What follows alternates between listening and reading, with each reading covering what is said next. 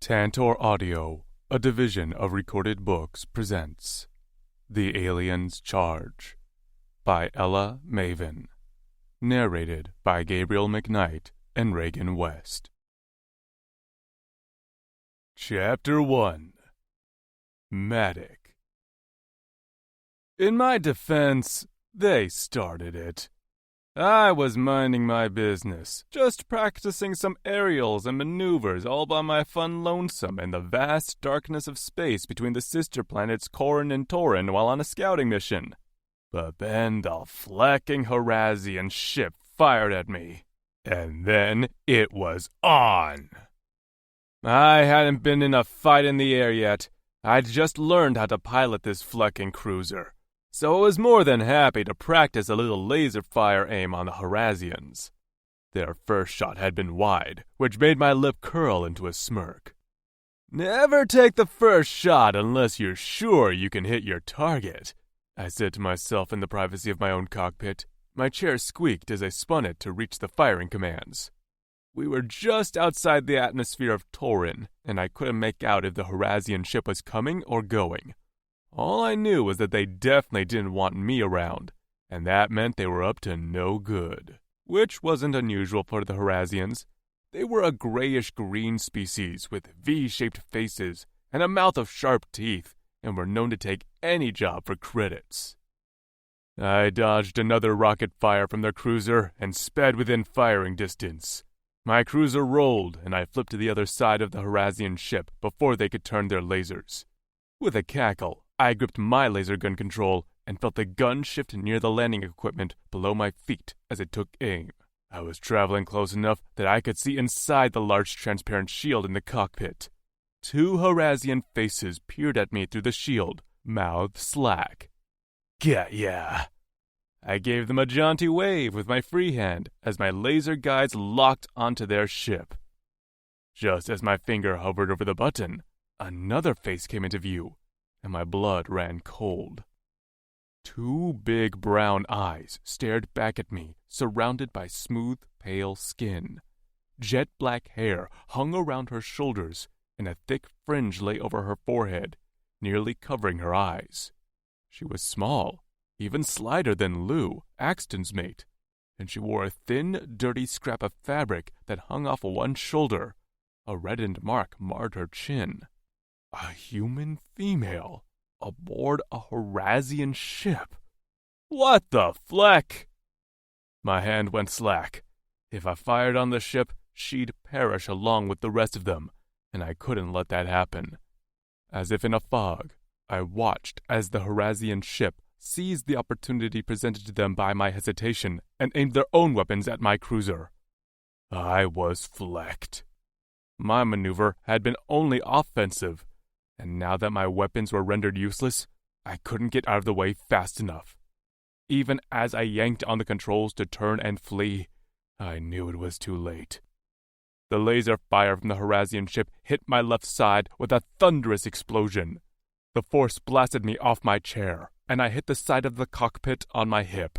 Pain flared up my side as something cracked below me. I hit the ground with a thud. Dodging the flying debris and the massive hole threatening to suck me from the cruiser, I scrambled onto all fours. Something wasn't right with my left arm, but the pain only spurred me on. I grabbed my go bag of supplies, strapped it to my back, and yanked the ejector out of the wall. Clutching the slim machine in my hand, I stumbled toward the exit of my cruiser, taking one last look around at the pride of my life before shoving an air mask over my face. "I'm sorry, sweetheart," I murmured as I patted her side. "If you wait for me, I'll come back for you." I wasn't going down with this cruiser. The Harasians might have thought I was down, but I wasn't flecking out. Slamming the button on the hatch, I waited for the ramp to lower. Standing with my feet braced apart, I watched as the Harasian ship came into view as it sought to speed away from my incapacitated aircraft. "Still standing, fleckers," I muttered. Firing up the ejector, I braced it behind me and let her fire. The ejector was made to let us escape from a damaged aircraft. I was using it for that purpose, but as soon as the blast propelled me from the cruiser, I aimed it toward the Harasian ship. This was a little crazy, and I guess the success rate was maybe 25%. But I'd never been the most logical of the Drixonians. The small ejector packed a lot of power, and it was a lot more agile than the Horazian ship. The force of it nearly took my clothes off, but soon I was speeding directly at the Horazian ship. At the last minute, I dropped the ejector, and with an elated shout, I slowed down just in time to grab the side of the cruiser so I didn't go sailing past it. They had to have seen me, and I raised my machetes as I readied for battle. The blades along my forearms, head, and back lifted from under my scales. I took another look at my damaged cruiser floating in the distance, her lights flickering, and pounded my fist on the cruiser. Once, twice, again and again, until I felt the exterior buckle and weaken under my blows.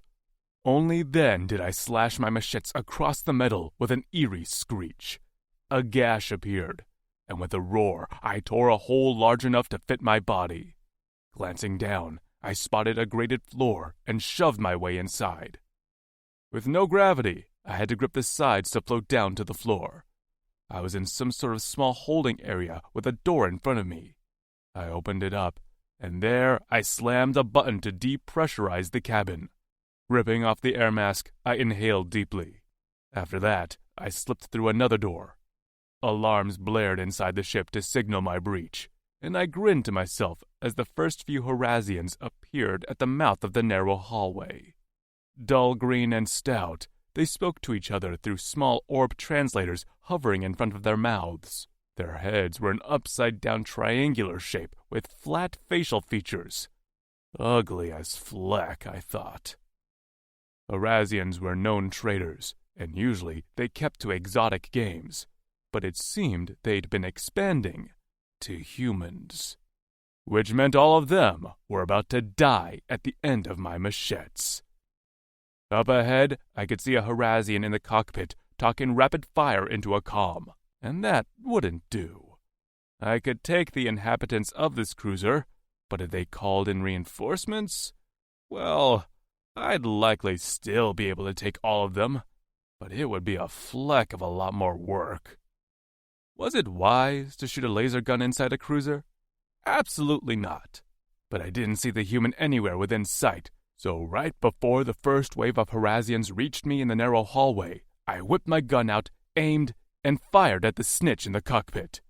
He hit the deck with a burning hole in his temple, and then, as I knew what happened, chaos broke out.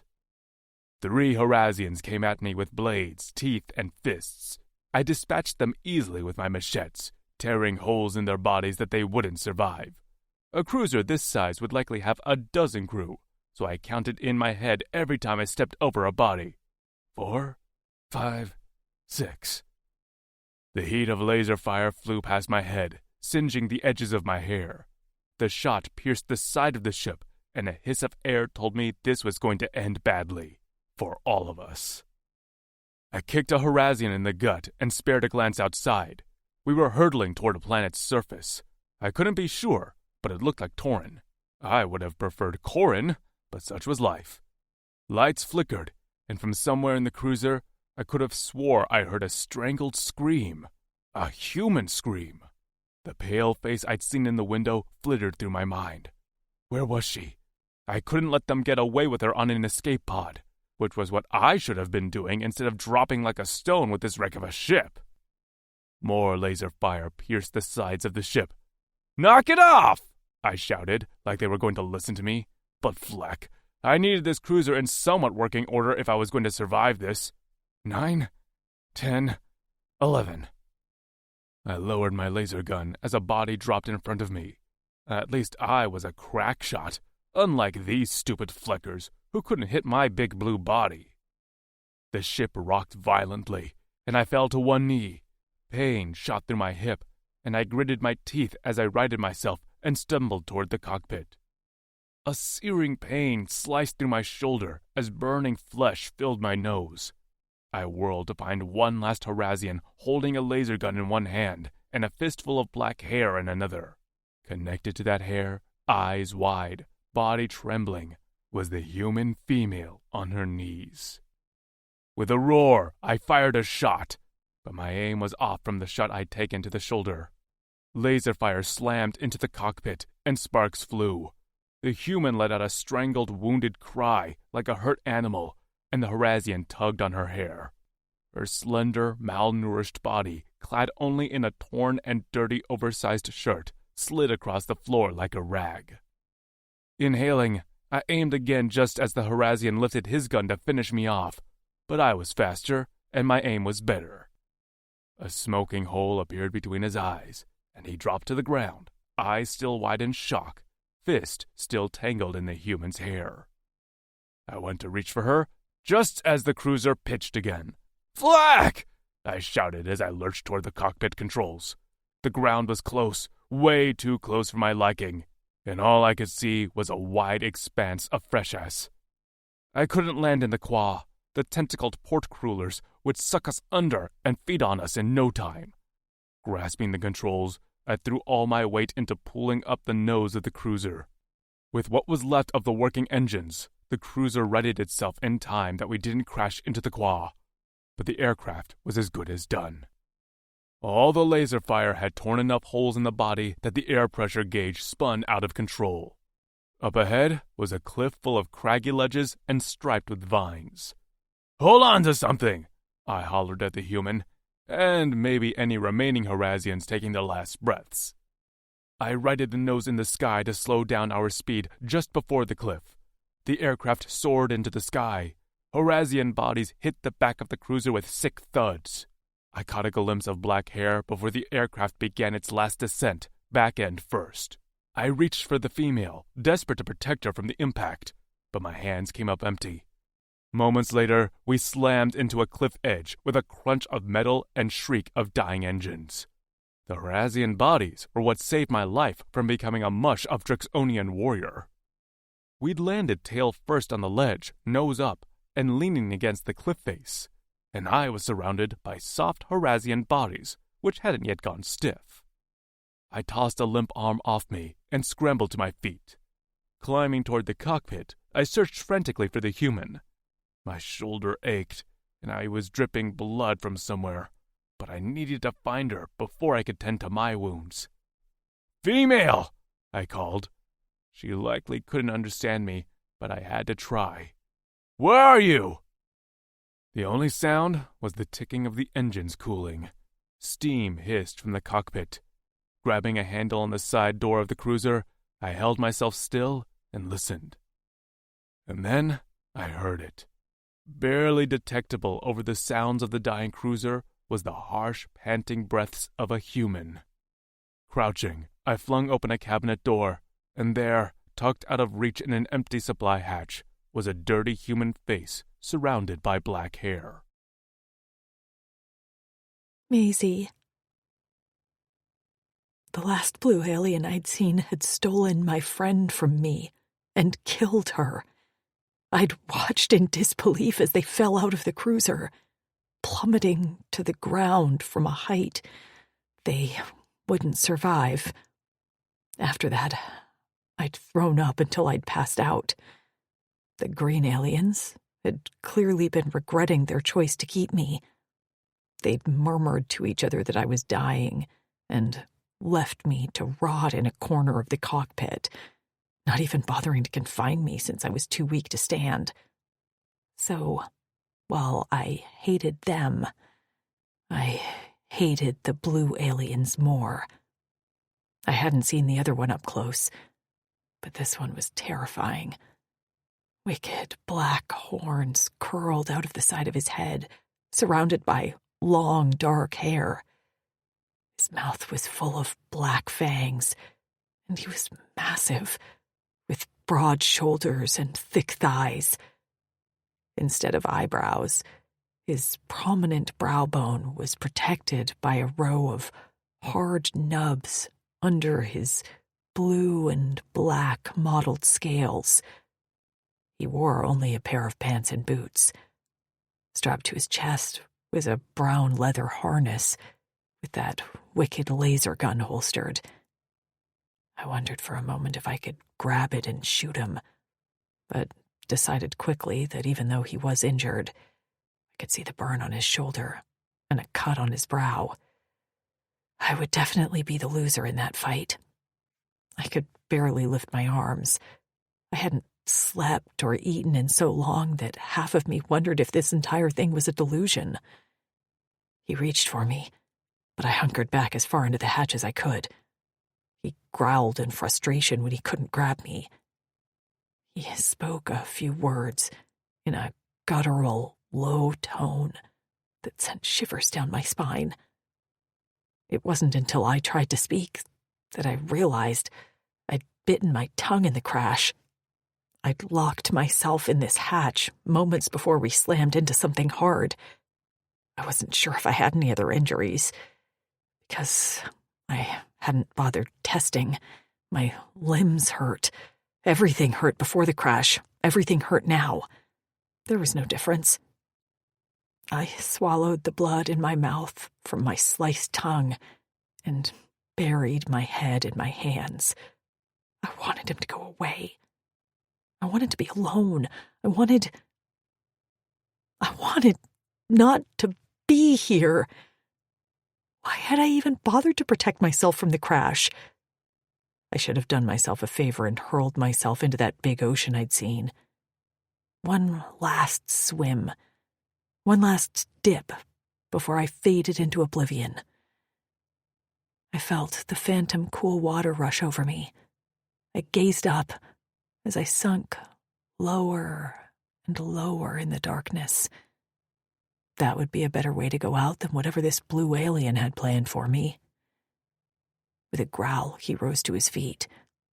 The cabinet where I hid was floor level, so for a moment I only saw his boots stomping back down the leaning aircraft until his body came into view. With his hands on his hips, he stared at the pile of green bodies. He muttered something in a short quip before reaching over to tear a larger hole in the side of the cruiser. His massive fists were tipped with long black claws that I could already feel slashing into my neck. I'd seen the way blades along his forearms, head, and back had risen from beneath his scales as he'd fought the green aliens. To me, they'd been a scary alien species, but watching him kill them was like watching a lion tear through a pack of house cats. His blades were gone now, settled back under his skin, but I'd never forget how deftly he'd used them. I inched a little closer to the opening of my hatch to see what the blue alien was doing. With grunts and what I imagined were curses, he picked up the green alien bodies one by one and tossed them out of the aircraft.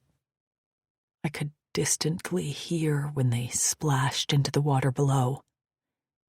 He checked the pockets of each one and had a pile of trinkets collected by the time he dispatched of the last body. I watched him sift through the pile because there wasn't anything else to do. My stomach was cramped. My throat hurt from throwing up. Hell, my teeth hurt. My tongue had stopped filling my mouth with blood, but it was swollen and thick in my mouth. In fact, when was the last time I'd had water? Since the last time I'd seen Lou, we hadn't done anything but travel in this stupid spaceship.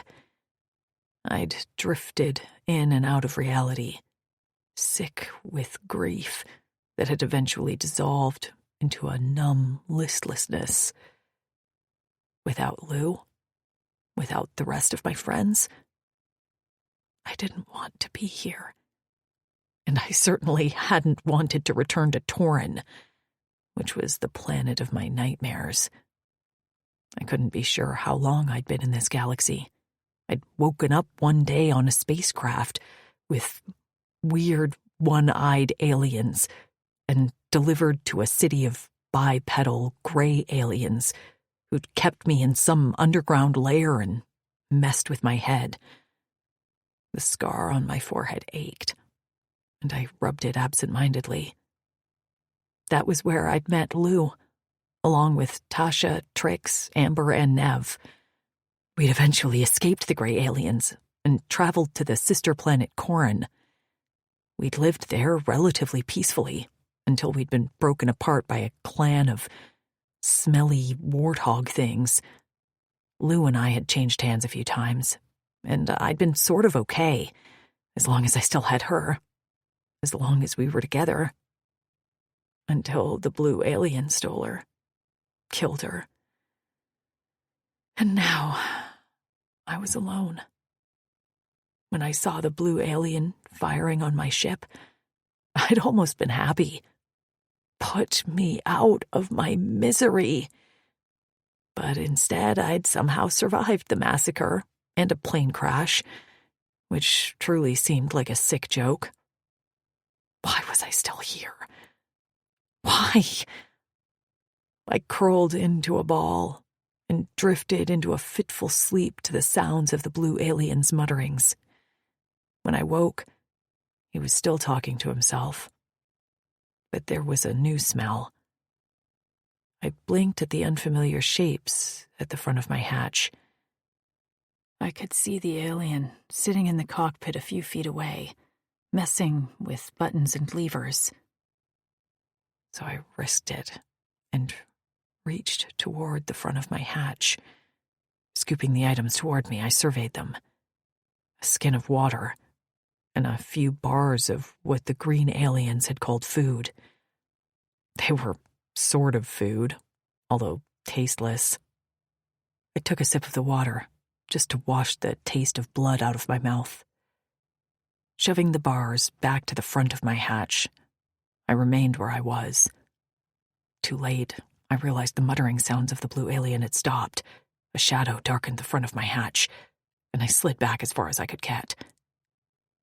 The blue alien crouched and peered into my hiding spot.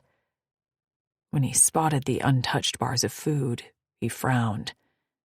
At least, I was pretty sure it was a frown. It was not a good expression.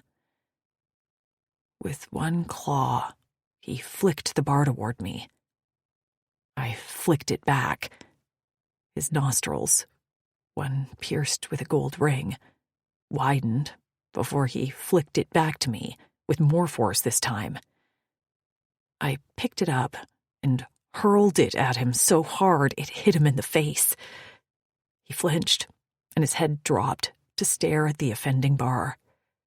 I had sucked in a breath when he lifted his head to pin me with intense, glowing purple eyes. I swallowed, suddenly worried he'd rip apart this entire ship to get to me. And then he'd tear me apart too. I was fine with no longer living in this damn galaxy, but having my limbs torn from me, limb by limb, wasn't my preferred method to go.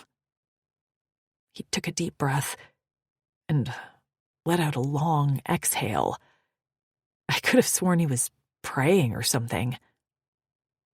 And then he gently placed the bar back at the entrance of my hatch. He gave it a little pat and then rose to return to the cockpit. So, he had control over his emotions. That was interesting. But I wasn't hungry.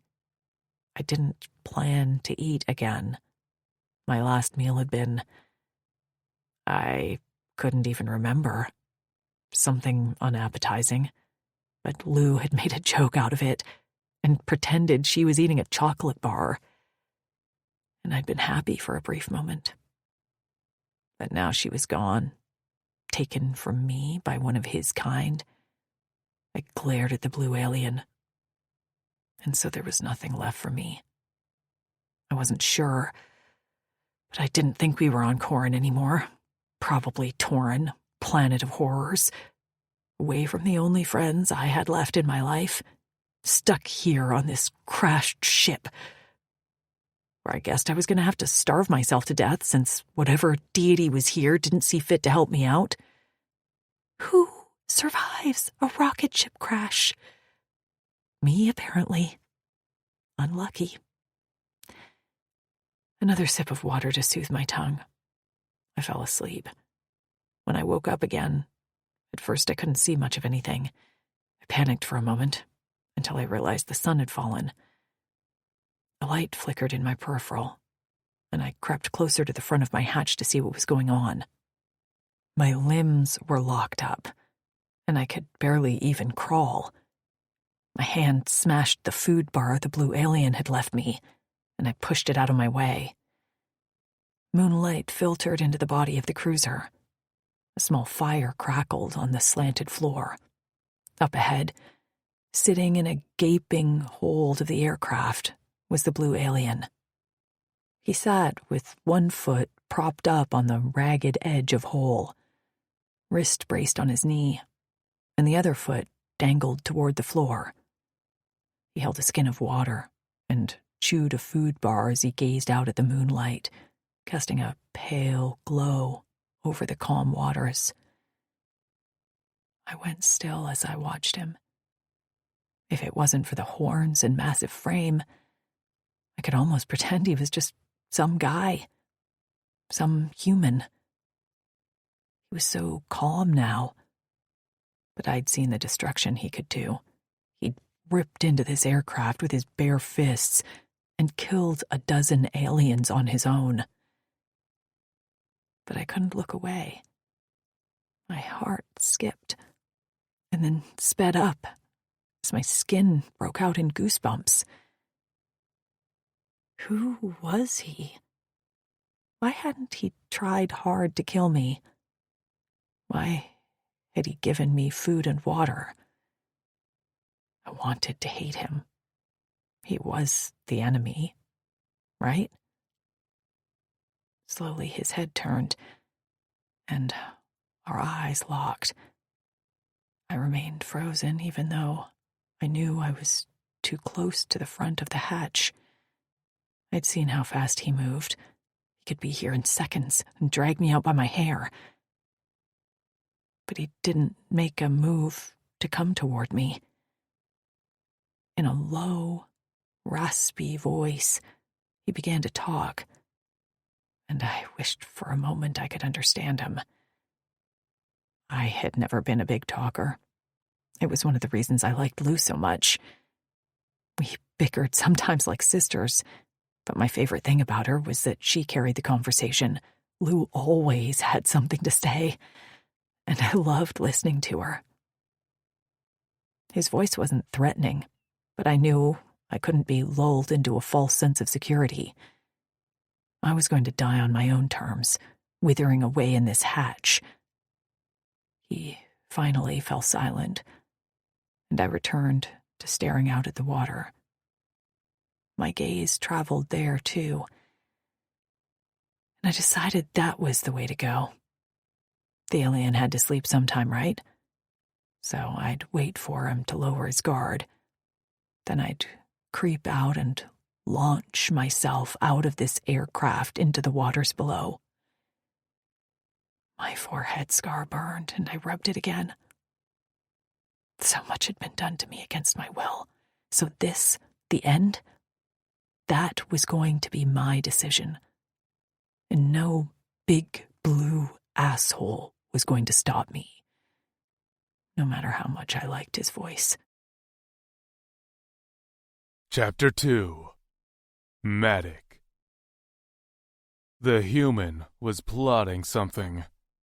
Her eyes, which had been a dull and dark since I'd first seen her, had brightened to a nearly warm gold in the flickering flames of the fire. Honestly, I was relieved. The fact that she barely drank anything, hadn't said a word, and refused food was worrying. She was too thin, clearly starved, and if her smell was anything to go by, hadn't bathed in a while. I didn't mind her smell, but I could also tell she was unclean. I didn't know much about humans, but I knew they took hygiene seriously. When I'd piloted Axton and Lou home, she had washed her face about 3 times a rotation with some soap I'd found for her. If the human would talk, I could understand her, but so far she hadn't even opened her mouth, except to take small sips of qua. Her listlessness was concerning. She reminded me of a young Antella I'd found one time, injured and separated from his herd.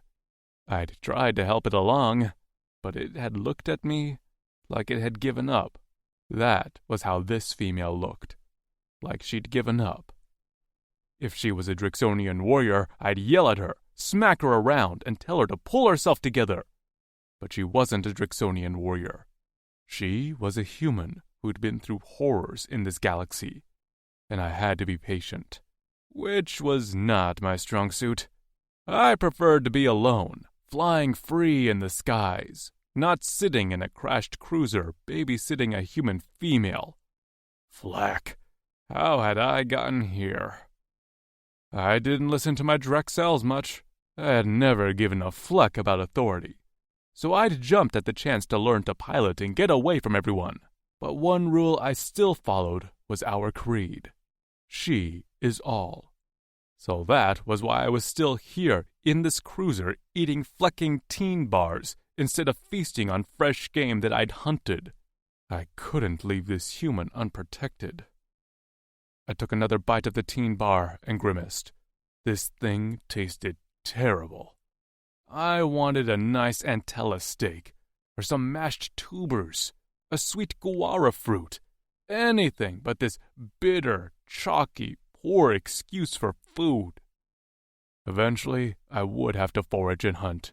The supplies we had wouldn't last forever. I had a few things in my pack, but not enough to feed both of us. Even if the female wasn't eating now, I refused to consume all our rations. I had to provide for her. I swung my dangling legs and stared out at the bright moon. I could just make out the sphere of Corin, where the rest of Drixonian warriors now lived, our original home. Many cycles ago, we'd lived there relatively peacefully until a virus swept through our society, killing all our females and most of our elder males. Our females had been our organizers, our providers, and the males had all been a part of the defense system. So losing our females meant everything crumbled around us. I'd been a mere chit when we'd picked up and left Corin to live on Torin, where we'd worked under the Uldani as we sought to pick up the pieces of our society. We found out, almost too late, that the Uldani had created the virus as an attempt to subjugate our males as their servant army. We'd risen up, gained our independence, and were now settling back on Corin to reshape our society again. There was hope now. We'd rescued many human females who'd been abducted from Earth, and many of my fellow warriors were now happily mated. Drixonian and human chits ran around our once proud city of granite. As for me, I never really felt like Corin was home. Torin wasn't either. Home had been my mother, and when she took her last rattling breath holding my hand, I vowed to never let myself be tied to anyone or anything. My home was the skies. Axton had wanted me to stay at their new village, but just the thought of confining myself to one place made my scales itch. Even now I was eager to get away, explore. I looked back at the female. She was asleep as far as I could tell, curled in a ball with her head on her folded arms. Her back rose and fell with deep, even breaths. It wasn't that I didn't believe in our she-is-all creed, but I'd never felt any sort of way about the human females we'd rescued. They were just there. A thing to protect like my laser gun and my cruiser. I did my duty in honor of my mother, who was loud and strong. She was nothing like this cowering female with wide eyes and trembling limbs. But I could hear my mother's voice in my ear, telling me this was important. She was important. So I sat, staring at the moon and listening to the female breathe, while I contemplated what the fleck I was going to do next. I had to get her home to Corin, but how the fleck was I going to do that? This cruiser was a wreck of machinery. I was on a flecking cliff. My head ached. Settling down, I stuffed the last of the teen bar in my mouth and crossed my arms over my chest. I could get a few moments of sleep. One good thing about this cliff was few predators were going to be able to access us. Still, I had my laser gun strapped to my chest and my machetes ready to go. A little bit of shut-eye, and I could think more clearly. A shuffling sound woke me up. I stayed very still in case it was a predator and cracked open one eye to a mere slit. But this was no predator. The female had emerged from her hiding spot and was creeping toward me. And fleck was she thin. So thin. The filthy shirt hung on her bony frame. Her hair was matted. Her eyes were dull and sunken into her pale face. Why hadn't she eaten the food I'd given her? She clearly needed it. I waited to see what she'd do. Maybe she'd try to grab my laser gun off me. Part of me wanted her to, because then that meant she still had some fight left in her. But her gaze was on the moonlight rippling on the fresh ass below. Every once in a while, she'd dart her gaze to me, as if checking if I was still asleep, but I was clearly not her focus, or her target. She reached the hole in the cruiser's cabin where I sat and leaned out to see below. If she was looking for escape here, she wouldn't find it. We were on a cliff. The only way out was straight down into the waves crashing on the rocks below, which was a death drop. I continued to stay motionless and kept my breathing even, waiting to see what she'd do. I expected her to curse at the realization she couldn't escape and go back to her hatch, but instead, she seemed almost happy. What the fleck? She lifted a thin foot into the raw edge of the hatch and made a soft, pained sound as the ragged metal dug into her skin. Blood bloomed on her soul, and my chorus skipped a beat. I opened my eyes fully, but she wasn't looking at me anymore. Crouching in the hole, looking straight down, she spoke for the first time, but her words froze my blood in my veins. With a wry huff of laughter, she said, "I can't do it." By Fatas, was she going to jump?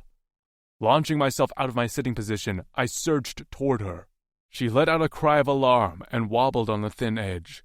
Pinwheeling her arms, her body pitched to the side and straight down. With a roar, I grabbed the edge of the hole while I swung my body down the outside of the cruiser. Reaching down, I grabbed the female's arm before she could fall to her death. I gritted my teeth as my shoulder took the brunt of her weight. She let out a screech and kicked her legs as they hung in the air. The metal cut into my palm, and blood trickled down my wrist. But it didn't matter, because I had her. Her hair blew in the fresh-ass breeze as she leaned her head back to look at me, and for the first time, I saw life in her brown eyes. "Help!" Her voice came then, a low rasp that skittered over my scales, like tapping fingers. She gazed up at me with wet drops coursing from her eyes down her cheeks. My cora pounded. "Don't let me go." Maybe she hadn't meant to jump. I hoped not. But at least she was showing signs of life now, of a fight. Using my tail, I hauled us back up into the cruiser. As soon as she hit the floor, her body bucked on a sound that pained me to hear. I reached for her, but she slithered out of my reach and crawled on a frantic wobble back to her hatch. She slid inside, curled into a ball in the back of the hatch, and began to make more of those choking sounds. Was she dying? I lurched toward her, leaving bloody drops from my hand on the way, and laid on my stomach at the front of the hatch. "Female?" She glanced up at me, and her cheeks were wet, her nose was red, and her lips trembled. Shaking her head, she once again buried her face in her folded arms. I lay for a while, waiting to see what she would do, but eventually she fell asleep. After bandaging my hand, I returned to the mouth of the hatch and settled there, using my body to block the entrance. What was going on in her head? Had she meant to jump? I wished I could talk to her. I had found an implant updater among the Horazian bodies, but I hadn't gotten closer enough to her to use it.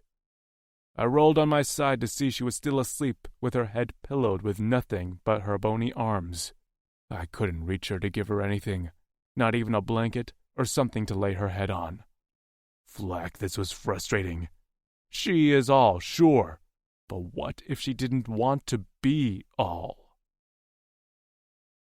2 rotations later, and she'd barely eaten more than a few bites of the teen bar and taken a few gulps of qua. She was wasting away, and there wasn't a thing I could do. I tried to talk to her, just sounds that I had hoped would soothe her. She'd watch me with those big round eyes, but didn't say a word in response. I had to leave to hunt and forage. There was no other option. The last teen bar currently sat in front of her, and I refused to eat it and leave her with nothing. Even though she wasn't eating now, I was hopeful she would eat. As for me, I was hungry as fleck. As I prepared to leave, she watched me carefully. The last rotation, there'd been a bit more life in her eyes, and I wasn't sure if that meant good or bad things. I waited until the last moment to do my last task before leaving. I approached her hatch, and she slid to the back corner as always with a wary look in her eyes. "I'm sorry, but I had to do this since you're fatas bent on getting yourself in dangerous situations, female," I said as I closed the hatch. At first, she didn't make any noise, but as I used my claws to screw it shut, she began to protest. Her words were garbled, but I definitely heard "no" and a few other words my transplant couldn't decipher, but that I assumed were insults. I smiled, because I appreciated the feistiness after rotations of silence. When I was sure the hatch was secure, I stood up. She pounded on it from the inside, but I only swiped my hands together and grabbed my weapons. "See you soon," I called to her. She answered with another supposed insult, and that made my grin wider. Leaving the cruiser proved as difficult as I expected it to be. I peeled back a section of the cockpit and pulled myself up and out of the cruiser. Wary of predators, I pushed the metal back into place before rising to my feet. Vines grew down the cliff from the top of thick ropes. I tested a few to see if they'd support my weight until I found a strong vine. And then I began to climb. My palm still ached where I'd cut it the other rotation.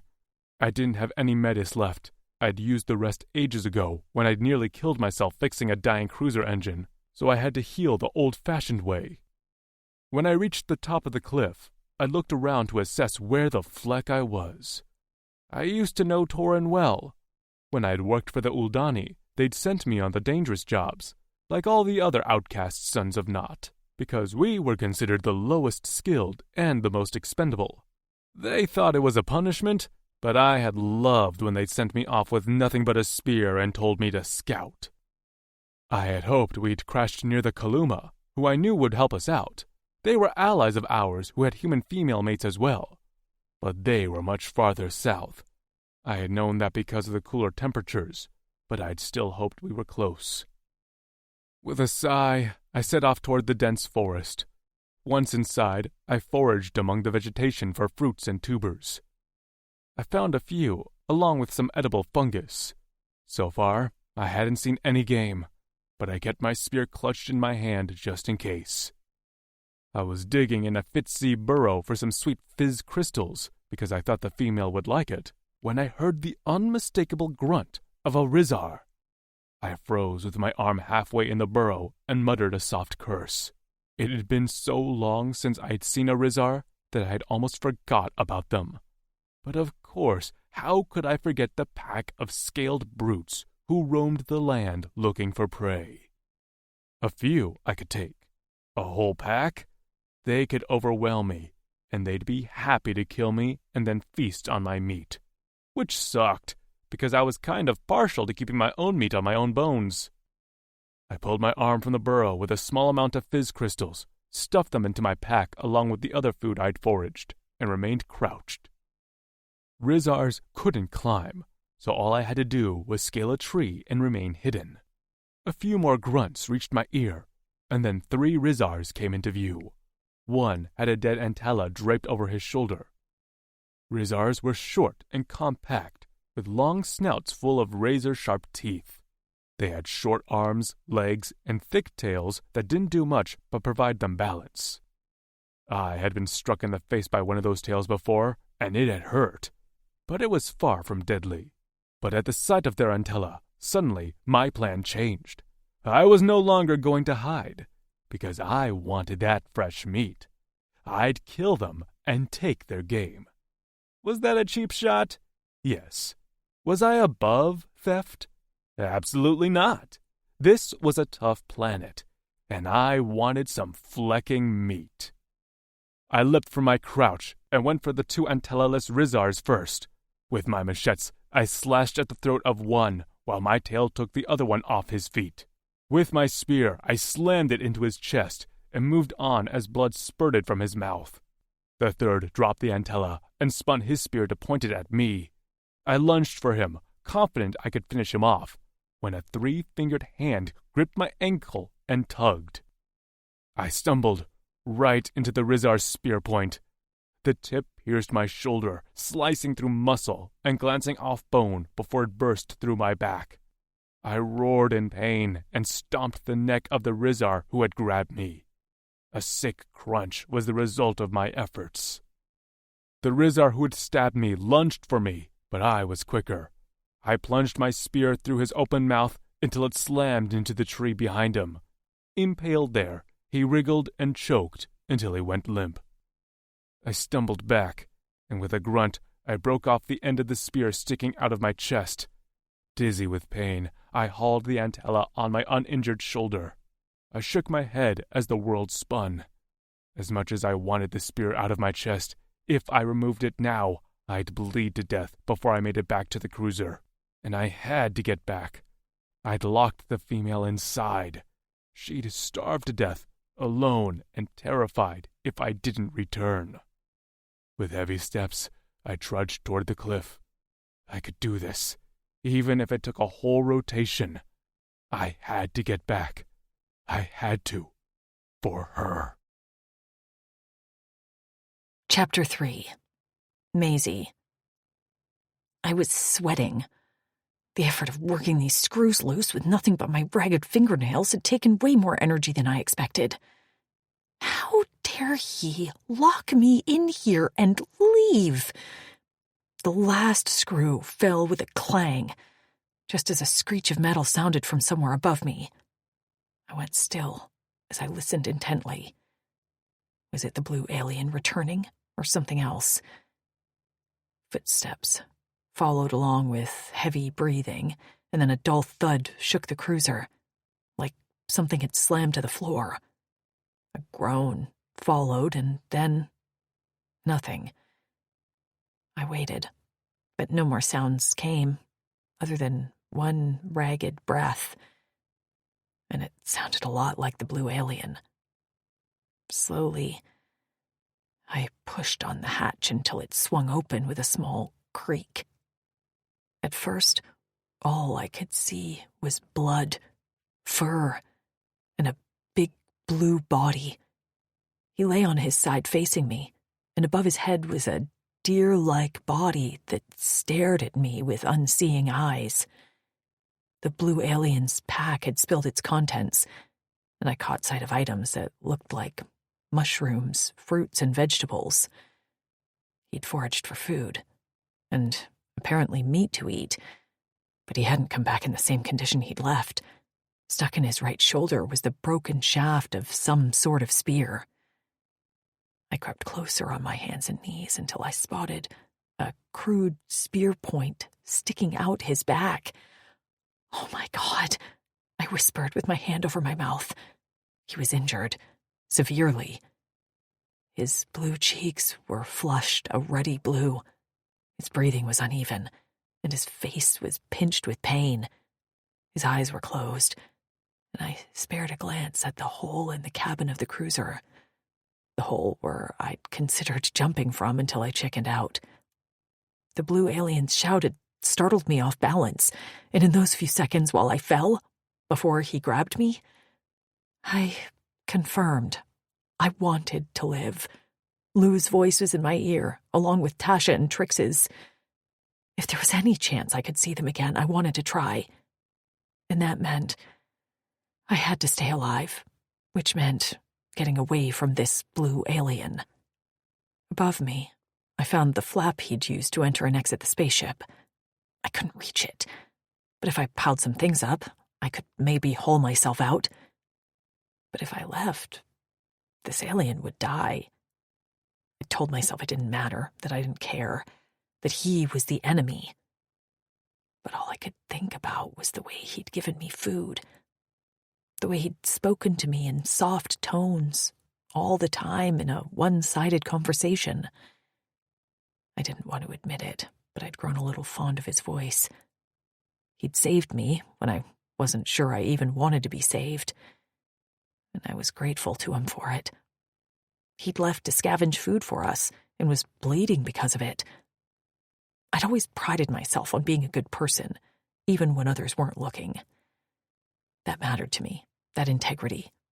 And somehow, even in another galaxy, I couldn't seem to toss aside my moral code. "Shit, Maisie," I whispered. "You're really gonna do this, aren't you?" Yes, I was. I was gonna take care of this stupid blue alien, because even though I hated the one who'd killed Lou, this one hadn't done anything to me. And if there was one thing I hated, it was prejudice. I was born in China and adopted by white parents, so racism and prejudice were something I'd experienced. I had to take this blue alien for what he'd proven to me so far. And he'd proved he was kind and a lifesaver. So I at least had to pay him back and keep him alive. I'd deal with my own issues after that. I wasn't a nurse. Back on Earth, in another life, I'd been a software engineering student. What did I know about spear injuries, for fuck's sake? My fingers fluttered over his big body helplessly. With a frustrated grunt, I dug through his pack for anything I could use to help me. I didn't expect Band-Aids, but he had to have some sort of supplies for injuries, right? My hand closed around a crude leather binder. Opening it up, I found a few knives, some gauze-like material, and a few strips of clean cloth. This would have to do. First step was removing the spear from his chest. I knew he'd bleed a lot after, but I couldn't leave it in there, and it wasn't like I could wait for a hospital. Using the knife, I whittled the broken shaft to a point so the ragged splinters wouldn't get inside the wound. He didn't move when the spear jostled, which worried me. He wasn't dying, was he? Climbing over his body, I knelt behind him and grasped the spear. "On the count of 3, big guy," I said. 1, 2, 3. Tugging with all my strength, which wasn't much. The spear slid from his body with a sucking sound that made my stomach churn. With the bloody spear in my hand, I landed on my butt with a thud. The big alien let out a mighty groan, and I froze, waiting to see if he'd wake up. But his back muscles only twitched as fresh blood leaked from the hole in his back. I scrambled into action to clean the wounds with water before stuffing the gauze onto the entry and exit points. After that, I took the strips of material and wrapped them around his neck and shoulder. It wasn't the best job, since I couldn't exactly roll him. When I finished, I was sweating, panting, and a little bloody. I was also hungry. For the first time in a long time, I felt like eating. I inhaled the rest of bar that was in my hatch and gnawed on some of the tubers the alien had gathered. As for the large deer thing, I shoved that into the cold storage of the cruiser. It wasn't exactly cold anymore. The power had long died on the ship, but it seemed cool enough that it would at least prevent the deer from rotting too quickly. The alien had clearly suffered a lot to get it. I wasn't going to let it go to waste, and honestly, I was kind of curious what alien deer tasted like. I pulled a blanket out of the pack and covered the alien where he lay, and pillowed his head with the fur wrap he wore around his shoulders. Then I did a little hunting around the ship. I found an emergency cleanser station, which I used to get relatively clean. My stench was starting to bother me. I'd used cleansers on this planet before.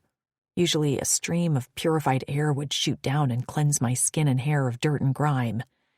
It was honestly a little cool, but without power, the cleanser blasted me with a powerful stream of soapy water. I sputtered and gasped at the freezing water, but felt better instantly. In another hatch, I found a spare change of clothes. Of course, they were fit for the green aliens, but I was able to roll up the pants and cinch the shirt with a tie. Clean for the first time in a long time, I gathered a scratchy blanket and sat down next to the blue alien. Drawing my knees to my chest, I rocked slightly as I watched him. His expression was less pained, but his breaths were still uneven, and there was a concerning flush to his blue skin. I reached out a tentative hand and laid it gently on his cheek. He was hot, but then I didn't know what was normal for him. His nose twitched, and then he seemed to nuzzle against my palm. I snatched my hand away, and he made an annoyed sound in his throat before rolling onto his back. He smacked his cracked lips. Grabbing a water skin, I gently lifted his head onto my lap. His hair felt like duck feathers, soft, with a coating of waterproof oil, yet it was luscious and thick, flowing over my legs like velvet. I dribbled some water between his lips, and he swallowed eagerly. His eyes fluttered open, and I froze, waiting to see what he'd do. Purple irises blinked at me feverishly, and his lips tilted into what might have been a smile. But it was a little sinister, with his black fangs peeking out. "Human," he murmured. I swallowed and whispered, "Yes." He bobbed his head, but didn't speak anymore as his eyes slowly closed, and his hands fell limply at his sides. I didn't move for a long time after that. I let his head rest on my lap, even when he curled his face against my stomach.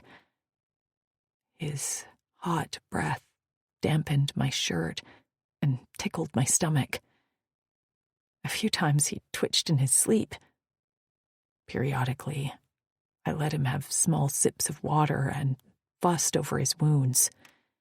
A dirty, bloody wrap was tied to his palm. I unwrapped it to find a healing cut, and remembered with guilt that he'd cut it, saving my life. His hands were just so big.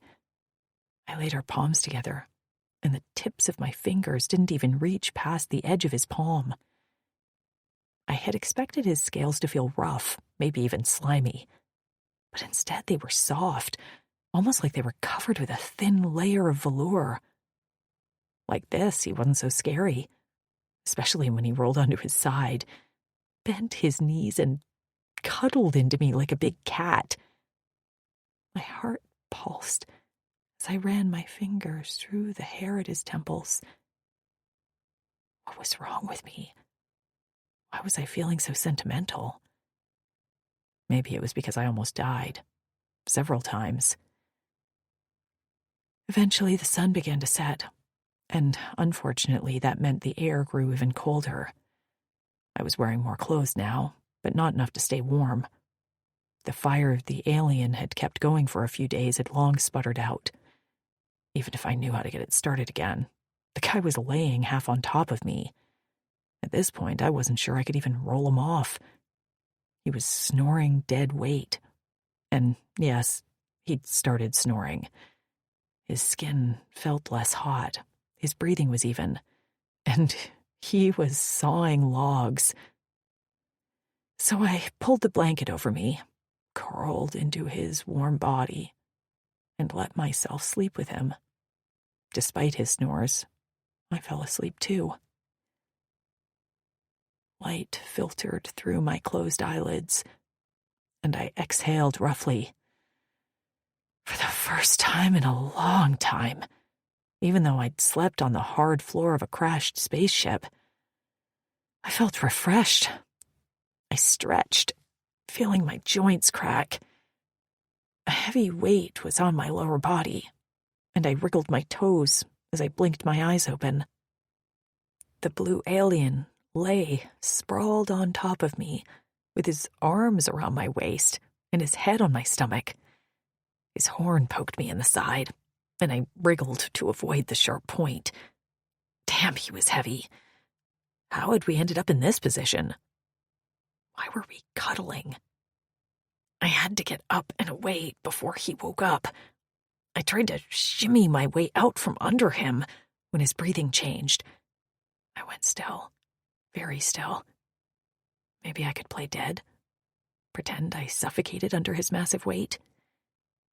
Suddenly his head lifted, turned, and he speared me with much too bright, much too alert eyes. Gone was his feverish glaze. He was fully 100% awake, and I panicked. Shoving at his shoulders and kicking my legs, I managed to dislodge myself from under his weight. But I didn't get far. Just as I spun away with my goal to hide again in my hatch, thick fingers wrapped around my ankle and tugged. I hit the ground on my elbows with a cry. He pulled me toward him, and I clawed the ground uselessly in an effort to get away. No! I kicked out toward his face, but it was no use. I'd kept him alive, and now he was somehow back to full strength, with a determined gleam in his eyes that terrified me. He slid me under him and rolled me onto my back with my arms pinned over my head and my legs weighted down by his thick thighs. With my heart thundering in my chest and fear roaring through me like a tidal wave, I cried out and squirmed, but it was no use. He was 10 times stronger than me. If he didn't want to let me go, I wasn't going anywhere. Fatigued, I went slack in his grip and stared up into his eyes as I waited for what he'd do next. His gaze searched my face and took in my new clothes and my washed hair. Next, his head turned to take in the bandage on his shoulder. He mumbled a few words and then cocked his head as he watched me again. Maybe he smiled, or maybe that was a sneer. It was hard to tell. Holding my wrists with one hand, he reached behind him with the other and rummaged around in the pile of things he collected from the green aliens. When he pulled a gun-like object out of the pile, I nearly sobbed. A tear slipped out of the corner of my eye. This was what I got for helping him? He was going to kill me now? Why had he waited so long, and why, when I finally wanted to live, was this going to end? He murmured one word, and I could have sworn he looked sad when he held the gun to my left ear, right near my translator implant, and pressed the trigger. Pain shot through my skull, and I screamed. Chapter 4. Matic. Her hoarse scream tore me up inside. I let go of her as soon as I fired the implant updater, but she didn't even move. She lay there, staring at the ceiling and gasping for air as her whole body trembled. I stared down at the implant updater and then tossed it away. I would have thought she recognized it, but I truly believed she thought I planned to kill her. "Female?" I called out when she remained still. Her fingers jerked, and her eyes darted to mine. She spoke in a low, smoky rasp. "What did you just say?" "Female. Human. Fragile species." I pointed at her. "That's you." She rose so quickly that we nearly bumped heads. Sliding away from me, I could see where she planned to go, and I held up my palm. "By Fataz, do not go back into that smelly hatch, female." She stilled and stared at me. I stared back. Her fingers flitted to her left ear, and she prodded the implant there.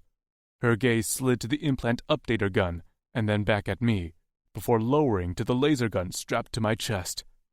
Shoulders sagging, she exhaled roughly before lifting a hand to her forehead. Hell, she muttered. Is that your name? I asked. She blinked at me below a fringe of dark hair covering her forehead. Her locks, which had previously been dull and matted, now swirled around her shoulders in a shiny curtain of black. She had a smattering of dots across her cheeks and nose.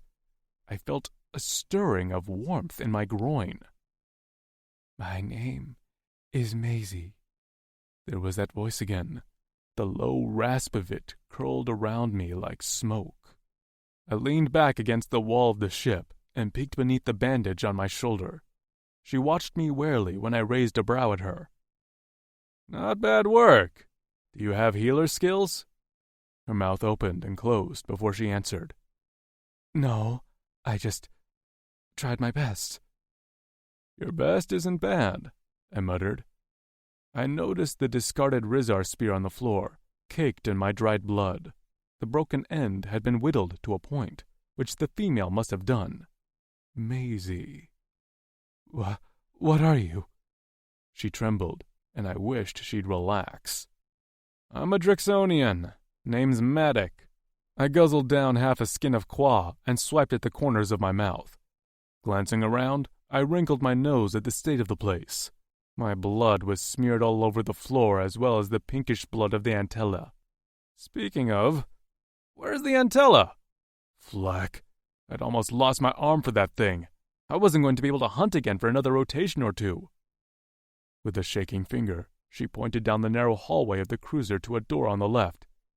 Storage. It was then I noticed the pink drag marks leading toward the door. Really? She nodded. You got hurt getting it. I didn't want it to go to waste. I tried to remember my trip back. I barely remembered it, but images came to me in blurry detail. Falling into the cruiser, the stink of the Antella, then soft touches, quaw dribbling onto my tongue, a warm body next to mine. She'd done more than just bandage up my arm. She'd cared for me. No one had cared for me since my mother. I rubbed my chest at the thought of her. Relax, I said to the female. If I wanted to hurt you, I could have done it in 100 different ways and 100 different times. She glanced at her hatch, and I smirked. Yeah, I could have gotten to you if I really wanted to, so calm yourself. I can hear your bones rattle. Her jaw clenched, and once again I saw that buried spirit flash in her eyes before fear once again replaced it. I don't know if I can trust you.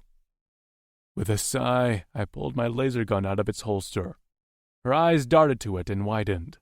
I walked toward her, and she slid back until she hit the wall with a little squeak. Flipping the laser gun around, I held it out to her, handle first. How's this? You can have my gun. Shoot me if I hurt you. Her chest heaved. What's the catch? Not understanding the question, I cocked my head. She huffed. You can't possibly be giving me your only weapon. I grinned as her hand fingers slid up the handle of the gun, and she took it from me. Female, I tapped my chest. I'm my best weapon. Her eyes slid to my forearms. I almost flexed my machetes, just let the blades peek out a little bit to show off, but I got the sense she would see that as a threat, so I just strode down the small hallway toward the cold storage room. When I kicked the door open, a cool rush of air hit me, and sure enough, laying on the floor was the Antella. I rubbed my hands together, my mouth already watering at the idea of all that meat. You did good, female. I hauled the Antella over my shoulder and strode back out into the main hall of the cabin. She watched me with the laser gun clutched to her chest. Fuck, she was twitchy. Good thing the safety was still on, or she might have taken off my head already. While she sat in the corner, I got to work lighting the fire and dressing the Antella. I made quick work of the young male, separating out what I could use for Guppa's bait if I decided I was in the mood for fresh-ass food. Then I cut the meat into chunks with my blade. Blood was everywhere, and I was going to have to clean this cabin well so we didn't attract predators. After that, I cooked up some meat over the now raging fire. As I worked, Maisie had gradually slid closer and closer to me. She no longer had a death grip on the laser gun, and her nose twitched as she smelled the cooking meat. Crouched near the fire, I turned my head to find her not far away from me. "You actually going to eat this?" I asked her. Her eyes slid to me, and she swallowed. "Yeah." "Thank Fatas," I murmured. "And do I need to tie you to the cruiser so you don't launch yourself to your death?" She nibbled her lip. "It was a mistake." "What was?" I wasn't going to jump. But when you made a sound, it startled me, and I fell." Her eyes met mine and held. She was telling the truth as far as I could tell. The female was like an open book. Even if she didn't talk a lot, her thoughts were written all over her face. So I nodded. "Good." I slashed a chunk of cooked meat into strips with a knife and slid it over to her on a strip of cloth. "Eat." She blinked at the meat and slowly picked up a small strip. With blunt white teeth, she nibbled on the end, but her good manners didn't last long. As soon as she got a taste of the meat, she sucked it into her mouth. The rest of the strips were gone in a flash, as she barely chewed while juices ran down her chin. I sat back on my haunches and watched her. Pride filled my chest. I did that. I had provided for the female. Sure, I'd stolen the Antella and also nearly died, but the details didn't matter. I had done it, and now her belly was full because of me. I didn't even ask her if she wanted more. I just kept cutting strips and placing them in front of her while I ate myself. Finally, she leaned back with her hand on her stomach. "I probably ate too much, but that was so good." I gnawed on a tough strip of meat. I had given her all of the softest cuts. "I'm glad." Her eyes had fallen to half-mast, and for the first time in my presence, she looked somewhat relaxed, less nervous. "Thank you, Maddox." "You're welcome, Maisie." "But I don't understand." "What don't you understand?" "Why?" There was a haunting anguish in her voice that wrapped around my cora and squeezed. "Why aren't you hurting me?" Maisie. On the balls of his feet, he rotated slowly to give me his full attention. The gun lay somewhere on the floor, and my fingers twitched toward it. He had to have some ulterior motive to keep me alive, and I preferred if he'd just tell me so I didn't have to wait in suspense. "Why do you think I'd hurt you?" he said slowly. I swallowed. "Because that's what happens to humans here, right?" "Happens where?" "Corin and Torin?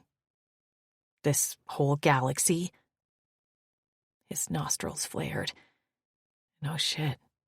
Now he looked pissed. Was he offended by what I said about his home? But I couldn't take it back now. His eyes fired, and I moved my hand until I felt the cool metal of the gun against my pinky finger. "How long have you been here?" "Here?" His jaw clenched. "Away from Earth?" "I'm not sure. Years." His fingers flexed, and his claws extended. "Where have you been this whole time?"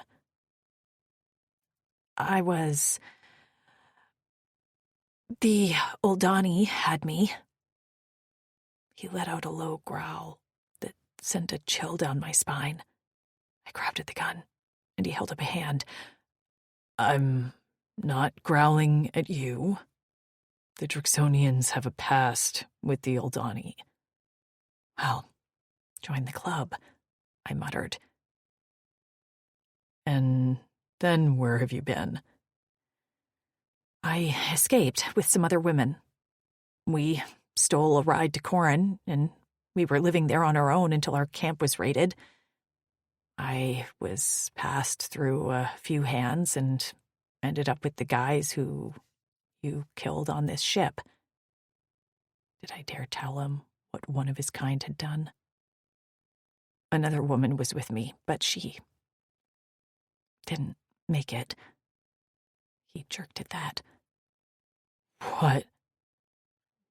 What do you mean she didn't make it? They shoved her out of the aircraft over Corin. I licked my lips. One of you. His nubbed brows flew into his hairline. I had succeeded in shocking him. I'm sorry. One of me? He grabbed her, stole her, hurt her. And the green guys shoved them out of the plane. I looked away from his wide eyes. They didn't make it. His head cocked. What was your friend's name? My eyes met his. Lou. And then he let out an amused snort that had me lifting my gun on instinct and aiming it right at him. You think that's funny? I tried to sound scary, mean and threatening, but my voice trembled along with my hand. The tip of the gun shook wildly. I wouldn't have been able to hit a barn right now. You think me watching my friend plummet to the ground is funny? And an alien who looked like you did it. He killed her. Why do you think I don't trust you? Maddox didn't panic. With a calm expression, he held his hands up, palms out. I don't think it's funny. Then why? She's not dead. My jaw dropped. Blood roared in my ears. What? Completely unconcerned, I held a gun trained on him. He sat back with his legs bent at the knees, wrists casually braced on top. She's alive. I met her. And Axton. Who's Axton?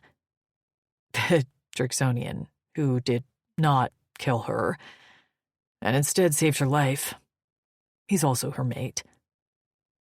My head spun. My arms gave out, and before the laser gun could clatter to the floor, Maddox plucked it from my fingers. Let's just set this down for now, he muttered, but his voice sounded underwater, my vision blurred. What had he said? Lou was alive and had a mate? There's more of them too, I heard, he was saying. I don't remember their names. Nasta, Mix, Ambra. My stomach churned as my heart pounded with hopeful leaps. Tasha, I whispered as my eyes pricked with tears. Trix and Amber. He snapped his clawed fingers. That's it. Haven't met them, but heard about them. I did meet Lou, though. She loved to talk. They were alive, all of them, together? A sob bubbled up my throat, and now Maddox looked alarmed. What's wrong? Are you sick? I shook my head, but couldn't seem to force any words out of my throat. I wasn't even sure of the jumble of emotions coursing through my body. Relief? Guilt? I'd been so close to giving up. I pitched forward as my head swam. Whoa! I heard distantly, but my muscles had stopped working. All I could think about was the fact that my friends were alive. Strong hands gripped my shoulders as my eyes blurred with tears, and my shoulders shook with sobs. What's this?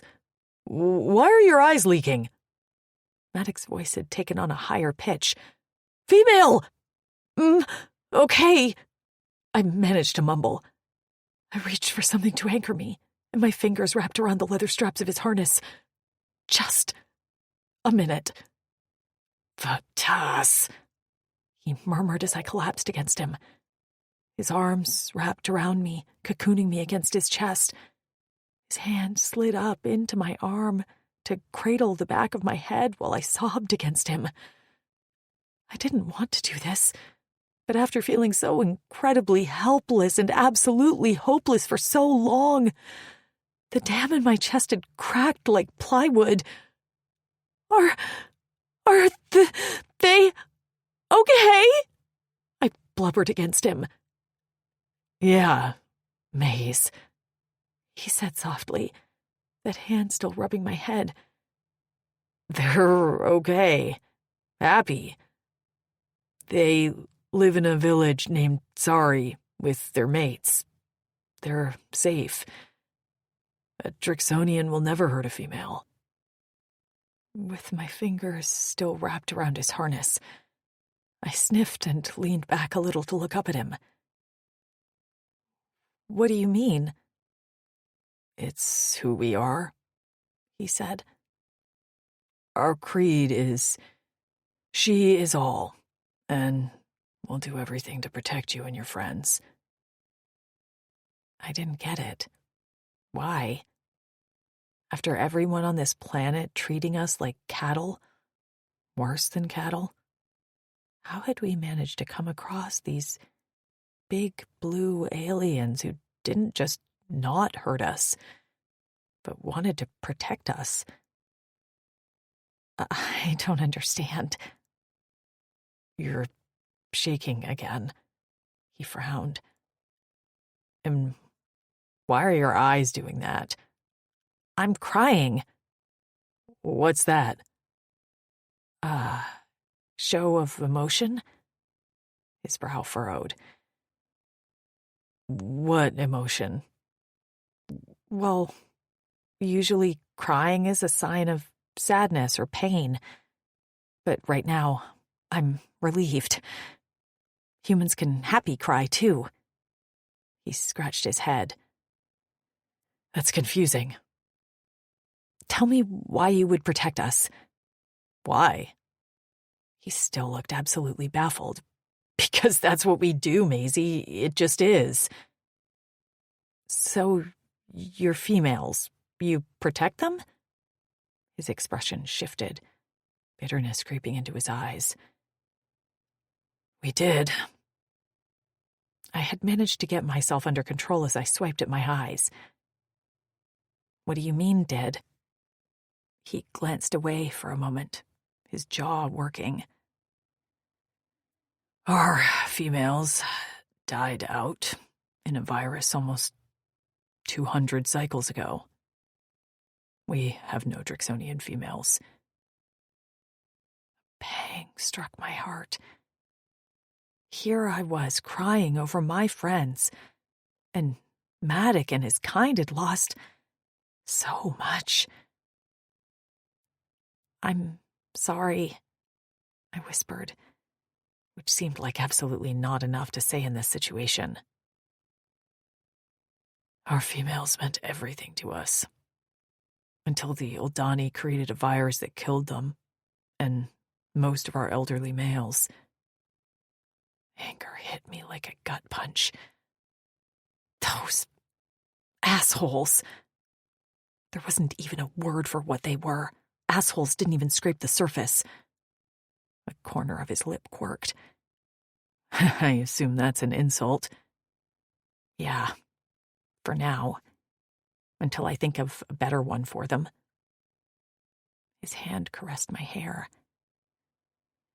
I'm sorry you ever had to meet one. My scar itched, and I rubbed at it through my bangs.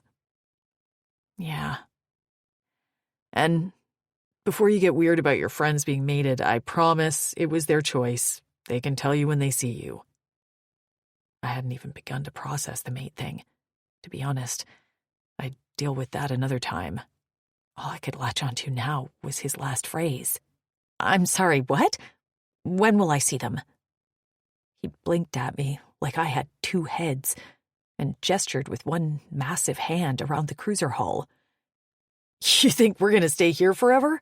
Fleck, female, we're going home. It was my turn to blink at him like he'd grown another appendage. But how?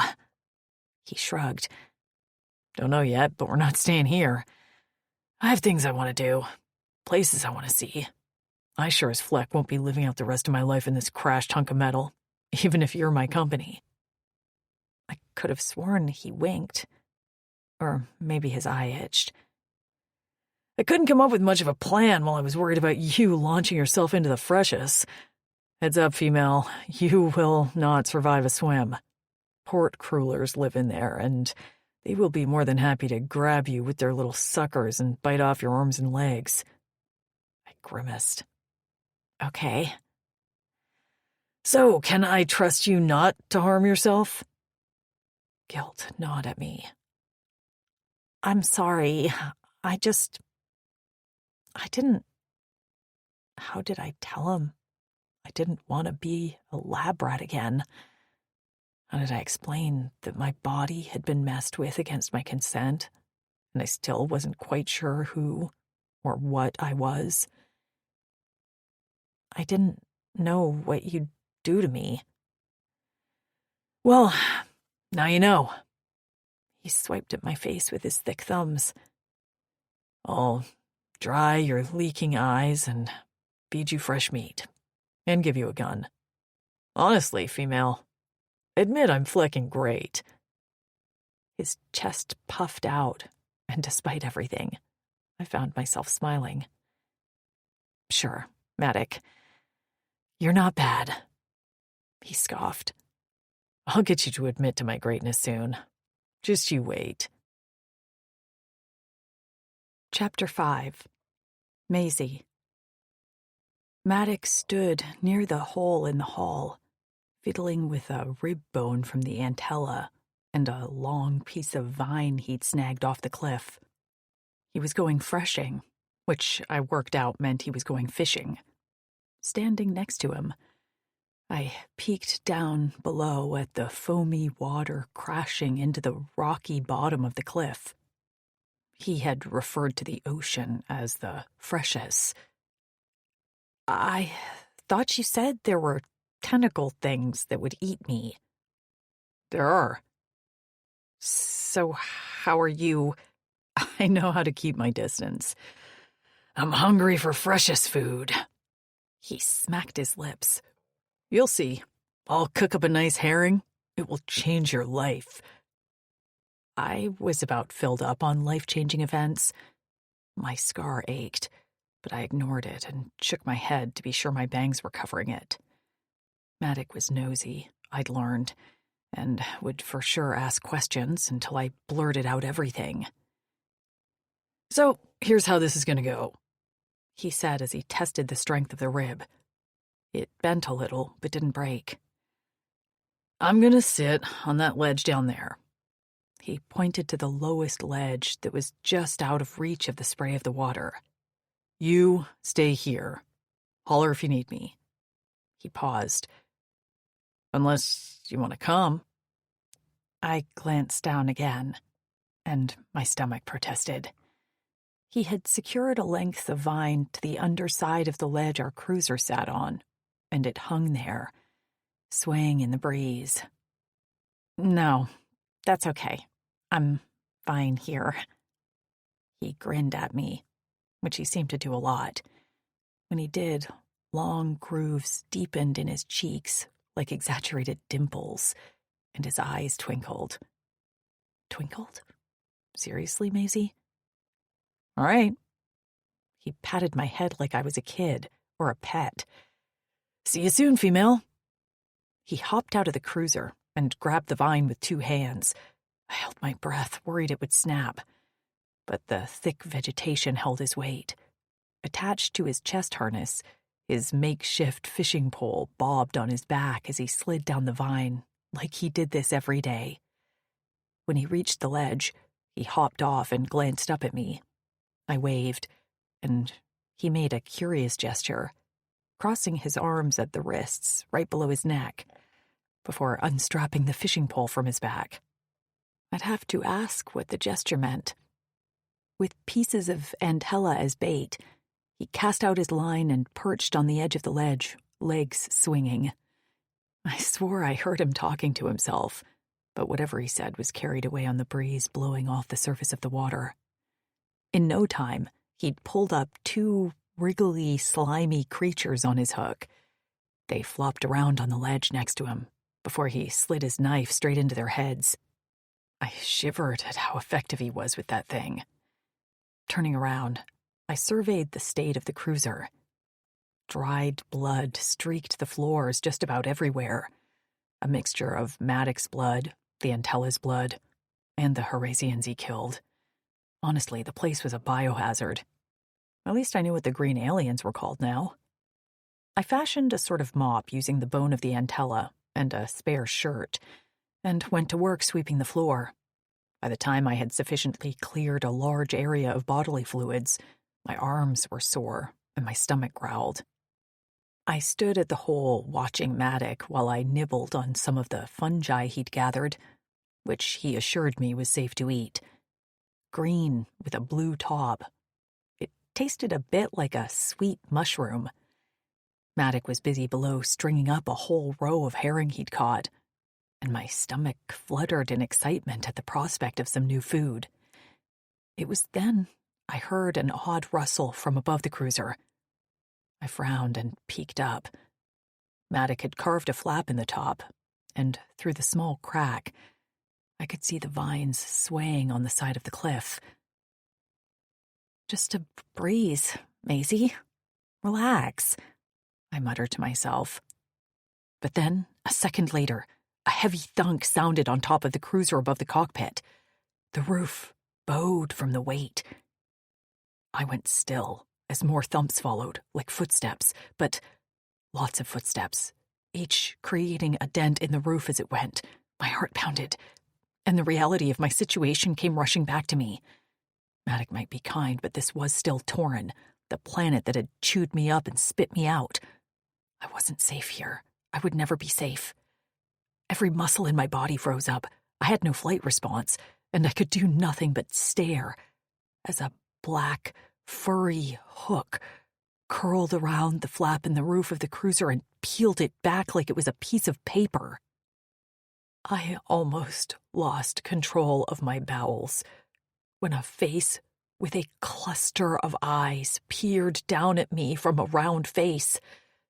The creature was some sort of spider monster the size of a SUV. Not the compact kind. 6 legs jutted out from its bulbous body, and rising from the back, like something out of my worst nightmare, were 2 scorpion-like tails with stingers that dripped a bead of liquid from the tip. Its eyes blinked at me, and then my throat muscles loosened up. I opened up my mouth, and I screamed, "Maddox!" "Maisie!" I heard bellowed from below. The spider hissed, showing an impressive set of glistening fangs as it shoved 2 legs inside of the roof flap.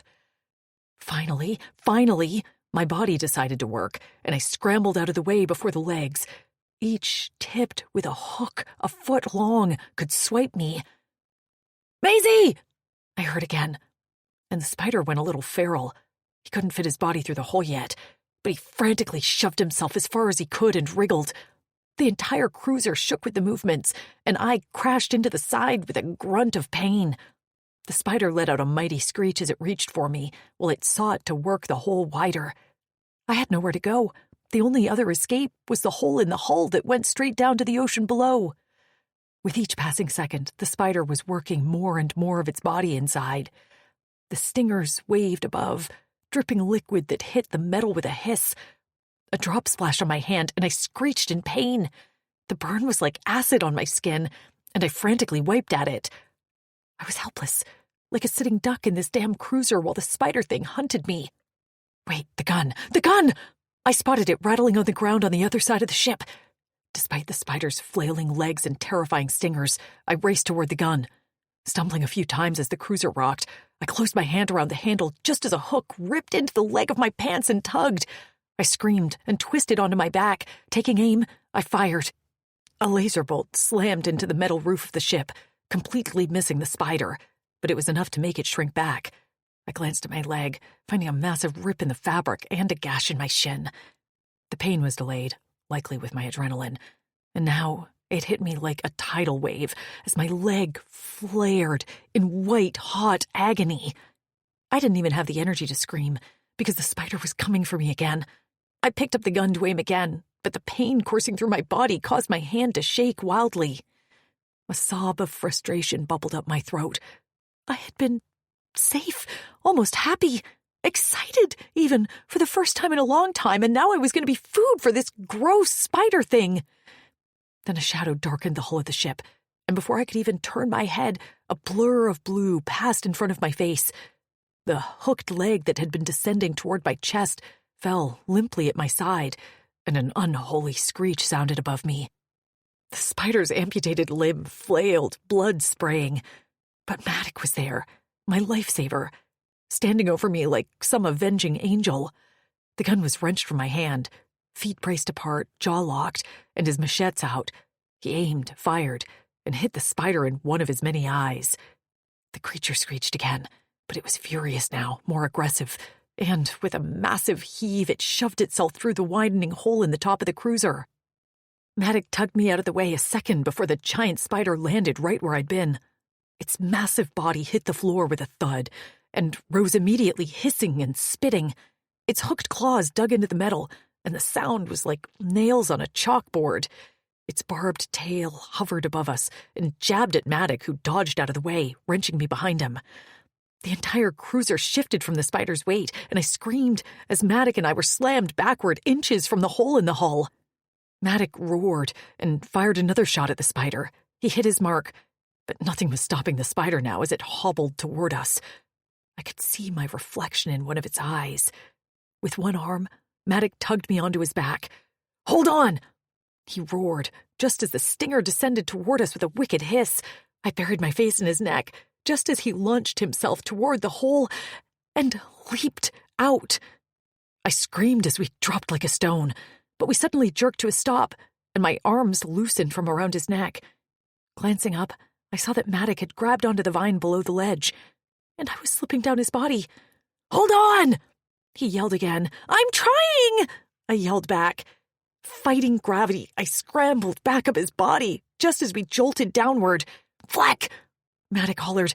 "The ledge is breaking off!" Cracks erupted where the ledge connected to the cliff as the spider shrieked and rocked inside the cruiser as it sought to find us.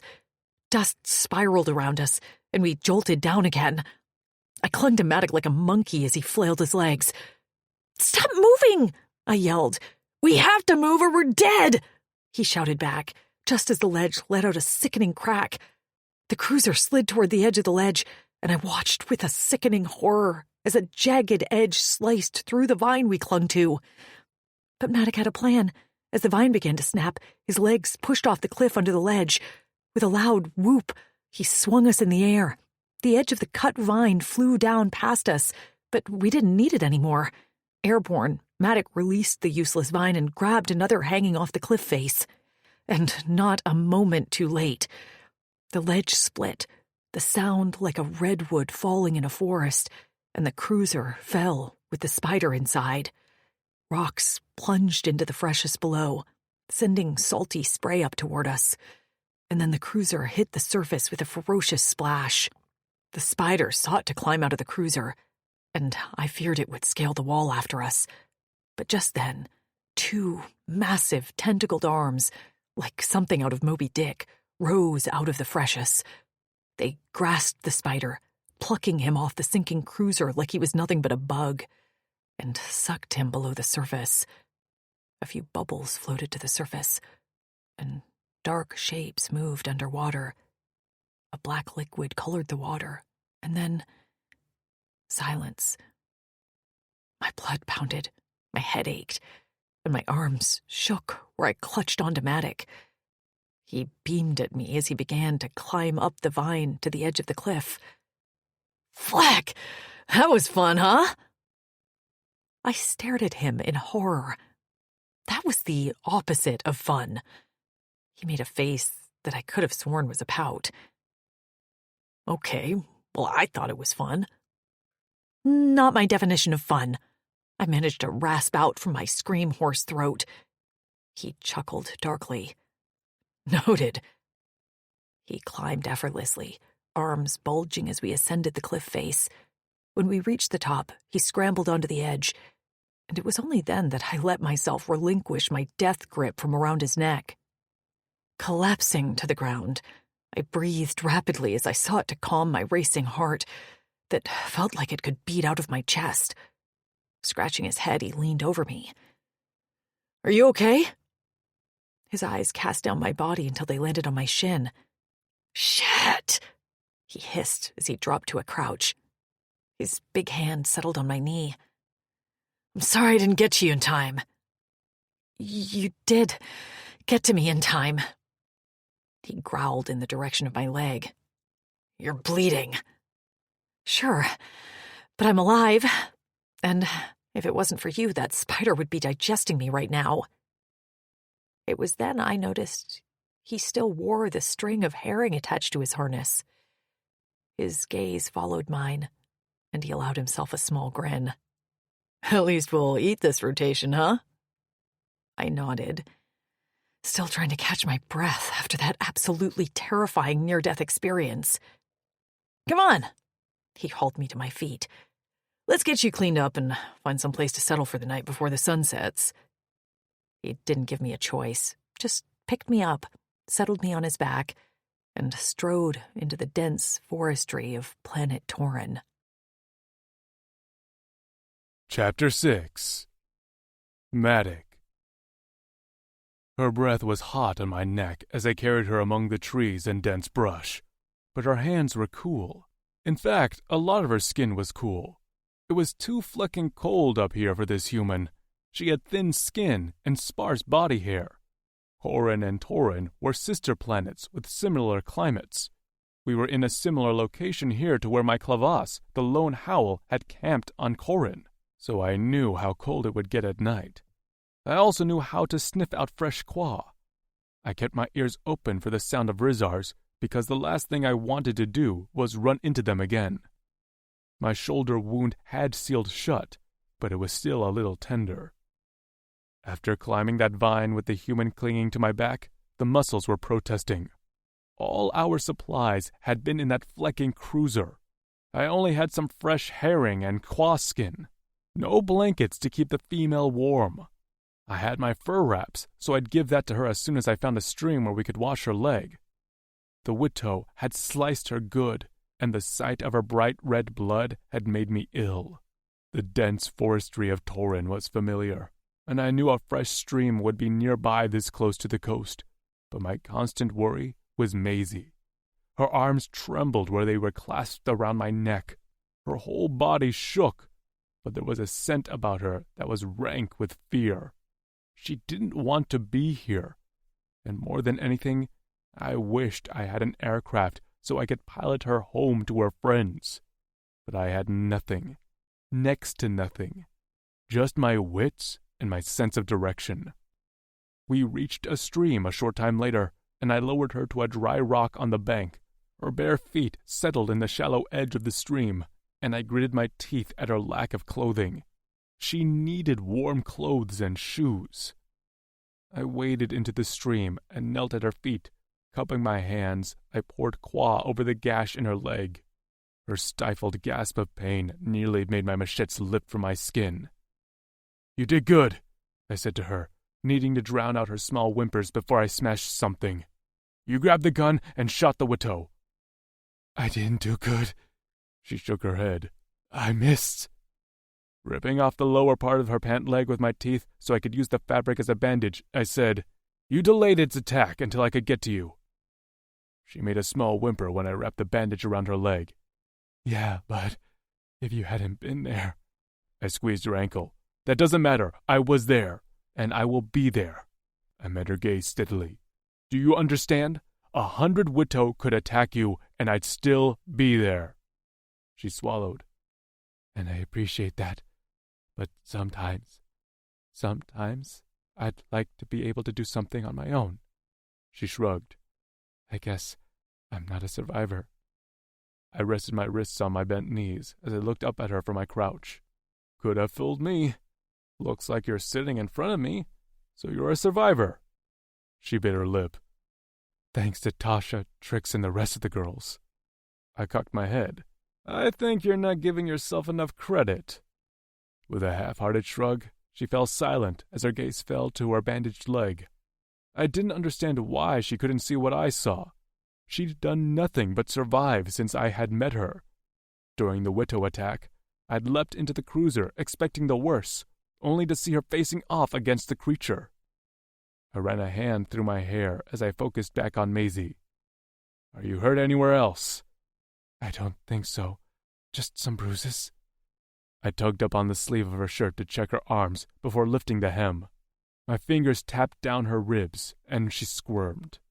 I'm fine, she said with a hitch in her voice. I studied her face. Why does it sound like you're going to leak from your eyes again? I prodded her right side under her arm. Does this hurt? She wriggled away with a gasp. I'm not crying. I'm laughing. That tickles. My fingers stilled. Tickles? Flushing, she huffed. Yes, I'm ticklish. What does that mean? It means if you touch me certain places, I laugh. That sounded like fun. Well then, why don't you want to be touched there all the time? She rolled her eyes, and I liked seeing this side of her. Because it's sort of uncomfortable too, but it's also not. I don't know, it's weird, okay? Can you stop tickling me now? I didn't move my hand from beneath her arm, and instead curled my fingers. She gasped, her mouth curving into a grin as her eyes sparkled. Stop! Where else are you ticklish? Her good leg kicked out, smacking me on the leg. I'm not telling you. Here? I fluttered my fingers over her neck, and her entire body jolted as she gasped out loud. Seriously, Matt, knock it off! I stopped as a bolt of heat roared through my veins. I liked my name shortened in her raspy voice. Okay, Maze, I answered. Her eyes shot to mine, and her cheeks colored. As she'd wriggled to avoid my fingers, her hair covering her forehead had shifted. A red mark there caught my attention. What's this? Did the Witto do that? I fluttered the hair off her forehead, and when she gasped this time, it wasn't a good sound. She scrambled away from me quickly, and her eyes wouldn't meet mine. No, the Witto didn't do that. It's an old scar. How did that happen? Her hand waved in the air, and I didn't miss the way her fingers trembled. I fell when I was little. She was lying, but I didn't call her on it. Okay, if you say so. I do say so. Staring off to the side, she crossed her arms over her chest and ignored me. With a sigh, I rose. I'm going to wash up, then we'll move on, okay? Blinking rapidly, she nodded. I watched her for another minute before wading deeper into the stream, but her reaction settled under my skin like an itch. What was that scar from? Why was she so intent on lying about it? Maisie. My mind was a jumbled mess on a good day, but today wasn't even a neutral day. Today was a bad one, and that meant I could barely think straight, and Maddox's presence was both soothing and confusing. He was just so big and nosy. Sometimes the way he looked at me made my heart skip a beat, and other times, I felt a heat course through me that I refused to give a name to. After all I'd been through, after all the horrible ways I'd been touched, how could I still feel physical attraction? It didn't make sense. Maybe I was coming down with something. I felt my forehead, but the skin didn't feel feverish. My scar seemed to tingle, and I immediately dropped my hand into my lap. I didn't want Maddox to know about it. He thought I was brave and a survivor, but I was none of those things. I was terrified and tainted. My gaze strayed back to Maddox where he stood in the center of the stream. He ducked down under the surface and then rose out of the water with a burst. His head flung back, and water arched over his head as his long hair settled onto his back. My mouth nearly dropped open. Standing with the water about mid-thigh, Maddox was naked, just bare. in his birthday suit. He stood in profile, and I wasn't sure where to look first. The water dripping down his biceps, the way his tight ass flexed, or his cock, a light blue monster that hung in a perfect arch from his groin. Something on the tip shone in the sunlight, and I nearly squeaked out loud when I realized his cock was pierced. He stroked his hands over his arms, chest, and then scrubbed his inner thighs. His cock shifted and bobbed as it kissed the top of the water. It was then he turned and met my eyes. I couldn't look away, and I thought he'd smirk or make a comment about me ogling him. But instead his nubbed brow furrowed. With 2 giant leaps, he was in front of me, bending down with his hands on either side of my face. "Mace, you okay?" I loved the way he said Maze. That was crazy, right? Absolutely crazy. "Mace, breathe," he was saying. And then his thumbs were on my neck, massaging my throat. His cock was so close that all I had to do was reach out, and I could flick that thick ring pierced through the tip. What would he do? "Maze!" his voice called again, and my gaze snapped up. "Breathe!" he hollered. And it was then I realized I'd been holding my breath. I exhaled, lungs burning, and then sucked in precious air. His hand slid down my arms, and he braced himself on the rock on either side of my hips. "Fleck," he muttered. "What was that?" I had no excuse. How did I tell him that his dick had taken my breath away? That was unacceptable. "Sorry," I murmured. "Just got distracted." "You got so distracted, you forgot to breathe?" His alarm elevated the tone of his voice. "It's okay. I can hold my breath for a long time." That wasn't true, but he didn't need to know that. And by the look in his eyes, he didn't believe me. That was okay. I was as confused by myself as he was. Maybe you should get dressed," I whispered, because if he didn't, I was going to forget to breathe again. He straightened and braced his hands on his hips. My God, now his cock was just right there in front of my face. "Don't look at it. Don't look at it. Don't." Damn, I looked. "Fine," he grumbled, completely immune to my internal war. "But breathe loudly so I can hear you." Yeah, that was fine.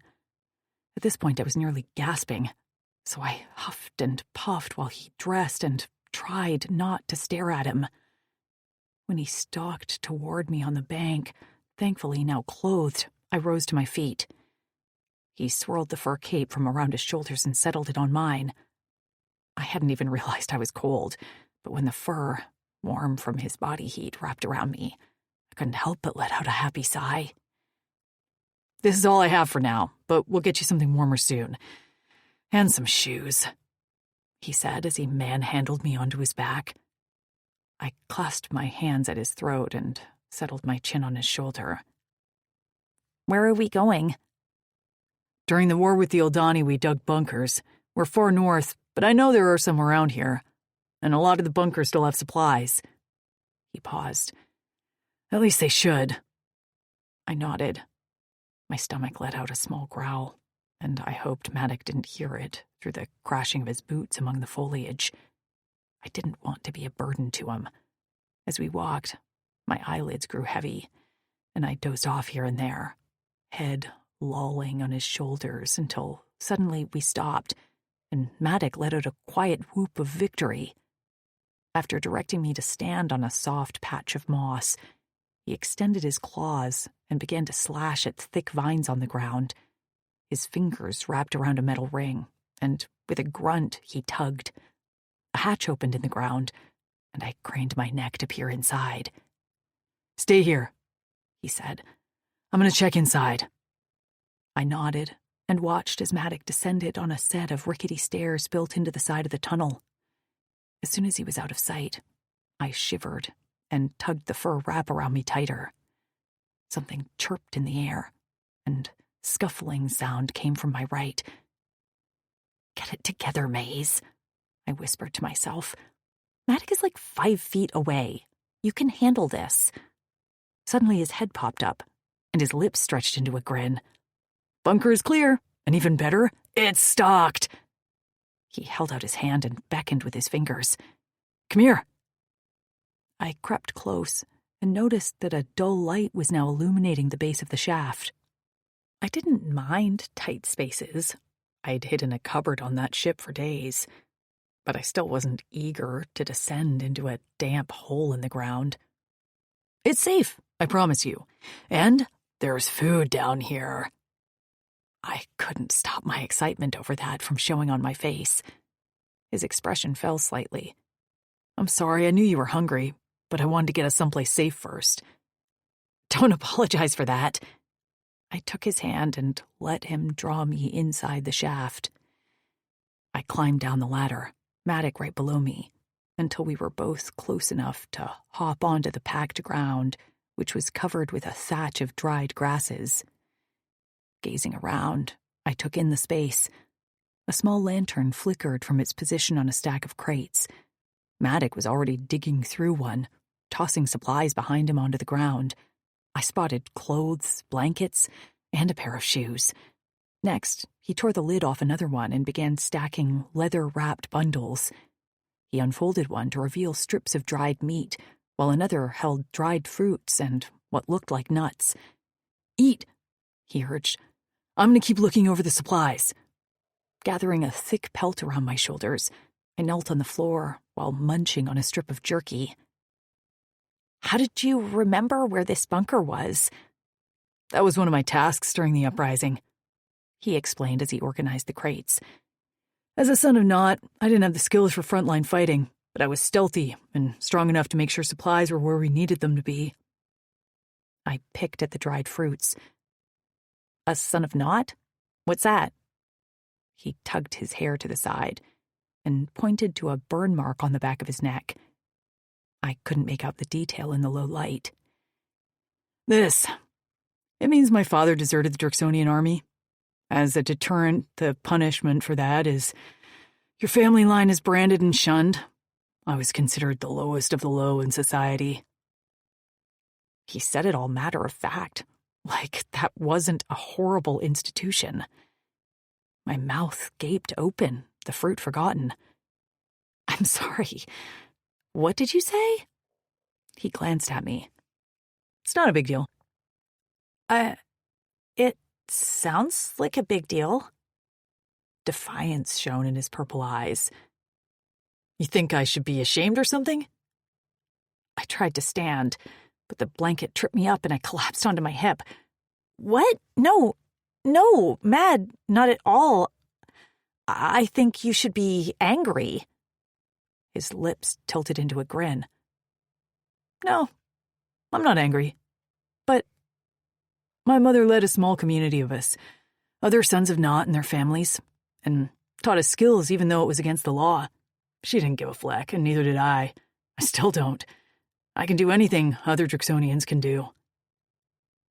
I was at a loss for words, but I couldn't help the rising heat spreading out to my limbs as I admired his confidence, his outright refusal to believe he was less than. What would it be like to feel like that? "I'm sorry, but fuck them. I hope I don't meet any of these guys." "They aren't like that anymore," he said with a smile as he knelt next to me with his own bundle of food. "What?" He shoved a strip of jerky in his mouth. "It was an old system, one of the few that should have been outlawed long ago, but it was kept up for tradition. The head Drexel of the Drixonians now, Dazim Bakut, he doesn't believe all that. We're equal in his eyes. There are some holdouts who see us as less than, but it's a small number, and I don't care about them." "I'm sorry," I whispered. "Don't be. My mother made sure I could defend myself. She gave me the honorary Drixonian piercings when the elders wouldn't, and she taught me everything she knew. She was a high-ranking female in the council until my father deserted. Do you resent him? He chewed for a moment, and his eyes grew distant. Sometimes I felt that way when I was young, but not anymore. I like who I am. My mother made sure of it. He grinned. She'd have liked you. My stomach soured, and I dropped the rest of the jerky I'd been about to eat. I don't know about that. Why not? I'm not like you or her. I'm scared and meek. No, you're not. He shook his head and kept eating, as if his word was law. I frowned at him. But stop describing yourself with words like that. You're strong and brave, so say it. My frown morphed into a scowl, and that only seemed to delight him. He laughed, and the sound was like music. Say it, he said again. There's no point. There is a point. I'm tired of you putting yourself down. He made a face, and I realized he was mimicking me. I'm so weak and afraid. Hey! That's what you sound like, and it's not true. I wasn't sure whether to be angry or hurt. We can't all be like you. I don't want you to be like me. I want you to be you, Maze, and that's strong and brave. So say it before I tickle it out of you. I gasped. You wouldn't. He leaned toward me with his hand up, fingers curled. I backed away as he threatened again. Say it. I huffed. Fine, but this is ridiculous.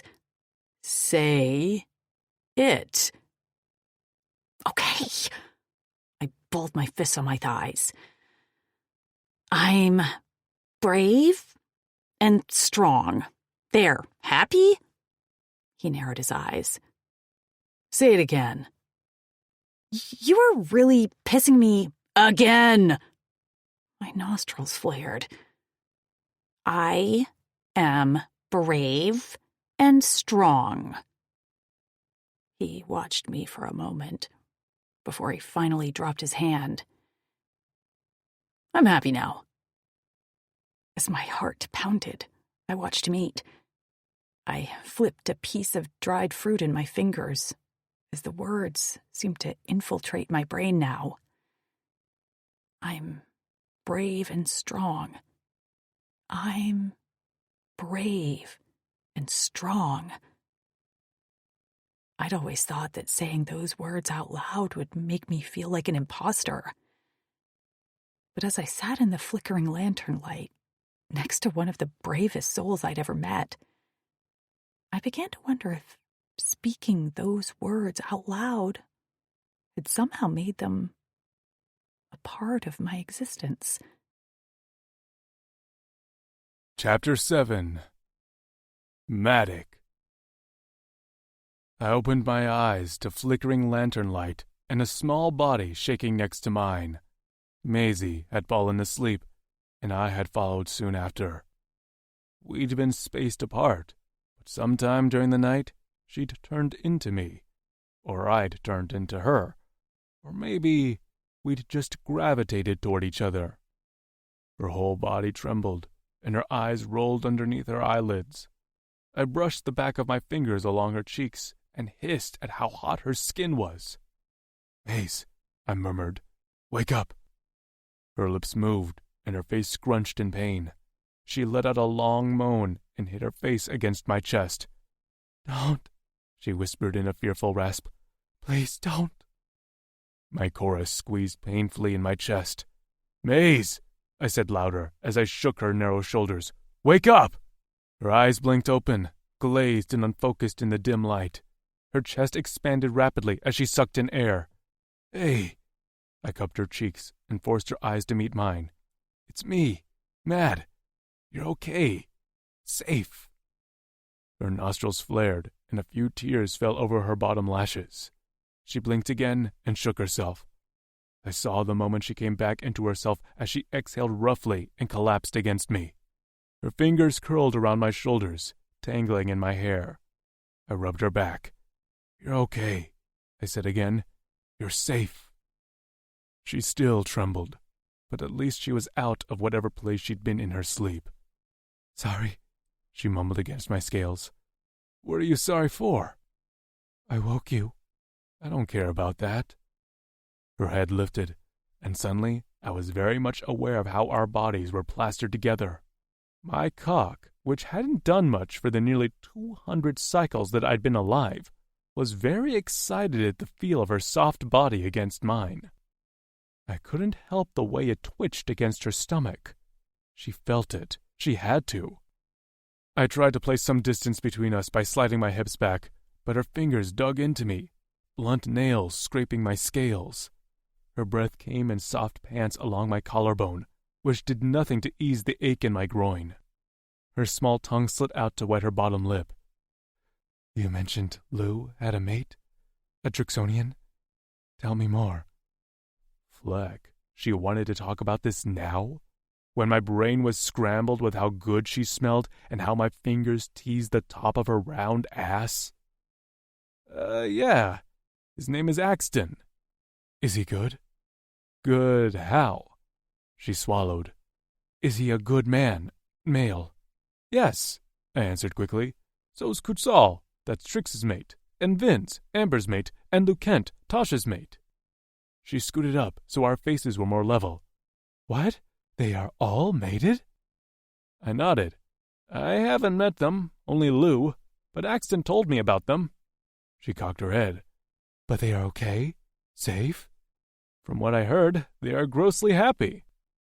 Her thumb moved, swirling a small pattern on the side of my neck. I fought to keep my eyes from crossing. Fleck, her touch felt so good. "And that's okay? Drixonians mating with humans?" "Yes." I could barely talk. "It's more than okay." Her gaze drifted down, and she had to see the bulge in my pants.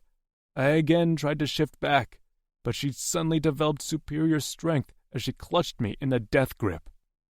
This close, I could see every freckle on her nose and cheeks, the gold flecks in her warm brown eyes, the way her eyelashes caught on the fringe of hair over her forehead. The tips of her ears were pink, and in the lobes were small holes, like she'd too had her ears pierced. "Maisie," I whispered, unsure what to do in this moment. More than anything, I wanted to bury my face between her legs, inhale until my lungs were full of her, lick until I tasted nothing but her. I'd never been a rule follower, but with her, I wanted to toe the line. She mattered more than any stupid flecking Drixonian rule. She mattered even more than she is all. In this moment, I knew that for the rest of my life, my creed was Maisie is all. Her lips moved, and she spoke in a near silent whisper as if to herself, but I could have sworn I heard, "I'm brave and strong." One of her fingers uncurled from my shoulder and slid down my chest, over my stomach, until it rested on the waistband of my pants. Now it was my turn to tremble as I fought to hold back from throwing her onto her back and plunging inside of her. "How does it work?"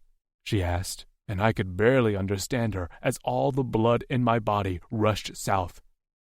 "How does what work?" I gasped. "I saw you when you were in the stream. Do you mate with—" Her little finger brushed the head of my cock over my pants. I bit the inside of my cheek until I tasted blood. Her gaze lifted to mine. "Can I see it up close?" Was she flecking with me? This had to be a joke. "See what?" Her bravado faltered, and I didn't like the fearful look that entered her eyes. Never mind." "No!" I barked a little too loudly. She startled, and her hand lifted from off my skin. I silently asked Fatas for patience as I worked to soften my tone. "You can look, Mace. You can do anything you want." I can? Her hand hovered between us. I can look at you? I was thinking I could come from her voice only. Yes.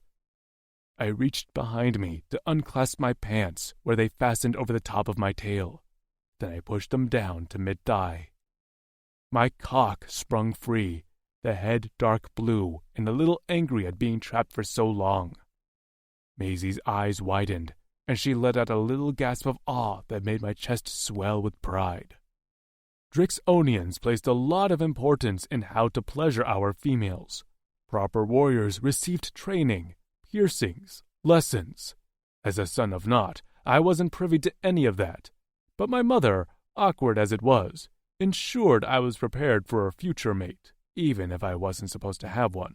So I knew what my cock could do. My fingers, my tongue. I'd never had a chance to use them, and after all our females died, I never thought I would. Except here I was, lying flat on my back in an underground bunker with a female studying my cock like she was committing it to memory. She reached for me, then stopped. Can I touch it? I was going to die, perish, absolutely expire right here. I should say no, but my body and brain had long stopped communicating. Yes. Her fingers slid down my abs and then paused at the node of my subcock that sat at the upper base of my cock. Her head cocked. What's this? She was going to ask questions and expect me to answer? Fleck my life. Subcock, it's for you. For me, she echoed, almost to herself. When her fingers brushed over it, I jerked. Sorry, she mumbled. I didn't answer. I couldn't answer, because now she was circling the base of my cock with her thin fingers. She tugged slightly, and I nearly came out of my scales. Fleck! I exhaled a harsh breath. She stilled. Did I hurt you? Yes, I was actually in an extreme amount of pain. No, not at all. Her finger slid up to the head of my cock, where she flicked at the golden ring pierced through the tip. This is for you, too. Her gaze held mine. Your mate, you mean? I shook my head. No, you. She shook with a shiver. So you've never, with another woman? No, I said through clenched teeth.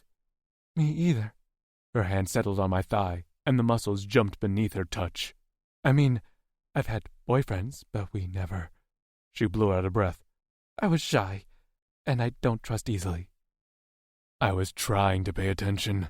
I cared about her words, but my mind was racing, and it was taking all my mental effort to remain still and not scare her. Her gaze once again dropped to my cock, and she seemed to make some sort of decision a moment before she wrapped her hand around my cock and squeezed with meaning. My back arched as my balls tightened.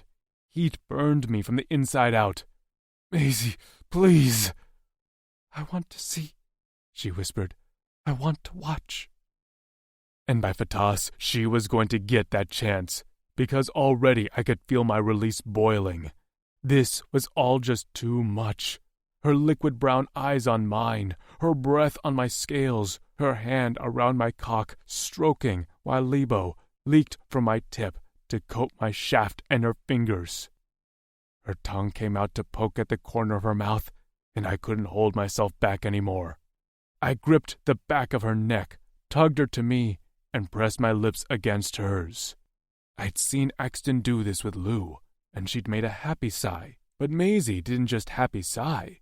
She melted into me with a soft moan that lit me up.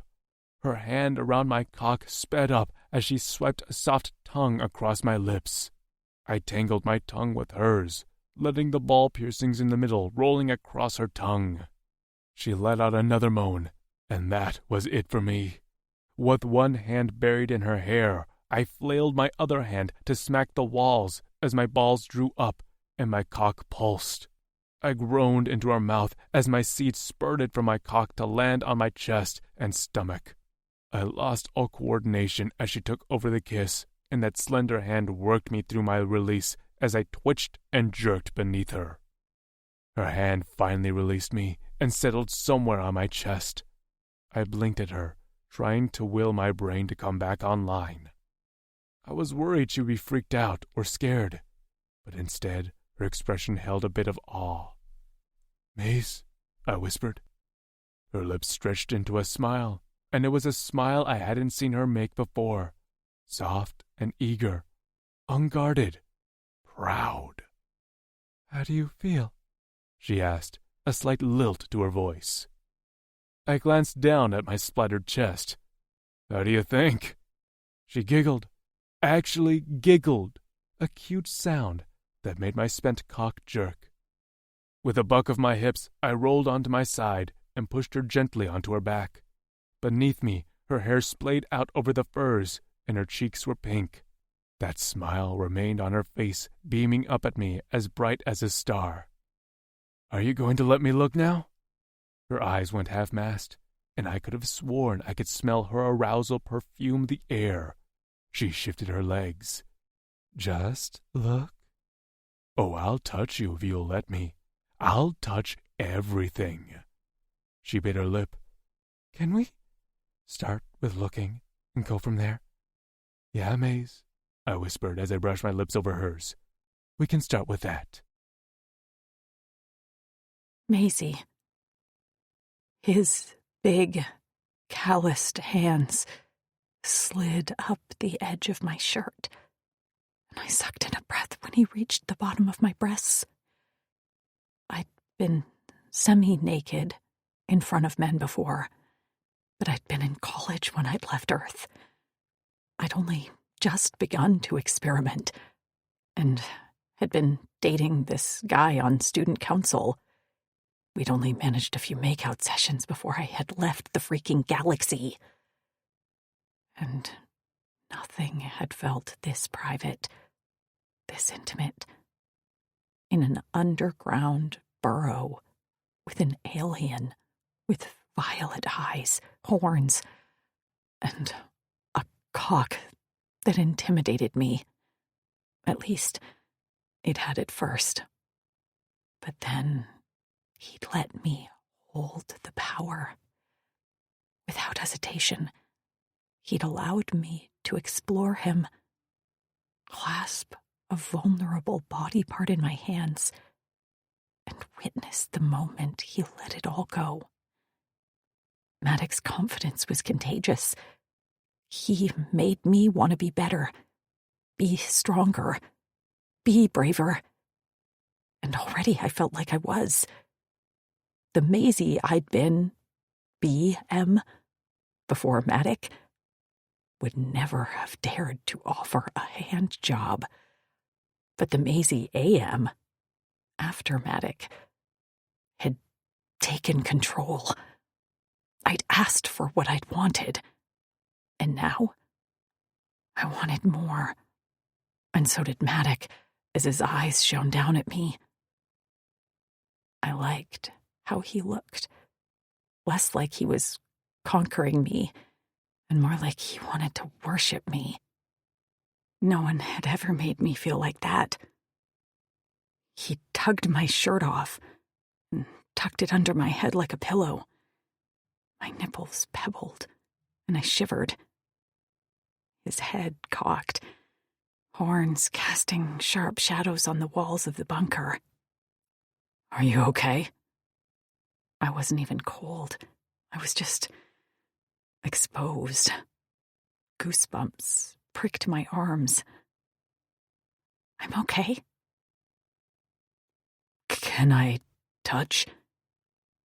I resisted another shiver and nodded.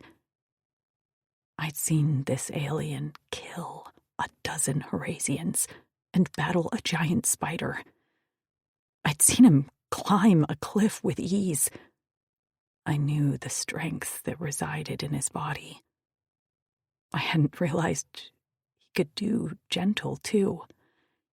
But that was the only way to describe the brush of his fingers as they slid up my side, biting my tongue so I didn't cry out. I watched the way his gaze drank in the sight of my bare breasts. His hot hand palmed one, covering it completely, and I couldn't stop the small moan that escaped my lips. "You're cold," he murmured. I wasn't, but I didn't trust myself to say a word, especially as his head lowered. His hair tickled my sides, and his hot mouth closed around a nipple. "Oh, God," I whispered, as his pierced tongue lapped at the sensitive bud. He sucked harder, and his thumb flicked my other nipple. My fingers speared into his hair, and he let out a small growl that vibrated my rib cage and echoed in my core. A hand left my nipple, and seconds later my pants were off. Cool air hit the wet flesh of my pussy, and I gasped. He went still and lifted his head. "Are you still okay?" I nodded. His fingers tapped down the center of my chest to settle over my belly button. "Can I keep touching?" My legs shifted together, seeking friction. I'd never felt this want and desire before. Like if he didn't touch me, I'd lose my mind. "Please," I whispered. "Fleck," he grunted. "Your voice gets me hard." He was hard again. That massive blue bat between his legs, surging up toward me, like I hadn't just stroked him to completion a minute ago. Of course he had stamina. What didn't Maddox have? He slid down to settle his massive body between my legs. Propping my legs on his shoulders, he lay with his gaze locked onto my pussy. His warm breath coasted over my flesh, and the puffs of air tickled my clit. I squirmed, eager to get some relief, but he still didn't move as his hands gripped the outside of my thighs. "Mad?" I braced myself on my elbows. His violet eyes glowed with wicked intent. "Please?" "Please what, Maisie?" His voice sounded like water breaking against a rocky cliff. I licked my lips. "Please, touch me." His fingers flexed. "I am mad." I wasn't proud of my whine.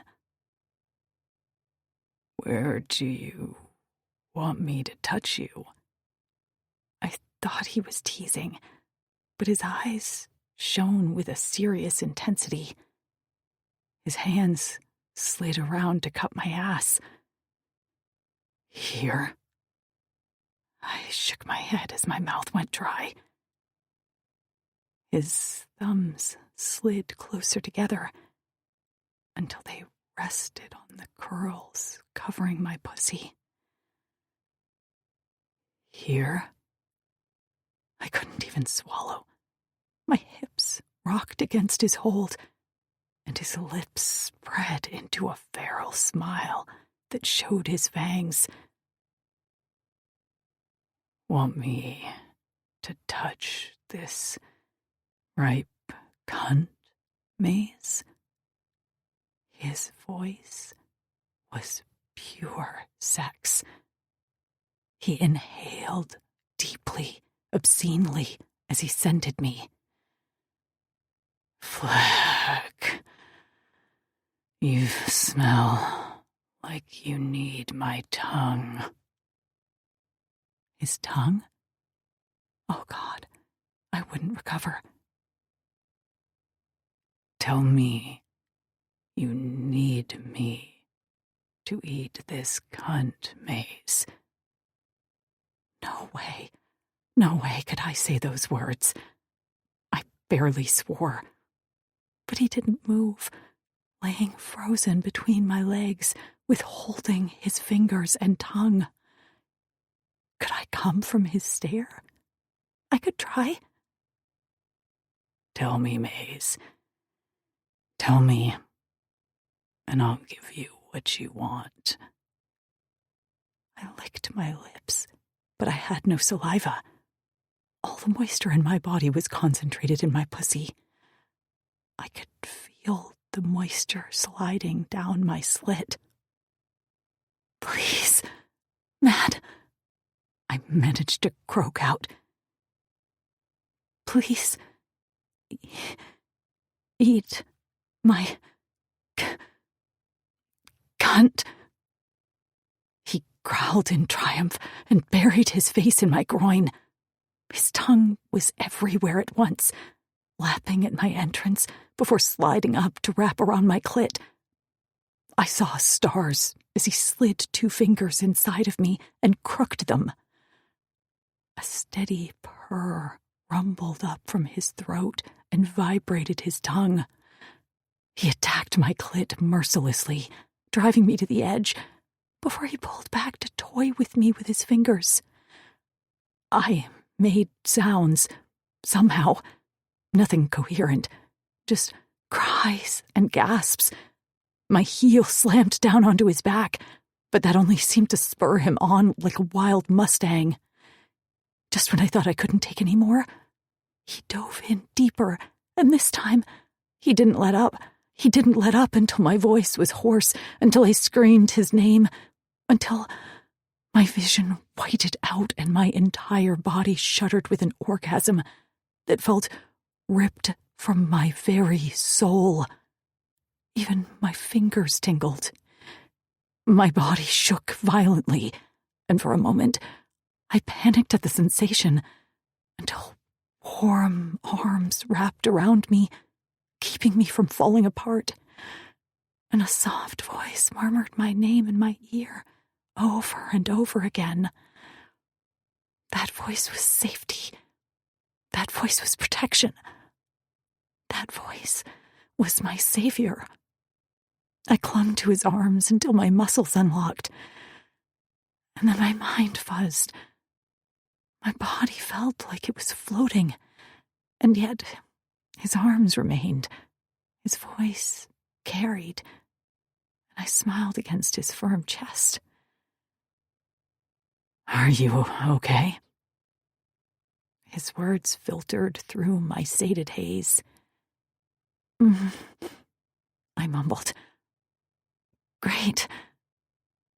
He exhaled roughly, and I felt a tension leave his muscles that I hadn't realized was there.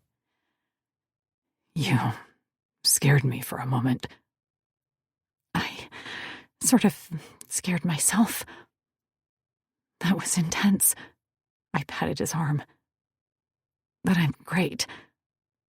All warm and soft now." Soft. He nuzzled my hair. "I agree."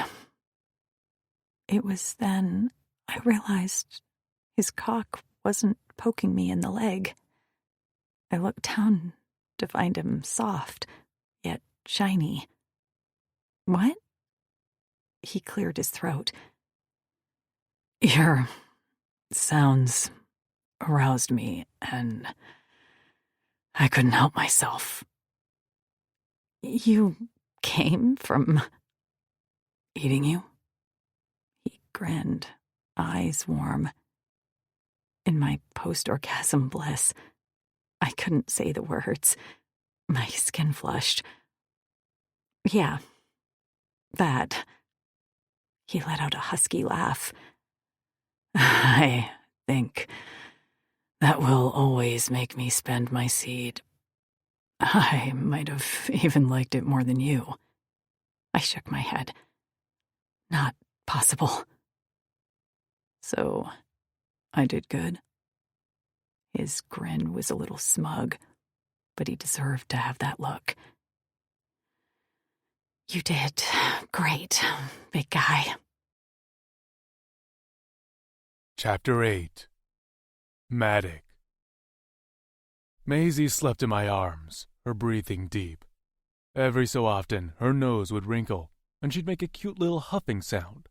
My hard cock poked her leg, and I shifted back with a silent groan. I'd never been good at self-control, but it was unacceptable to wake her up and plunge into her tight cunt until we both came. It was unacceptable, right? Yes, of course it was. Fleck, get it together, Maddock.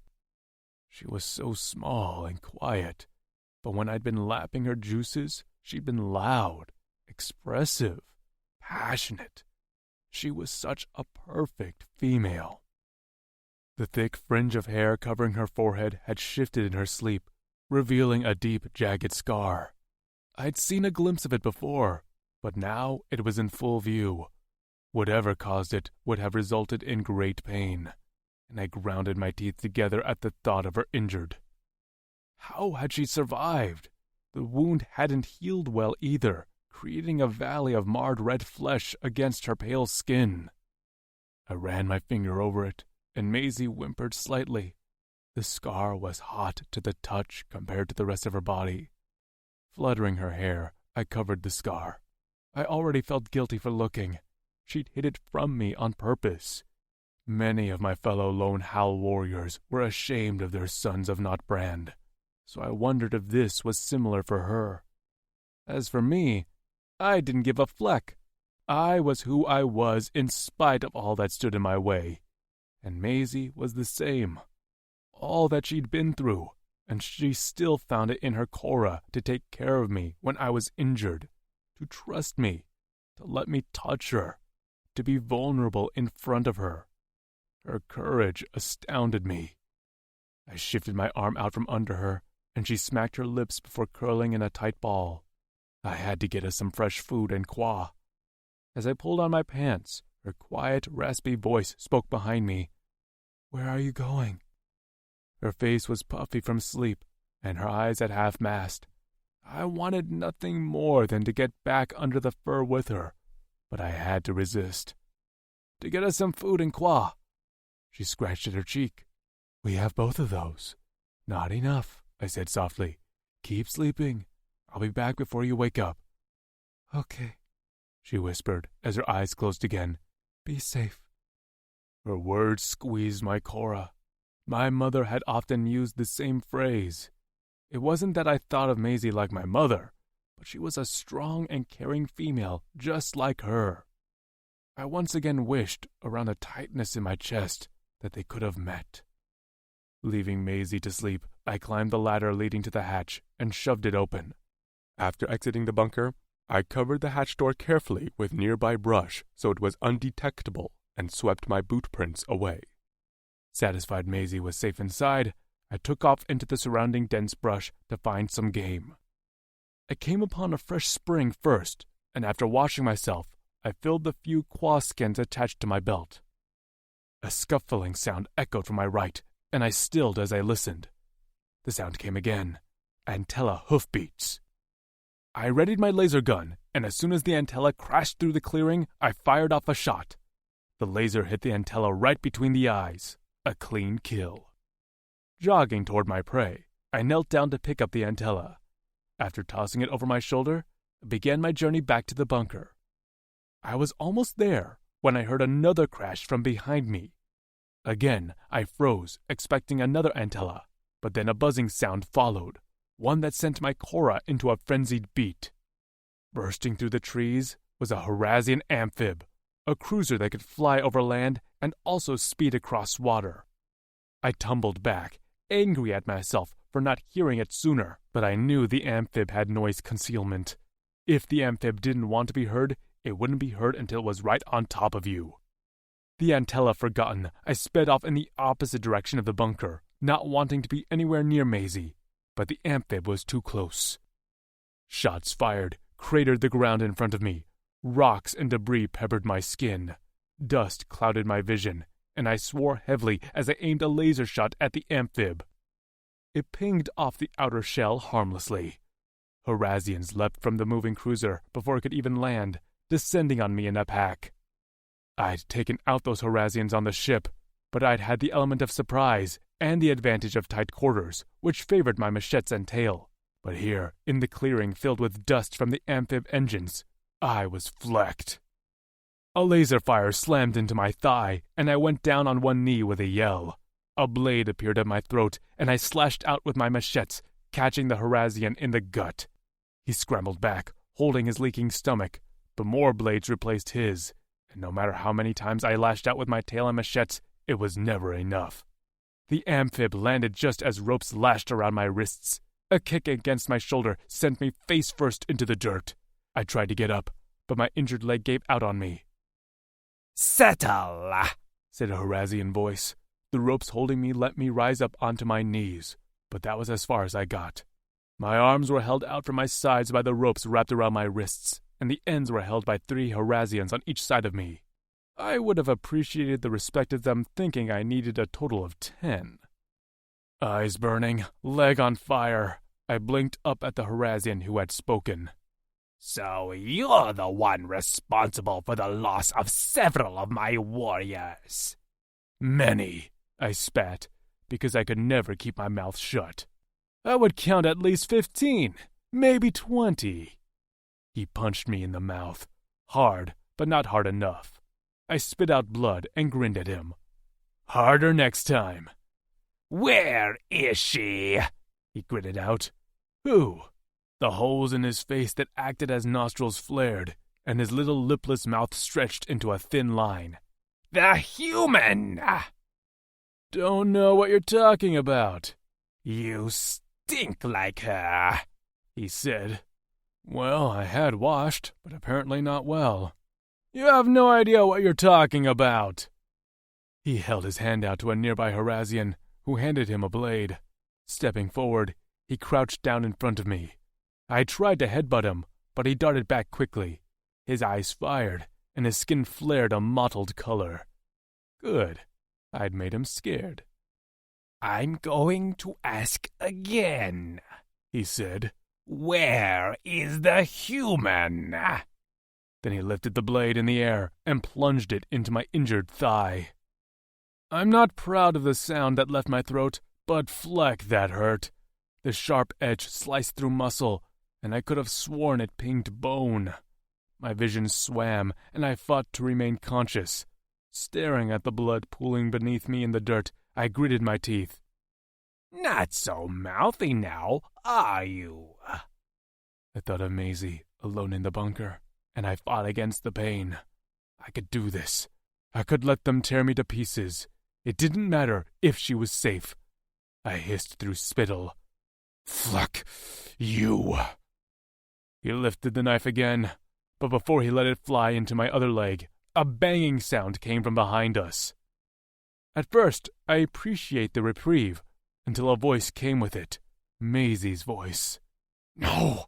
I whispered harshly as I craned my neck to look for her. "No!" I shouted.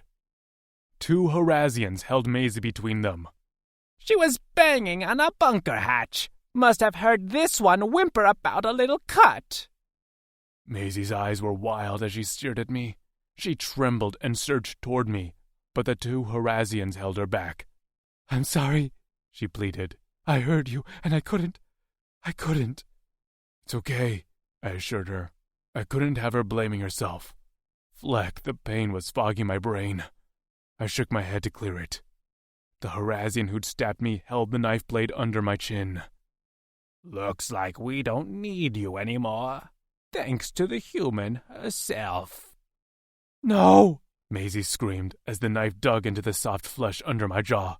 "No! No!" "It's okay, Mace," I whispered. "Your friends won't stop looking for you. They'll find you." "Don't hurt him!" Maisie shouted, her voice stronger now as she writhed between the 2 who held her. "Don't you dare!" Blood trickled down my neck, but I refused to look at the Harazian. I slid my eyes to the side to meet Maisie's wide brown ones. "It's okay. You can do this. Stay safe." I waited for the final slice, the one that ended my life, and in that moment, I was glad the last thing I saw was Maisie. But just as the knife slid higher, Maisie changed. Her little hands balled into fists, her eyes swirled a deep orange that seemed to glow from within. Wind whipped around us, kicking up debris and making the Harazians cry out in alarm. Her fringe blew off her forehead, revealing her scar, and it was glowing. Then she opened her mouth and screamed. I'd never heard a sound like that in my life. It was like 1,000 screeches. My bound arms fell to my side as the Horazians holding me dropped the rope to cover their ears. I stumbled to my feet, holding my head as I felt my skull swell, like my brain was going to explode. Maisie stood in the center of the clearing in the middle of swirling wind. Her hair whipped around her face as her eyes continued to glow. Her lips were moving, and words were mixed in with the screeching sounds, but nothing I could make out. I clutched my head as I stumbled toward her, but only made it so far when my stabbed leg failed me. All around us, Horazians were dying. There was no way to describe it. Blood poured from their ears, eyes, noses, and mouths. Some lay dead already, while others gasped their last breaths. I prodded at my eyes and ears, but I seemed to be safe. I still felt like my skull would crack, but at least I wasn't dying. Or at least, I didn't think so. When the last Horazian took a groaning last breath, Maisie swayed on her feet. Her mouth closed, plunging the clearing into silence. Her eyes met mine, once again returning to her normal brown. Her lips moved. "Matt," she whispered, and then her eyes rolled back in her head, and she collapsed. Chapter 9. Maisie. My eyes fluttered open, and pain streaked through my head. I groaned, pressing my fingers to my forehead, and nearly hissed at the heat of my skin. "Mace," came a deep voice, panicked, breathless. I squinted through double vision to Maddox's face, inches from mine. I'd seen him mad, confident, pleased, and cocky, but I'd never seen him like this. His nubbed brow was pinched, his blue color an ashen gray, and his lips trembled. "Mace," he said again, his hands patting my hair and arms as I rested in his lap. "Fleck, I thought you were dead." What had happened? I remembered Maddox's gaze locked on mine. The resignation, like a dagger in my chest. The knife point at the vulnerable skin under his chin. The clammy hands of the Horazians holding me still. And then, nothing. I glanced around, my vision clearing enough to see carnage. Absolute carnage. Horazian bodies lay all around us, but it wasn't like when Maddox killed them on the ship. Oh, no. Yellow blood poured from their eyes, noses, ears, and mouths. They lay in various stages of agony, limbs twisted into grotesque shapes as they took their final breaths. I planted a hand in the dirt and sat up. What happened? Maddox continued to stare at me, and I couldn't decipher his gaze. "Matt?" He swallowed thickly and glanced up at the Horazian ship, which rumbled a few feet away, the engine still running. "We have to get out of here before more Horazians arrive." He tugged to my feet, but I couldn't seem to make my muscles work. There was just so much death and pain around me. My stomach revolted, and I threw up without warning, splattering the dirt with bile. "I'll carry you," Maddox said. But then I blinked at him while swiping the back of my hand. A nasty, bleeding gash in his leg caught my eye. He wasn't putting his full weight on the leg. "What the hell happened?" I gasped. I spun around, looking for the Horazian who'd held the blade to his throat. He lay in the dirt, blood pooling beneath him, the knife still clutched in his hand. "Did he do that?" "I'll heal," Maddox said urgently. "Please, Maze, we have to go." He reached for me, but his hands were hesitant. "I'm not hurt," I assured him. "I just have a headache." "I'm sure," he murmured. I didn't get to ask him why, because with me in tow, he hobbled toward the spacecraft ramp. I didn't like the look of his leg or the wildness in his eyes. What had happened when I'd been passed out? And why were Maddock and I spared? My head ached again fiercely, and I rubbed at my scar, which was hot to the touch and throbbing. We climbed up the ramp, and Maddock sat me in a side seat, instructed me to strap in, and then collapsed into the cockpit chair. His color was still ashen, but at least his leg wound seemed to have clotted. A cut below his chin made me swallow. I remembered blood trickling down his neck, and then a loud noise. Heat, anger, protectiveness. I blinked out the window at the massacre as Maddock closed the ramp. "Hang on, Maze," he called. "I don't know what all these controls do, so we're learning as we go." That sounded absolutely terrible, but I wanted to get away from whatever caused the horrors down below. "I believe in you," I called back to Maddock. His head swung to face me, and then his eyes widened in surprise before his lips curled into a smirk. "That's my female." The cruiser jerked, just as a bolt of laser fire slammed into the dirt outside my window. I screamed as Maddock tugged back on the control wheel with his muscle bulging. "Fleck!" he roared. "I knew they'd be here soon." He sped off out of the clearing, and in seconds we were speeding toward the coast. I saw the massive cliff and the long stretch of water that reached the horizon. The entire cruiser shifted as we sped down the cliff, nearly vertical. I yelped as I scrambled for a handle, as my body remained in place only due to the straps locked around my chest and waist. The rocky cliffs below seemed to be coming fast, too fast. I had to trust Maddock. I believed in him. I did. Suddenly he jerked the wheel back, and the nose of the aircraft lifted seconds before we crashed into the rocks. I heard the very bottom of the cruiser hit the surface of the quay, and then we were in the air again. Through the back window, I spotted 2 cruisers on our tail. The closest didn't get its nose up in time and crashed into the rocks. The other narrowly missed the same fate and came speeding after us. "Wow," I breathed. Maddock continued to grin. Despite his injury, he was having the time of his life, barrel rolling along the surface as the cruiser giving chase shot rapid laser fire at us. I didn't find any of this exciting or thrilling. My head still ached with the power of 1,000 migraines, and I would have thrown up again if there was anything left in my stomach.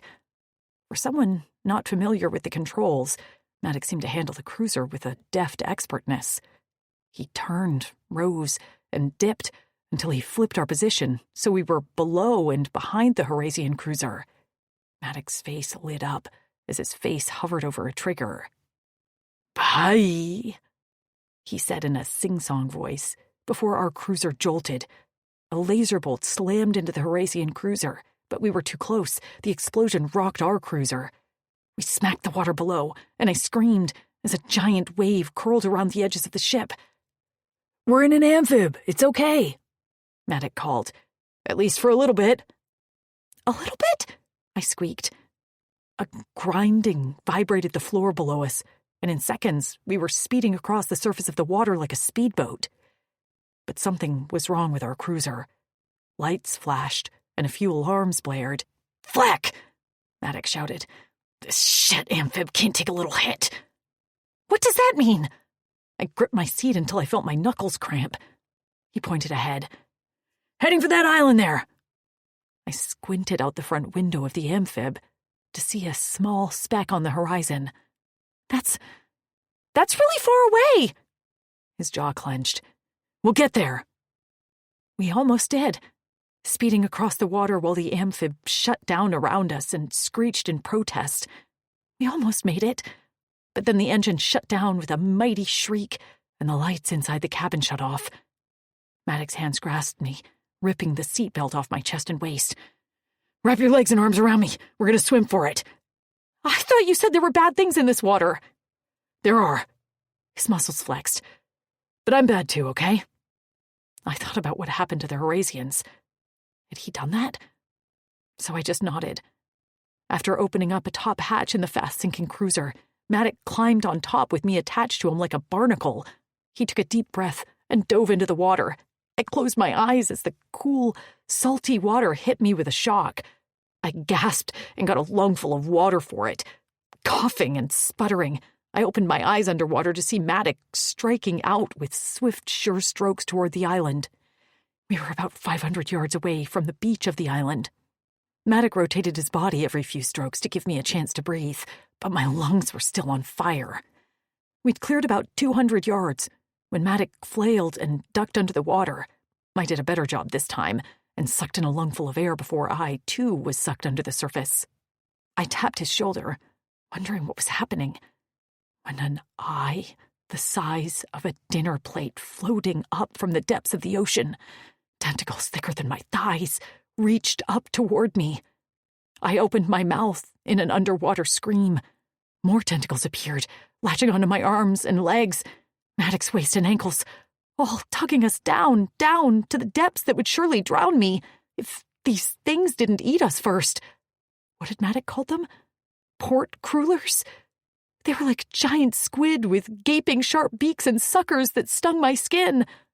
Maddox fought with his forearm machetes, slicing into the tentacles like a madman. But as soon as he cut off one, 3 more would appear like some multiplying nightmare. Still, he managed to kick off the last one lashed to his ankle and struck up for the surface. I clung to him, wishing I could tell him that I believe in him, that we could get through this. He surfaced and took a gulp of air.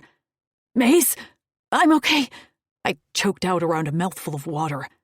"Flecking port crullers, We were plunged back underneath the surface again, but this time no massive eye was in sight. Instead, glowing purple ones met mine. And while tentacles waved around us, these were smaller. Maddox went very still, as a 5-fingered hand reached for us.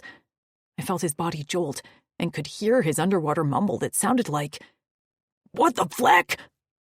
Soft, gentle tentacles wrapped around us and then pulled us in the direction of the island. Glancing below. Before we continue, we offer you this moment of calm, a chance to reconnect with your breath and your heart. This free audiobook was made with love. Esquines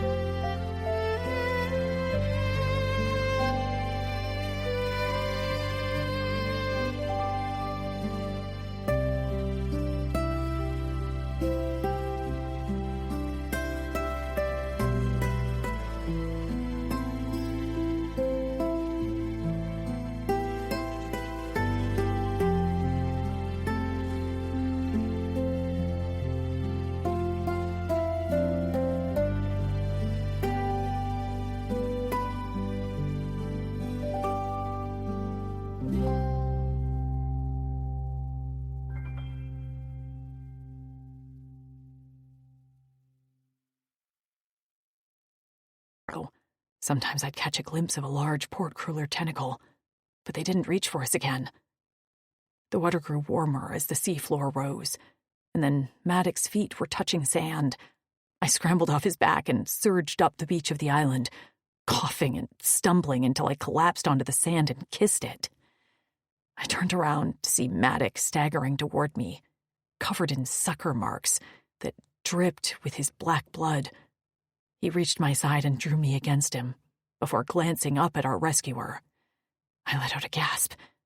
Standing before us was an alien who looked a lot like Maddox, except he had 4 tentacles extended out from each side of his ribcage.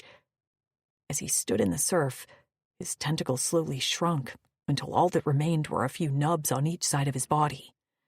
He stood nude, his long dark hair waving in the breeze, his blue and black mottled skin exactly like Maddox. Maddox's body trembled against mine. Who are you? Quist, the alien said in a deep voice. A Drixonian. Maddox slowly rose to his feet, bringing me with him. What? How? Quist's body language remained tense, wary. I was not born this way. I was altered. My stomach dropped. Altered? I whispered. Old Donnie. Maddox spat at the word like he had a mouthful of poison. My head spun as memories assaulted me. Pain, clammy gray hands, the cold metal of the lab tables, needles. My forehead throbbed and I rubbed at it. When I lifted my gaze, Quist was watching me. He returned his attention to Maddox.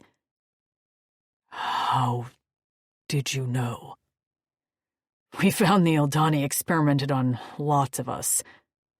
We found a few of them, including Rexor Bakut. Quist blinked. The youngest Bakut brother? I thought he was dead. We all did. But he's very much alive. Oh, and he's got wings now. Anger issues too, but his mate is helping with that. Quist's big eyes seemed to glisten, and he swallowed slowly. There's more. Like me. None with, tentacles, but Phoenix is a fire starter, and Maiko can inject his machetes like weapons. Quist blinked, and then looked out across the vast ocean. I'm sorry to hear that. I shivered, and Maddox's arms tightened around me. I'm sorry to ask, Quist, but do you have anywhere we can rest? Quist's eyes once again returned to me, and a small smile curled his lips. I have that, and more. Maddox walked with a limp, and when Quist tried to offer me a ride on his back, Maddox growled and lifted me into his arms. I have her. He shot at the other Drixonian. Quist only maintained that small smile and an easy nod. He walked ahead of us, and from my position on Maddox's back, I studied him. He still hadn't bothered with pants, and strode confidently down the beach, with the tip of his tail creating a snake-like pattern in the sand. On his wrists were golden tattoos that glittered in the sun. I wondered what those were for. I'd ask later, once I got a drink of water. My tongue felt thick and swollen in my mouth from the salt water I'd ingested. My stomach was queasy, but at least my headache had eased somewhat. Maddox's gait was uneven, and I didn't like the sound of his breath whistling between his teeth. Are you sure you're okay? I asked. I'm fine, he muttered. I want to get us under cover. We did feel massively exposed here walking along the beach, but soon the beach ended, and we took a turn up a grassy hill. To the right was a rising cliff, and to the left was the densely forested center of the island. I might have dozed off a time or two, because the next time I came to, we were much higher. The freshest to the right was about 100 yards down from the top of the island's edge. Up ahead, I spotted a cleared area about the size of half an acre at the edge of a cliff. And sitting on it, with smoking rising from the chimney, was a small, round hut. The front door opened, and 2 figures emerged. "Oh my God," I whispered. I lurched off Maddox's back so fast that he couldn't grab me in time. "Maze!" he called out in alarm. But I wasn't paying attention to him, because standing in front of me was a tall, dark-haired woman, wearing an uneven skirt and a band across her breasts. A human woman. And holding her hand was a little girl, with light blue skin and little knobs for horns. A stubby tail waved behind her. The woman's jaw dropped, and she snatched the little girl into her arms before barreling toward me. I stumbled on the ground, still in shock, as I sought my way to her. We were complete strangers, and yet not. In that moment, we were best friends, sisters, soulmates. She gathered me in her tan arms and squeezed me to her chest. Her firm biceps wrapped around me, and I inhaled the smell of her, a woman. I had never thought I'd see one again. Tears leaked down my face, and when I pulled back, the other woman was crying too. "What's wrong?" The little girl patted the woman's face with her pudgy hand. "Mama crying." The woman swiped at her cheeks. "Mama's happy." She met my eyes. "I'm so very happy." I never thought... My voice failed me. "I never thought I'd see a woman again." She echoed the words in my head. "And I was okay with that, but now that I see you, I know it's something I've been missing. Quist gives me everything he can, but oh, how I've missed someone like you." I coughed out a laugh. "I'm Maisie. I'm Sierra. And this is our daughter, Trist." She bounced the little girl on her hip, who watched me with an intelligent caution. "Can you say hi, Trist?" The little girl curled all her fingers like a little paw. "Hi." "Hi, sweetheart." I couldn't stop crying. The tears were dripping off my chin. "I'm sorry I'm a mess. Let's get you inside and cleaned up." Her gaze lifted to meet Quist's, and she smiled. But then her face froze. Her fingers tightened around my arm as she stared over my shoulder. "What's—" I craned my neck to see what had her so alarmed, and realized she stared right at Maddox, who stood a good distance away, gaze locked on her and the child in her arms. "Who are you?" she barked, and the tone of her voice made me flinch. "He is no threat to us, my mate." Quist shook his head. "I wouldn't have brought him here if he wasn't." "But they abandoned you." "They never knew about me," he said patiently. "You cannot blame them for what they didn't know." Maddox spoke up. "There are more like him, who were altered by the Uldani. We have welcomed them all. Quist is, and always has been, a Drixonian. One of us." "You know of his changes?" Her head cocked. She was ready to go to blows for her family. I stared at her fingers still wrapped around my biceps, and then my gaze traveled to her wrists, where similar golden tattoos were etched into her skin there. My eyes lifted to her face, but she kept her focus on Maddox. "I'm aware," Maddox said. "I'm a son of Nod, so you don't need to worry about me thinking I'm better than him." Quist made a noise in the back of his throat. "Please tell me they don't. Dazbekut did away with it," Maddox said, his body finally sagging. "But you know, traditions don't die easily." "What's he talking about?" Sierra snapped. "Maddox is about to collapse on his feet, my mate. Look at his leg. And the female is not well." Sierra seemed to jolt back into herself and lost the hard, bristled edge that had been so protective of her family. I didn't fault her for that. Her gaze softened as she took in Maddox's leg and my clearly disheveled state. Right. I'm sorry. Excuse me for being cautious. It's only been us here for many years. No apologies necessary, Maddox said. You are a good maid and mother. She let out a snort, and her lips lifted into a smile.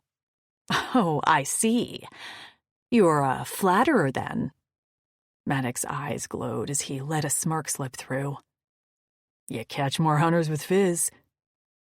I wasn't sure what hunters or fizz were, but I thought I understood what he was saying. She rolled her eyes and reached down to grab my arm. Tugging me at her side, we made our way toward the hut. Let's get you bathed, fed, and then tucked in for a nice long rest. Are you injured anywhere? Do you need any healing salve? No, I'm not injured. And your plan sounds fantastic. I thought so. She beamed and led me into her hut, with the males at our heels. Chapter 10. Matic. Quist and Sierra's hut was small, barely enough to fit the three of them, let alone the five of us. But Sierra quickly shoved a small table to the side to allow more room, and piled a bunch of small, coarse furs on the floor. Sorry we don't have more seating.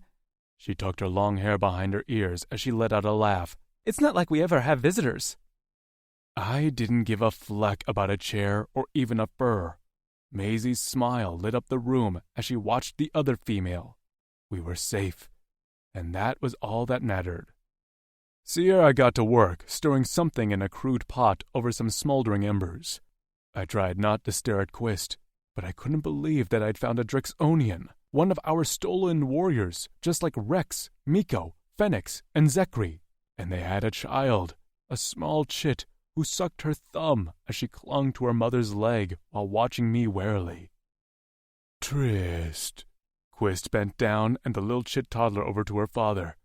He wrapped a muscle arm around her tiny waist and smiled softly at her. Trist snuggled into her father, clearly less nervous now that her father was there to protect her. My breath caught in my chest at the sight. This is Matic. Quist pointed to me. He's my friend. And that is Maisie. She is your mother's friend, so you don't need to be scared of them. Friend? Trist asked, cocking her head like she didn't know the word. Sierra dropped the spoon she'd been stirring with a clatter, and her hand shook as she bent to pick it up. Quist watched her with sad eyes. A friend is someone you like and trust. Friend, the chit answered in awe as she blinked up at me. I crouched down on her level and gave her my best grin. I think we're going to be best friends, Trist. Best friend? Her little voice went up at the end with excitement. I nodded as I dug into one of my belt pouches before removing a small disc. She reached for it with her chubby fingers, but I held it just out of her grasp. This is a piece of stone from an old building in granite, which is where your father was born. I placed it in her hand. I was saving it to give to my best friend, so I'm glad I found you. She held it carefully cupped in her small hands like it was a live animal. What do you say? Quist's voice was low and a little strained. Thank you, best friend Matic, Trist said. She then hobbled away from her father to show her mother. Sierra nodded as her daughter babbled some nonsense words. A shiny tear dripped off her chin. Quist watched his family carefully. We'll show her a real building there, soon, I said. Quist's eyes closed, and Sierra sniffed. Maisie remained quiet in the corner, her eyes wide. Fleck, how had I managed to lower the celebration? Quist? I asked. He waved a hand. We'll talk later. I need to go catch some more food now that we have more mouths to feed. I immediately stood. Hey, I'll provide for mine and Maisie's mouths. Sit down. Quist's smile was back. The Munkas live inland, and while we use them for furs, their meat is not the best. Sierra turned around with her nose wrinkled. It's tough. I have to cook it for days. We eat from the fresh ass, and the port crullers leave me alone, so I can catch what I need easily. I shifted my weight from foot to foot. But I want to earn my keep. You've been here like 10 minutes, Sierra said with an eye roll. I didn't understand her time measurement. Honestly, I'm thrilled to cook for someone else. Quist will eat anything, and Trist is picky. I've been working on some new techniques. I'm eager to see what Maisie thinks. She smiled at my female, who returned her grin in force. That made me relax. If you're sure. Sit. Maisie spoke up now. I want to look at your leg. It's fine, I growled. It wasn't fine, but it wasn't going to need to be cut off or anything. She narrowed her eyes at me. Mad. Fine. I slid down to the floor with my back against the wall and couldn't help the groan that escaped my lips. With a quick kiss to Sierra's head and a hug from his daughter, Quist left the hut. A short moment later, I heard a splash below. Sierra stood at the small table chopping up some blue leaves, while Trist played in the corner with some wooden blocks. He'll probably come back with more than we need, so I hope you're hungry. I was starving. I'll eat anything and everything. So you get fresh seafood every day? Maisie asked. Sierra laughed. That's one way to look at it. And how did you, Maisie bit her lip, get here? Sierra's hand slowed before she took what she chopped and dropped it in a bowl with a practiced flick of her hands. She explained how she never remembered leaving Earth, that she'd woken up when her aircraft had crashed into the Freshass. The Harazians who'd taken her were all swept underwater by the port crullers, and she would have been too, but Quist had rescued her and brought her to this island. But he hadn't revealed himself to her, and instead left her gifts of food and supplies while she found shelter on the beach. It wasn't until the Harazians must have tracked the site of the crash and showed up here to take me back. Quist showed up in all his tentacled glory and saved me. She smiled, and her cheeks pinked. He was amazing, but very shy. We learned to trust each other after. She held up her wrists and rotated them to show off her locks. This happened, so I also fell in love with my fated alien mate. What else was there to do? She laughed. What are those? Maisie asked. Tattoos? Locks, I answered when Sierra seemed to defer me to answer about my culture. Fatas used to sparingly bless Drixonians with fated mates, or Korra Eternals. But lately, the human females we have rescued have all been bearing locks with warriors. I nodded at Maisie. This is what happened to your friend Lou. Her and Axton are mates. Maisie's thin fingers circled her own wrists. Wow. I can feel him up here, Sierra said. His emotions. Right now, he's very happy, content, and also a bit excited. Sierra met my gaze. Thank you for accepting him. I bristled a bit at that. Of course I would. Well, he thought he would not be welcomed, and a large part of him is embarrassed at what was done to him. He feels shame. Maisie made a noise and looked down at the ground. Her hand came up and ruffled the fringe over her forehead. He shouldn't feel shame. I don't feel shame for the sons of Notbrand on my neck. It wasn't my doing, and I know who I am. Quist has survived all this time, saved a human female as is his duty as a Drixonian warrior, and created a family. You both look happy and well cared for. He should be proud of what he's done. Right here, in this hut, is evidence Quist is every bit the warrior we would all be proud of. A steady dripping reached my ears, and I turned to see Quist standing in the doorway, some of his tentacles still lazily waving in the air. A cluster of flopping creatures from the Freshass hung from one of his hands, but his gaze was on me, and his jaw clenched a few times. Quist, Sierra whispered, you're back. I met Quist's eyes. I wasn't sure how much he heard of what I said, but it didn't matter. I meant every word. Finally, Quist gave me a quick nod, just a jerk of his head, before striding across the kitchen to plant a loud kiss on Sierra's lips. Then, with a wide grin, he held up his catch. I have returned with sustenance for my family and guests. Does this suffice? She gasped. You traveled to get Vissel? You didn't have to do that. They are your favorite, and I wanted Matic and Maisie to have them too. He pulled up a chair and grabbed a pouch from a hook on the wall. Need something for your leg? I have some healing salve. I glanced at the wound. While it no longer bled, it ached like a motherflecker. I'd likely limp for a few rotations. Sure, I'll take it. Maisie snatched it out of his hands before I could grab it. I'll do it, she said, and sitting cross-legged beside me, she carefully applied the salve before wrapping my thigh in a clean bandage. Her small fingers caused my cock to jerk, and I closed my eyes and thought of other things, like that Harazian's blade, before I did anything inappropriate in front of a chit. So, can I ask how you found yourselves here? Quist asked. As I'm sure you can tell, I don't know much at all about what has happened on this planet. You were taken during the uprising? I asked. He nodded. And when the Uldani didn't like my enhancements, they dropped me off here. I expected them to come back for me, and that was why I never left.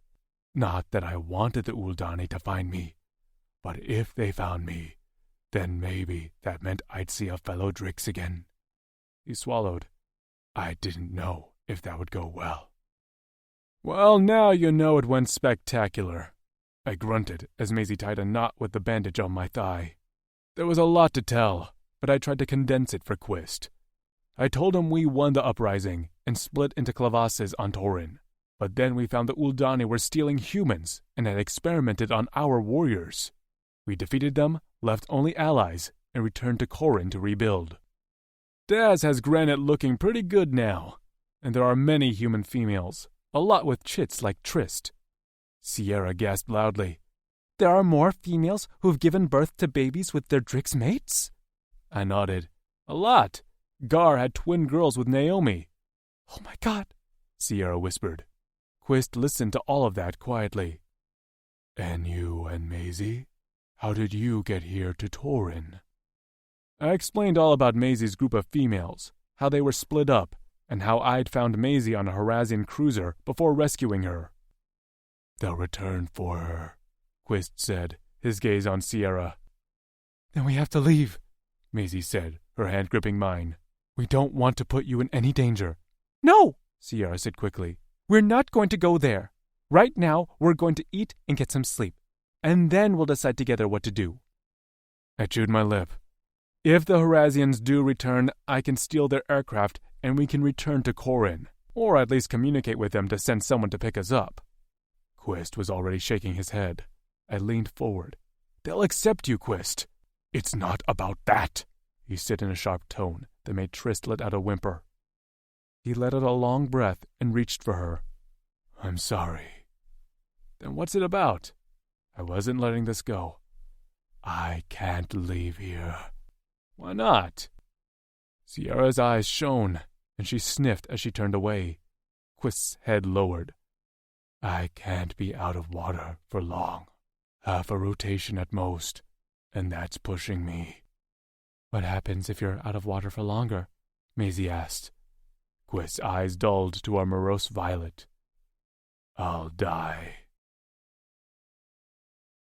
Chapter 11. Maisie. My heart sank, watching Sierra bravely battle her emotions while she stripped some sea creature of its tough hide. I reached out to grasp her wrist, right around her locks, and she shot me a watery smile. It's okay, she said softly. We're happy here. I never expected to see another human again, so just a short time with you is enough. Quist speared his fingers into his hair and tugged, his expression tight with frustration. If I could, Sierra, I'd take you and Trist. Stop. She shot him a glare. Don't you dare feel guilty. I'm alive because of you, and so is Trist. Our family is all I need. She tossed the creature, which had one eye dangling from an antennae from the top of its dome-shaped head, into a sizzling pan over the fire. Matic was shaking his head. No, Listen to me, Quist. We're going to wait until the Horasians come for us. Then I'm going to steal their ship and we're going home. All 5 of us. Maddox, don't argue with me. We'll make it work. We'll fill a vessel with qua so you can submerge yourself as often as you need to. The aircraft would never fly with that kind of weight. What if we cover you with a wet cloth? I spoke up. Don't they do that for dolphins and whales when they transport them, Sierra? Her eyes brightened slightly as she eyed me. That might work. It would keep his scales moist. We'd still need water, but likely less of it. We could do it, Quist. I nodded with certainty. I'm sure of it. I explained a little more about how I thought it could work, complete with drawing some diagrams in the dirt floor of the hut, until Trist ran over giggling and messed up my drawings with her feet. I snatched her and tickled her sides until tears of laughter streamed down her face. Soon after, she dozed in my arms while little snores fluttered from her pale blue lips. I studied her as she slept, from her dark hair to her little nubbed brows, her freckled blue skin. She was a wonder, a perfect mix of Sierra and Quist. I hadn't thought about how humans and Drixonians could procreate, but Trist was proof, in the form of a perfect little cherub.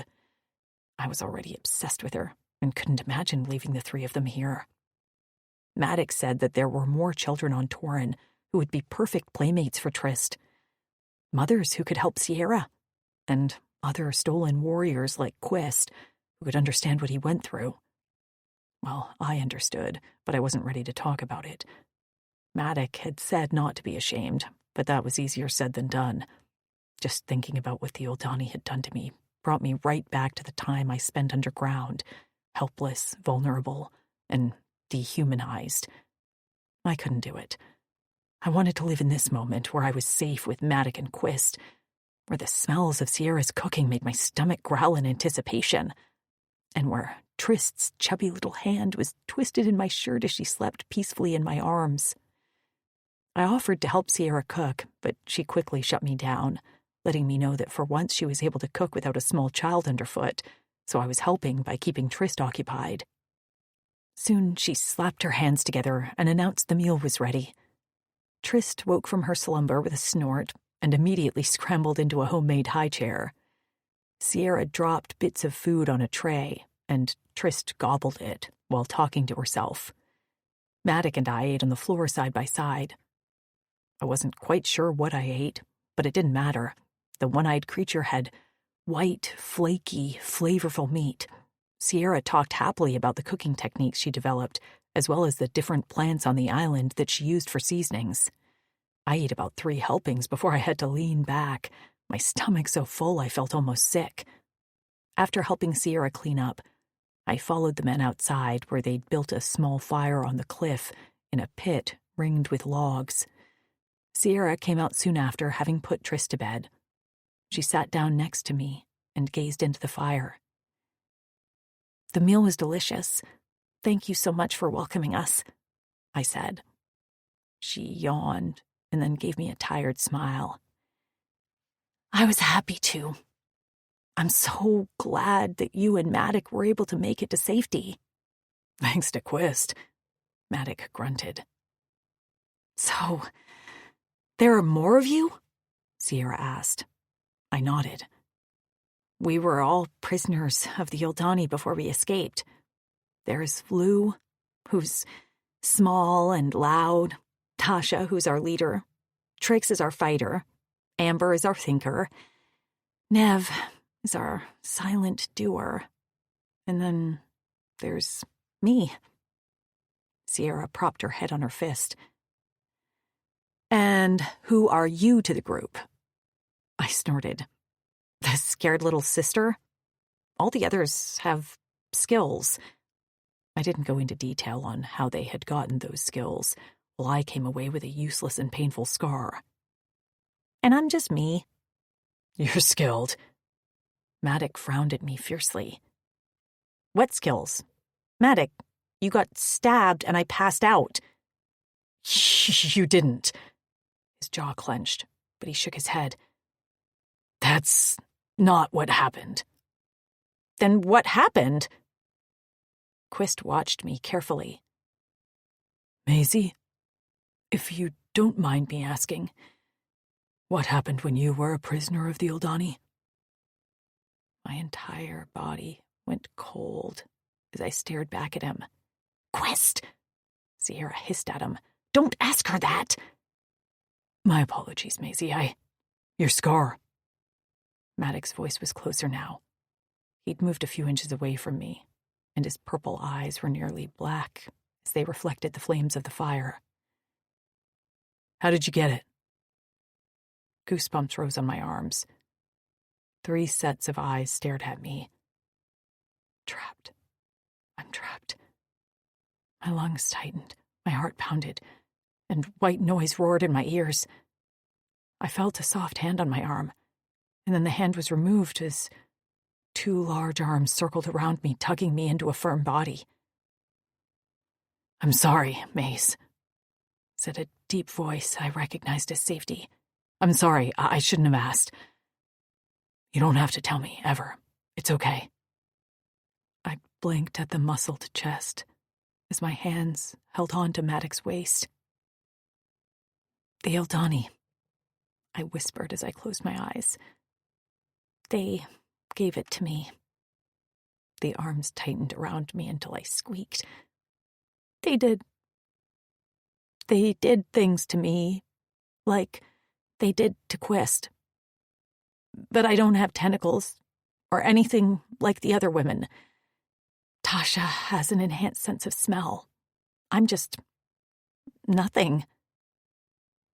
You're not nothing, Maddox whispered, his lips moving the hair on top of my head.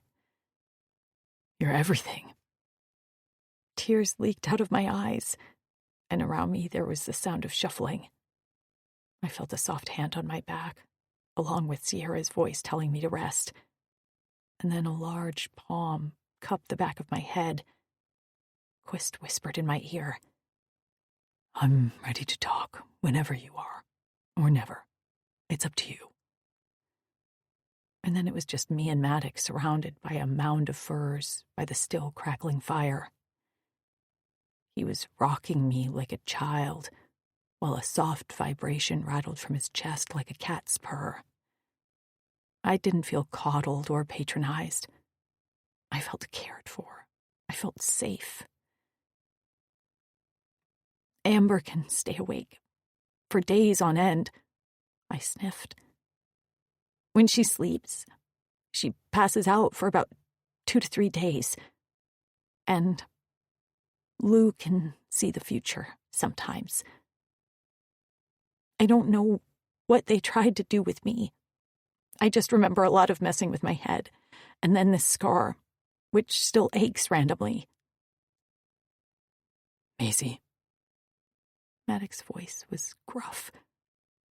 I withdrew from his arms to look at his face. Yeah?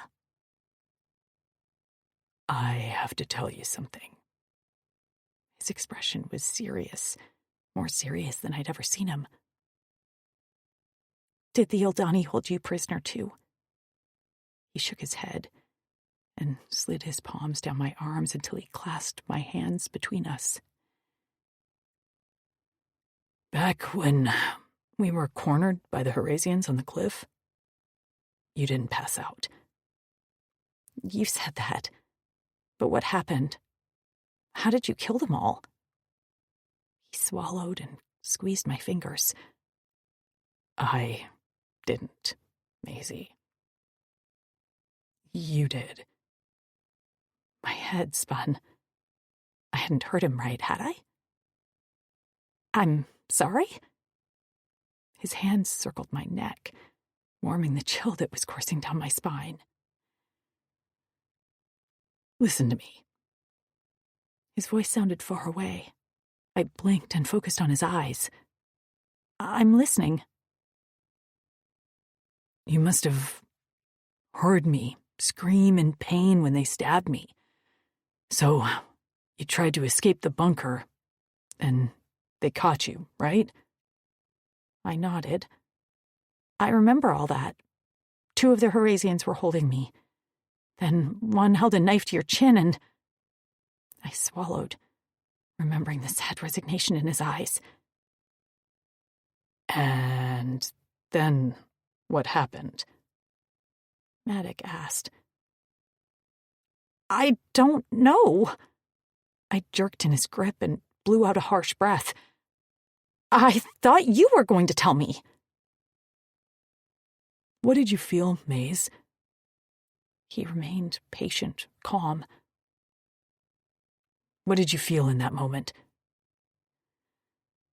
I closed my eyes and cast myself back to the feel of the Horasians holding my wrists, the feel of the dirt-packed ground under my feet, the smell of Maddox's blood, and the echo of his pain-filled scream. There'd been a burn in my chest, in my head, in all my limbs. I opened my eyes and met his. I felt anger and protectiveness over you. I felt like I wanted to fight. You did fight, he said. You saved us. But how? The scar on your forehead glowed, and your eyes changed. Wind whipped up around your body in a cyclone, and then you opened your mouth. To me, it sounded just 1,000 screams. My head pounded, and I had to cover my ears. Your lips were moving, but I couldn't make out any words. The Horasians just collapsed and seemed to bleed from the inside out. Their eyes, their noses. I thought the same thing would happen to me, but it didn't. And then you collapsed in exhaustion. This was crazy. He was crazy. Maddox, you don't have to make up stories to make me feel better about myself. But even as the words left my mouth, an uneasy feeling settled in my gut. Maze, he said with a smile. Think about it. Feel how you felt then. Do you really think I made that up? No, I didn't. Maddox wouldn't lie to me. I rubbed at my forehead, while his thumbs caressed the base of my throat. But why didn't this happen before, when my friends and I were separated, when Lou was taken? Why didn't I save them? I don't know. Maybe you were too scared then. Maybe you felt like this was your only choice. I don't know. But you did it, Maisie. I saw everything. Do you remember what you said or how you did it? I closed my eyes again, letting my mind open fully in a way I hadn't since I was taken from Earth. I'd been so terrified of what the Eldani had done to me that I didn't trust my own mind. When the girls and I had been taken, and when Lou was grabbed by the blue alien, I'd been nothing but terrified. There hadn't been anger, but with Maddox, I'd felt for once like I was my only hope, our only hope. I remembered the heat spreading out from my forehead. High-pitched sound in my ears. And then I'd told the Horasians to die. I remembered my lips moving, the words flowing from my mouth like smoke. With each breath, the Horasians sucked up my words until their blood leaked from their orifices like a horror movie. Trembling, I stared up at Maddox.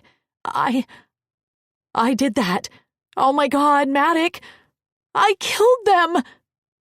I stared at my hands, but they hadn't done the killing. My mind had. How fucked up was that? What if I had killed you too? My teeth chattered as fear lodged itself in my gut like a hot lava rock. I could have killed you! I struggled in his hold. I can't be here. I might hurt Sierra, or Quist, or Trist.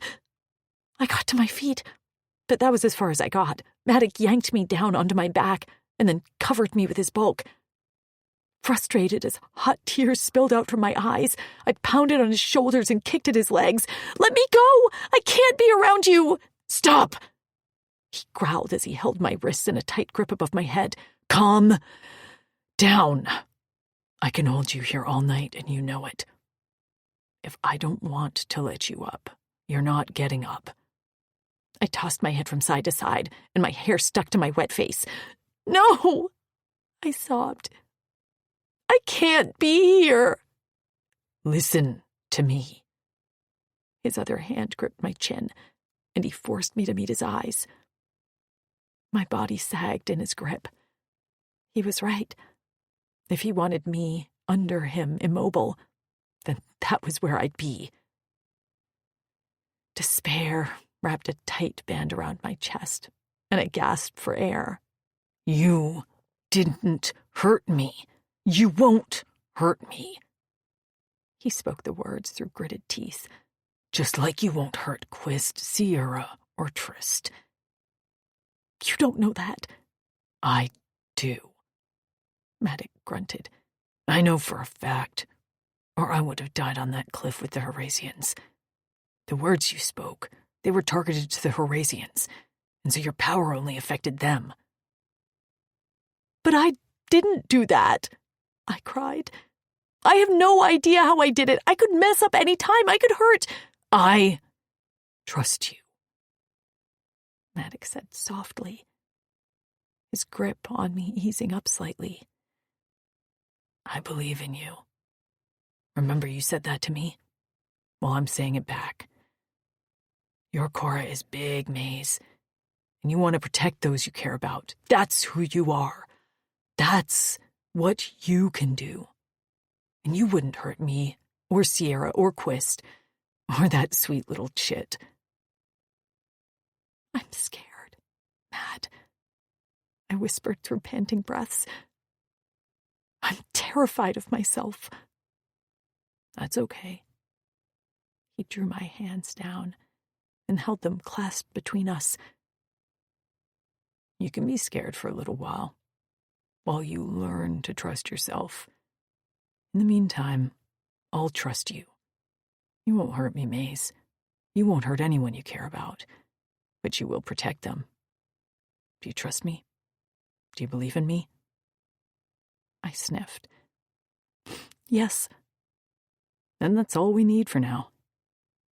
Our foreheads touched, and I breathed him in, wishing I could absorb his bravery and courage. "Maddox?" I whispered. "Yeah." "Kiss me, please." His lips stretched into a smile. "Absolutely." Chapter 12. Matic. She asked for what she wanted, and I wished she knew how that alone made her brave.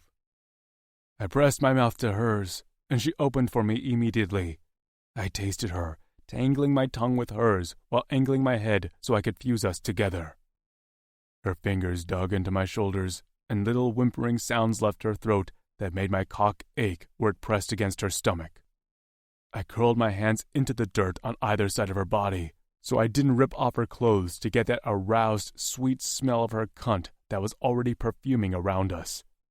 "Mad," she gasped into my ear, the best sound in the world. She lay beneath me with her face half in shadow from the dark night and the campfire, the stars in the sky reflected in the shine of her dark eyes. I brushed the hair aside on her forehead and pressed a kiss there, right over her scar. The skin warmed under my lips, and Maze wriggled beneath me. "Mad," she said again. "Yeah, Maze?"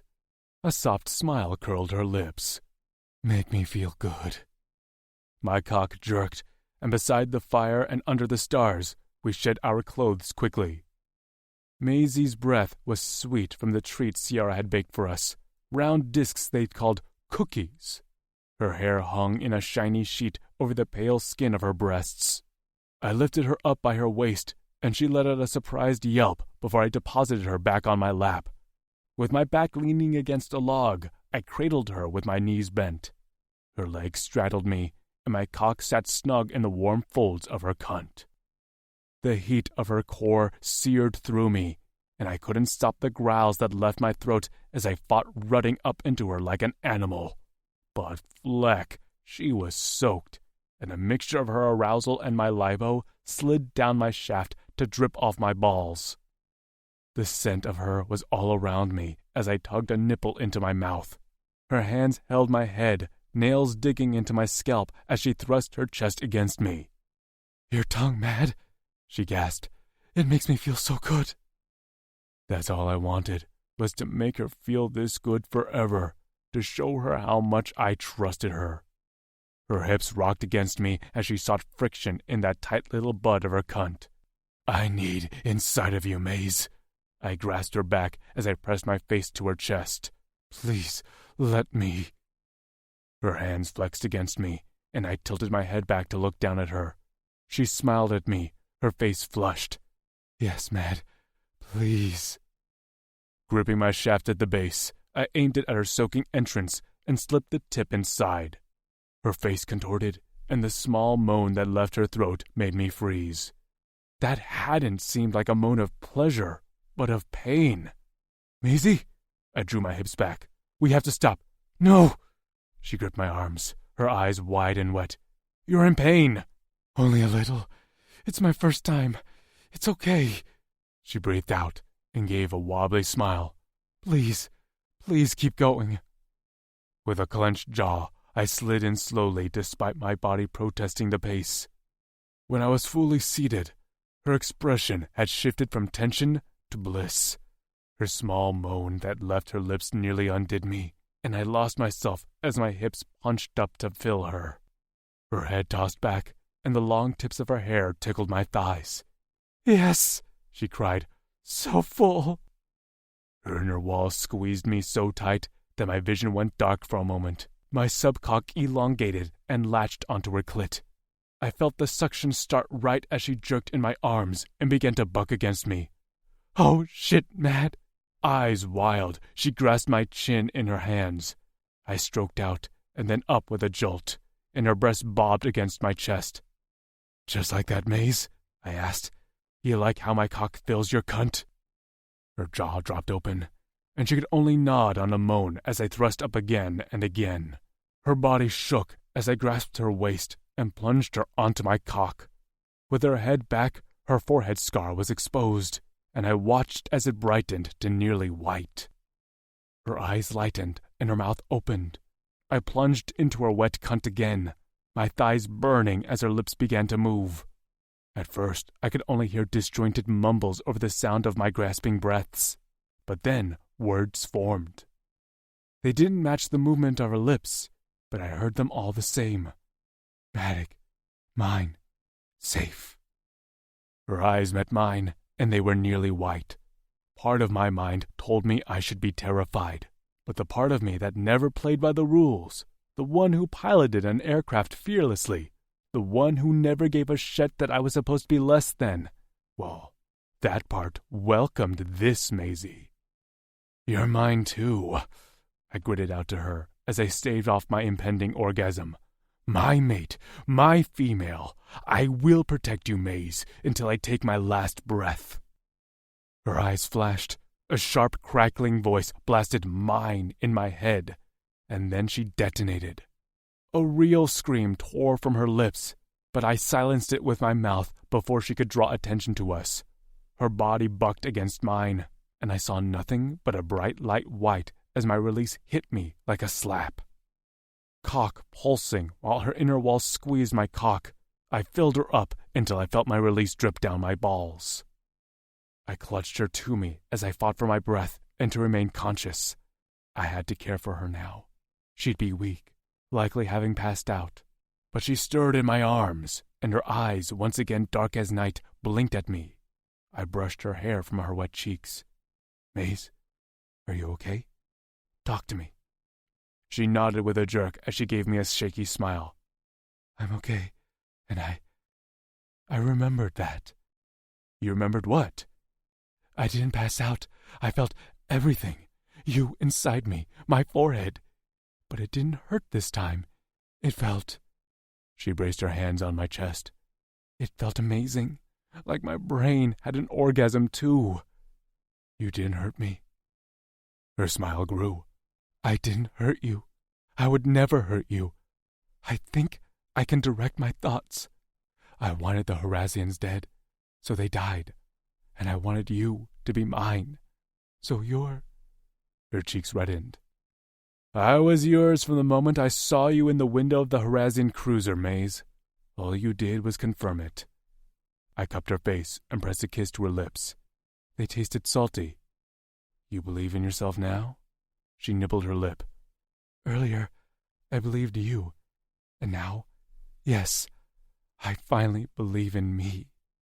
That's my female. I pressed a kiss to her forehead, and when I pulled away, my lips tingled. Maisie. I clipped a fur to the clotheslines and smoothed my hand down the front. Trist popped out from behind with a giggle, and I made a face with my eyes crossed. She let out a squeal and tottered away as fast as her legs could carry her. Beside me, Sierra smiled as she finished hanging a set of Trist's small shirts. For ease, all the little girl wore were wrap shirts, so they could expand as she grew. The clothes were made of a dried kelp-like seaweed that Sierra knitted together. Maddock and I had woken up by the dying fire at sunrise, wrapping in each other and tangled up with blankets. We remained that way, breathing in each other, until Trist came out and jumped on us with loud squeals.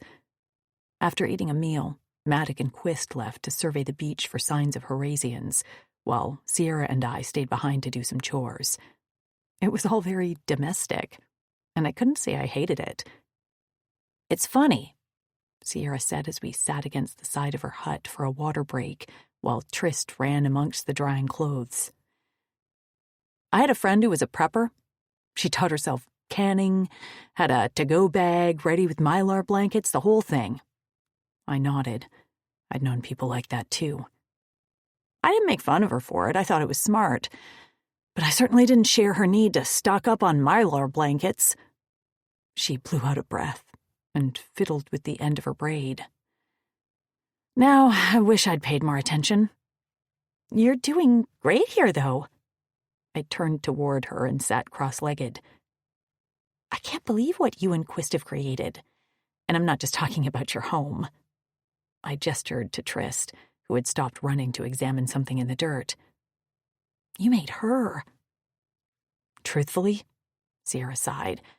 I was absolutely terrified.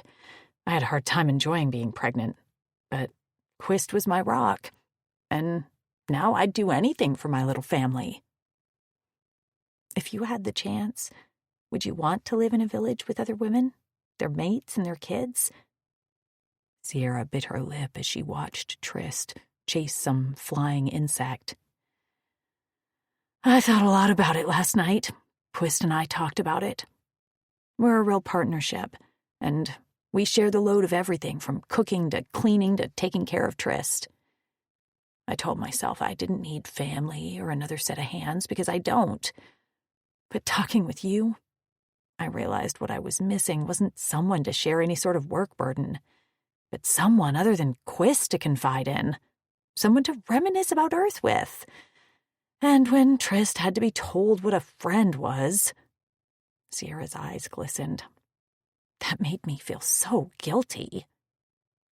You can't guilt yourself over that. I took her hand and squeezed. You know that, right? She's so happy. Look at her. Trist was currently spinning in circles, trying to catch her own nubby tail. Sierra laughed. I know.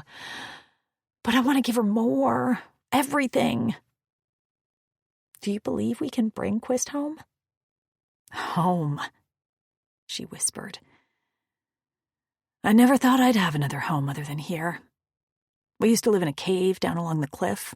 It was easily defended, but Trist got sick as a baby from the damp air, and we had to move up here.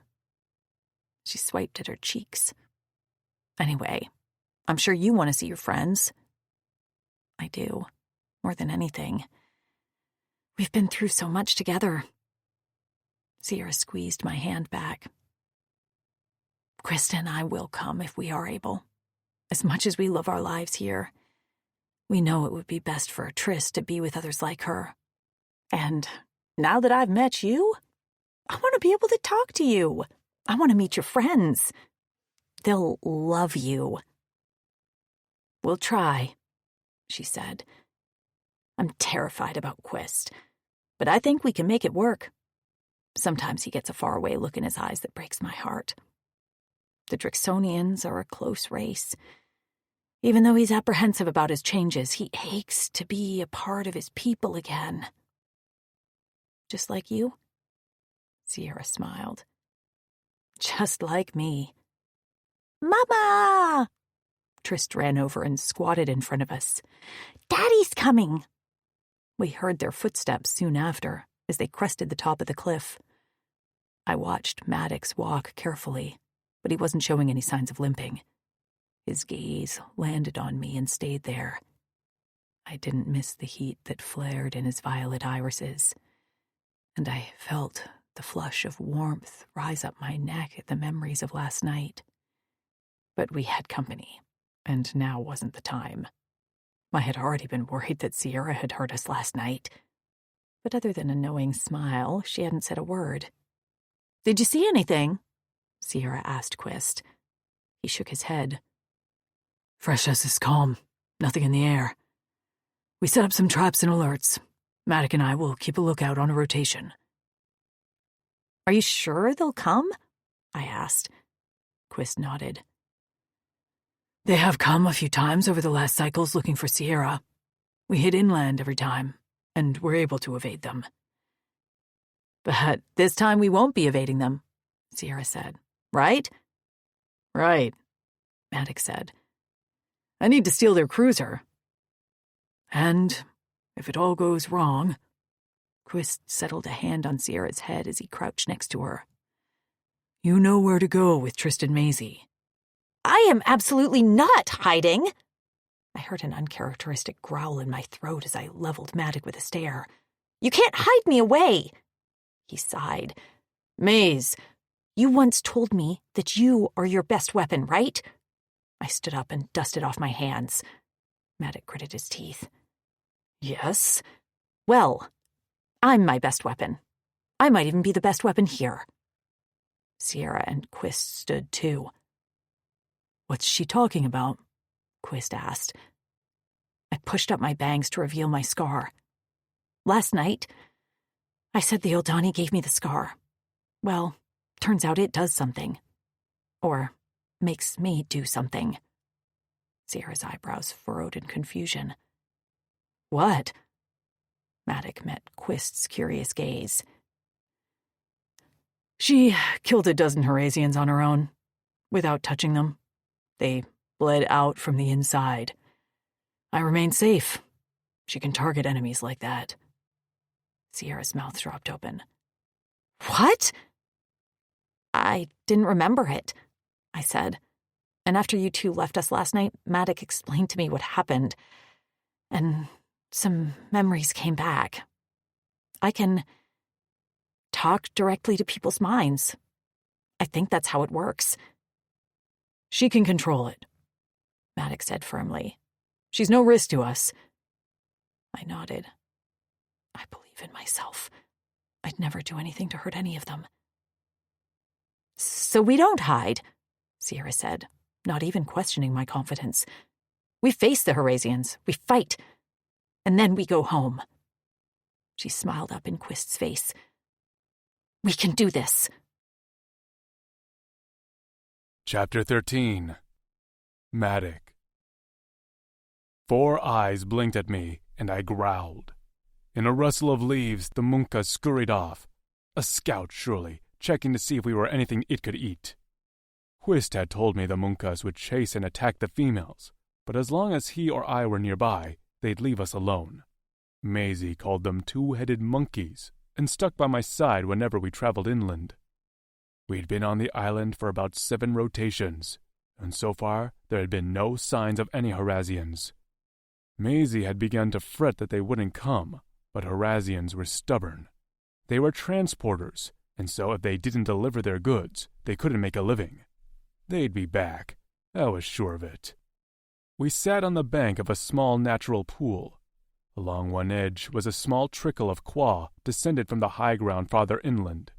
The qua here was cool, and since the temperature on the island had been increasing recently, we were more than happy to visit. Crouched on the rock on the shore, Maisie scrubbed at a stain on a shirt she'd made, grumbling to herself. "I'm going to wear a poncho when I eat. Look at this, Mad. I just learned how to knit this seaweed stuff, and I already ruined it." "It's not ruined. Look at my pants." I gestured to the only pair I had, which had been patched so many times that I wasn't quite sure what the original fabric was. Sierra had sewed up the hole caused by the Horazian blade. Maisie lifted an eyebrow. "Exactly. Those pants need to be put out of their misery." "Hey, you'll hurt their feelings. These pants have served me well." I adjusted the attached buckle clasp above my tail. "You're just jealous you don't have this kind of relationship with your pants." She shook her head as she continued scrubbing. "You always have some sort of comeback, don't you?" "My mother taught me to always have the last word." "She did?" I slid my pants down to my ankles and stepped out of them, making sure to fold them carefully on a rock. I waded into the fresh qua stream and exhaled loudly. "She said anyone can fight with their fists, but not everyone is quick enough up here." I tapped on my temple. That was what made her the angriest about me being labeled a son of naught. She wanted a full education for me, so she formed her own little colony of other mothers who refused to be embarrassed and live in shame. She sounds incredible. I dunked my head under the water for a moment and scrubbed my face. She was. Her best friend was Relk's mom, and he and I were close. "Is Relk back at the village with the rest of your clavas?" I waded toward her and propped my folded arms on the rock where she sat. Her shirt lay drying beside her while she stuck her bare feet in the stream. I tickled the bottom of her foot, and she kicked out with a smile. The sight of her bright expression eased the ache in my chest. "No, Relk isn't there." Her lips turned down. "He's not?" "Not sure where he is." "But he's alive?" I hoped so. I used to track him, but he was a sneaky flecker. He prefers to separate himself and live alone." She cocked her head. "Why?" His story wasn't mine to tell, so I shrugged. "Because he's Relk. I hope that one rotation he'll find a reason to come home. Until then, I can only hope he's taking care of himself." "I hope to meet him one day." "I hope you do too." I hoisted myself out of the water and plopped down next to her. She shoved me away with a laugh. "Go away! You're getting me wet!" I crossed my arms with an exaggerated pout. "Fine, I'll just leave and let the munkas eat you." "Oh, fine, come here." She sighed and wrapped her arms around me. My skin was mostly dry anyway as she finger-combed my hair. "Do you think we'll have a chit?" she said softly. Some of the other sons of Nut never bothered to dream of chits, but I did. My mother had told me that my blood deserved to live on. "I do," I answered her. "Really? You'd want a chit with me?" Her hand brushed her bangs, and I narrowed my eyes at the gesture. "Why not?" "I don't know. I'm not exactly a perfect human." "No one's perfect. And look at what Quist made." "Yeah," she grinned at that. "Trist is pretty close to perfect." "As close as one can get." I dropped a kiss on Maisie's head and let my lips linger there. "You're mine, Maze. You're who my mother made me for. She must have known you were in my future, and she taught me everything to be what you needed." Maisie's head tilted, and her lips touched mine. My cock responded quickly, and I surged over top of her, about to take my mate for the second time that rotation. I'd already had my head between her sweet thighs this morning, when a rustling sound made me go still. I lifted my head toward the sound as Maisie went very quiet beneath me. I expected Quist to come through the trees and ask us where we'd been, or Sierra to holler at us that the evening meal was ready. "Munkas?" Maisie whispered. That sound had come too close to the ground for it to be munkas. I shook my head and scanned the tree line as I held my breath. When I didn't spot anything, I slowly eased off Maisie and tucked her under one arm. She huddled there while I reached for my holster that lay near my pants. Just as my hands closed around the fabric, laser fire pinged off the rock only a hair's width from my hand. Maisie screamed as 5 figures emerged from the trees surrounding us. Naked, I rose to my full height with my machetes out as I snatched my laser gun. I fired one shot at the closest Horazian, and a hole appeared between his eyes as he dropped to the ground like a rock. "How the fleck did they get this far inland without us knowing?" I growled as more Horazians merged. I fired more shots, taking out 2 more Horazians, but the attackers were bearing down on us. A hand reached for Maisie, and I slashed it with my forearm machetes with a vicious strike that sent the dismembered hand into the pool behind us. Maisie screeched as a whip wrapped around her waist and tugged her. I lunged to cut the whip, but another one wrapped around my ankle and sent me into the rock below face first. Blood gushing from my nose, I rose quickly to cut the whip, holding me in time to see a Horazian growl in Maisie's face. "Shut up!" and punched her in the mouth. Her lips split, blood spurted, and she flew backward. Her head hit the rocky ground with a sickening crack, and her body went limp. I lost my mind. Laser fire seared my scales as I fought back, first plunging my machete straight into the throat of the Horazian who had punched Maisie. He clutched his throat with a panicked gurgle while blood gushed from between his fingers. The other Horazians either fell by my gun or my machetes. I was pretty sure I bashed a skull with my tail, and maybe caved in a chest with my bare foot. I barely felt the answering blows, because all I could think about was Maisie, lying motionless on that rock, with a slow pool of blood spreading out around her. When I dispatched the last Horazian, I stumbled to her side, belatedly aware I had a blade in my side. I pulled it out with a grunt and tossed it away before falling to my knees beside Maisie. The Horazian who struck her still gasped his last breaths, and I didn't put him out of his misery. He could lie there among the bodies of his comrades and suffer. "Mace," I whispered as I gathered her in my arms. Her hair was matted near her temple where she bled. Her eyes didn't open, and I pressed my hand against her chest. Her cora beat steadily. I exhaled roughly, nearly collapsing. I hadn't let myself believe she could be dead. We had a future. Plans. She wanted my chit. I wanted her.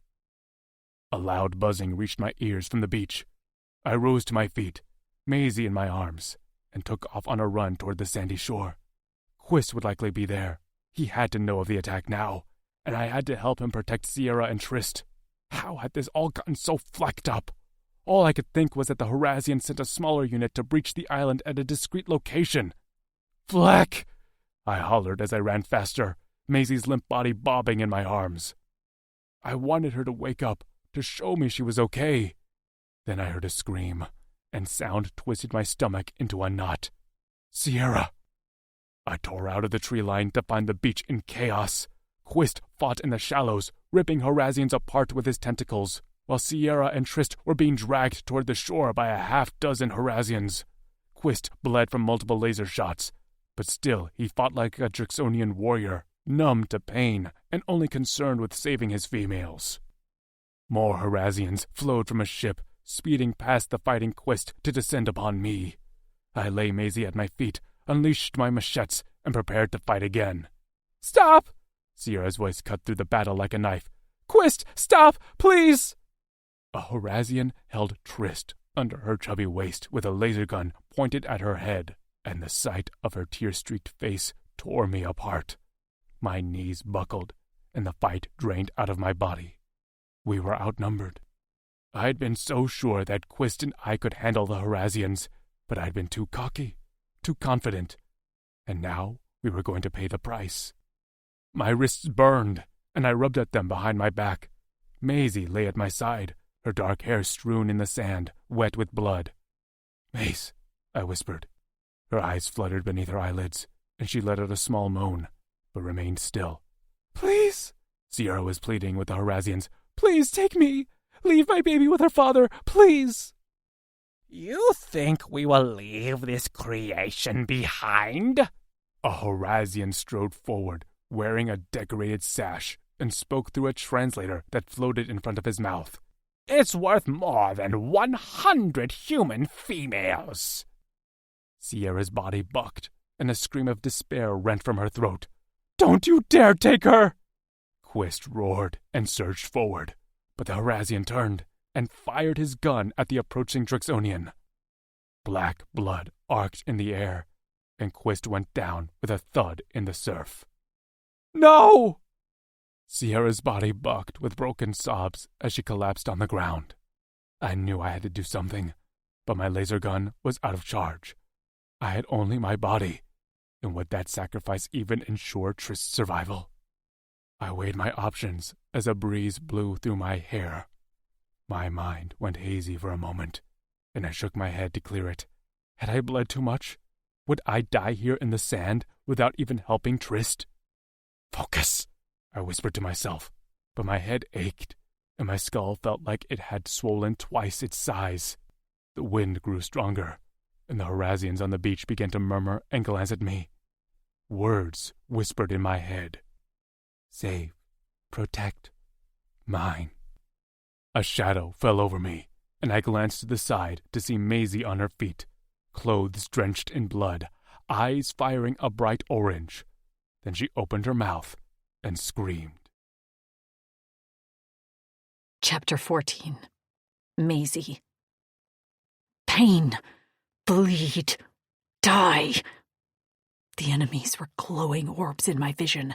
I moved my mouth, filtered my words to their ears, and smiled as their brains began to wither. Each Horazian fell to the sand, writhing as they choked on their own blood. Distantly I heard a voice, a friendly voice, as a white silhouette darted toward a smaller, pale silhouette. The glowing orbs dropped off one by one as each enemy took their last breath. Don't hurt me, my friends, my mate. Die. When the last glowing orbs faded to nothing, my words had nowhere else to go. No other brain to infect. Something warm touched me, and then my vision went dark. Maisie! Maisie! A voice broke through the darkness. Warm hands. A smell like spring rain. I opened my eyes to Maddock bent over me. His mouth moved, and it took a moment for his lips to line up with the sound of him calling my name. Maisie! Sight and sound clicked back together like a puzzle piece. I reached up and brushed my fingers along his jaw. Is everyone okay? Maisie! Sierra's frantic voice sounded far away. I groaned and rolled onto my side. My head didn't hurt, it just felt full. I glanced down the island beach to see Sierra holding Trist while helping a stumbling, bleeding Quist emerge from the ocean. Maddock jerked to his feet, then glanced at me helplessly. I waved a hand at him. I'm fine. Go help Quist. I managed to prop myself up on my hands as Maddock took off on a sprint toward Quist. Why was he naked? How had we gotten to the beach? The last thing I remembered was the pond. Maddock kissing me. Then the Horazian attack. I pressed a hand to my temple, and my fingers came away sticky with blood. But that wasn't what caught my attention. My wrists. They bore golden locks. Sierra dropped Trist to the beach, and the little girl ran full tilt toward me, smacking me in the chest with her little body. Her arms clamped around my neck like a vice, and I squeezed her as she trembled. Maddock helped Quist to dry sand while Sierra fretted over him with small cries of distress. Guilt lodged in my chest. This had all happened because of me. I had brought the Horazians here with my presence. Quist collapsed on his back while his chest heaved with each strained breath. One tentacle hung badly mangled, and blood trickled from a hole in his neck. Trist let go of me long enough to crawl to her father's side, where she wrapped her arms around his waist and pressed her ear to his chest. I'm sorry, I whispered to Sierra while Maddock surveyed Quist's injuries. She met my gaze steadily and shook her head. Don't do that. They were always going to come back. She swiped at the sandy tears on her face. Always. And if you hadn't been here, we'd all be dead. And Trist, She rolled her lips between her teeth as her voice dropped off. I wrapped my arms around her shoulders. Did they hurt you? She shook her head. No.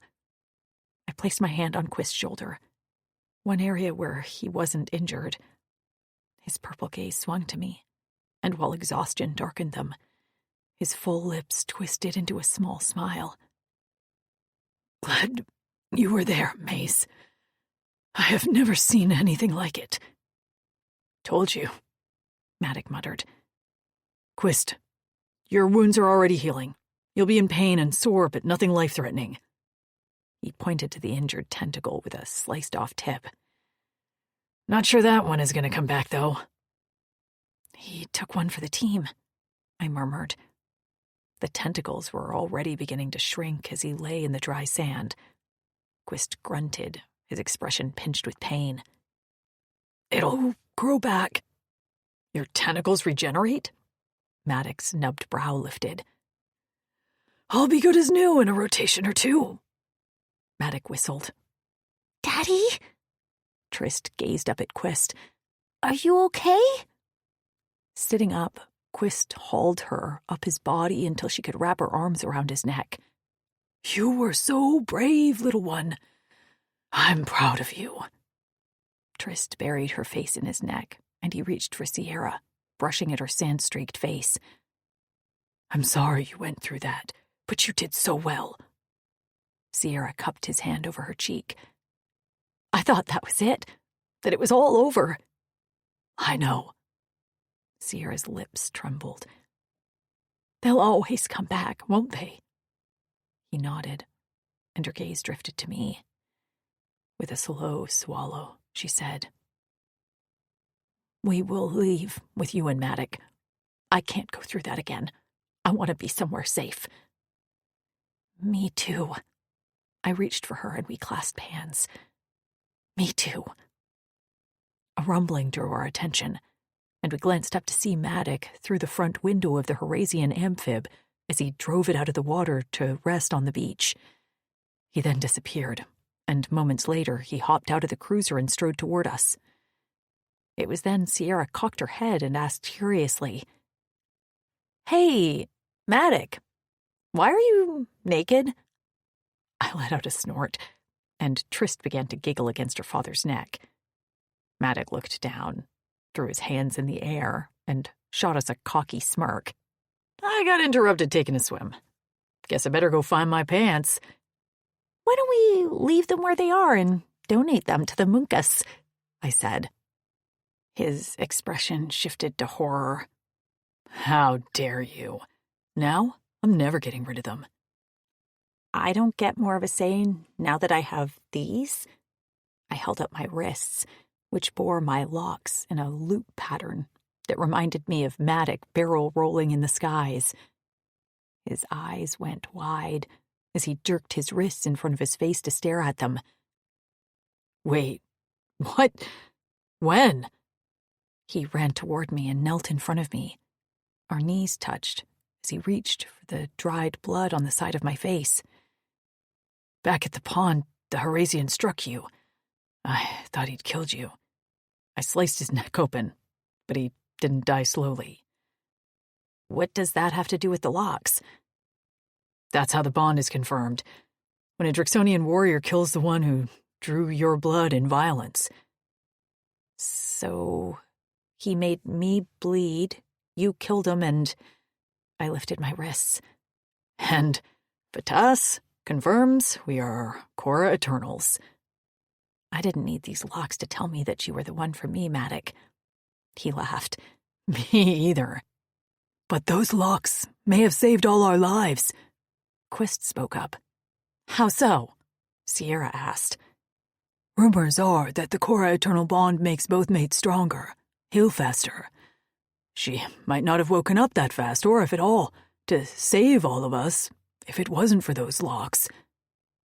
I clasped Maddox's hands. Thank you for saving my life. Thanks for saving mine, he grinned. Now, let's go get my pants.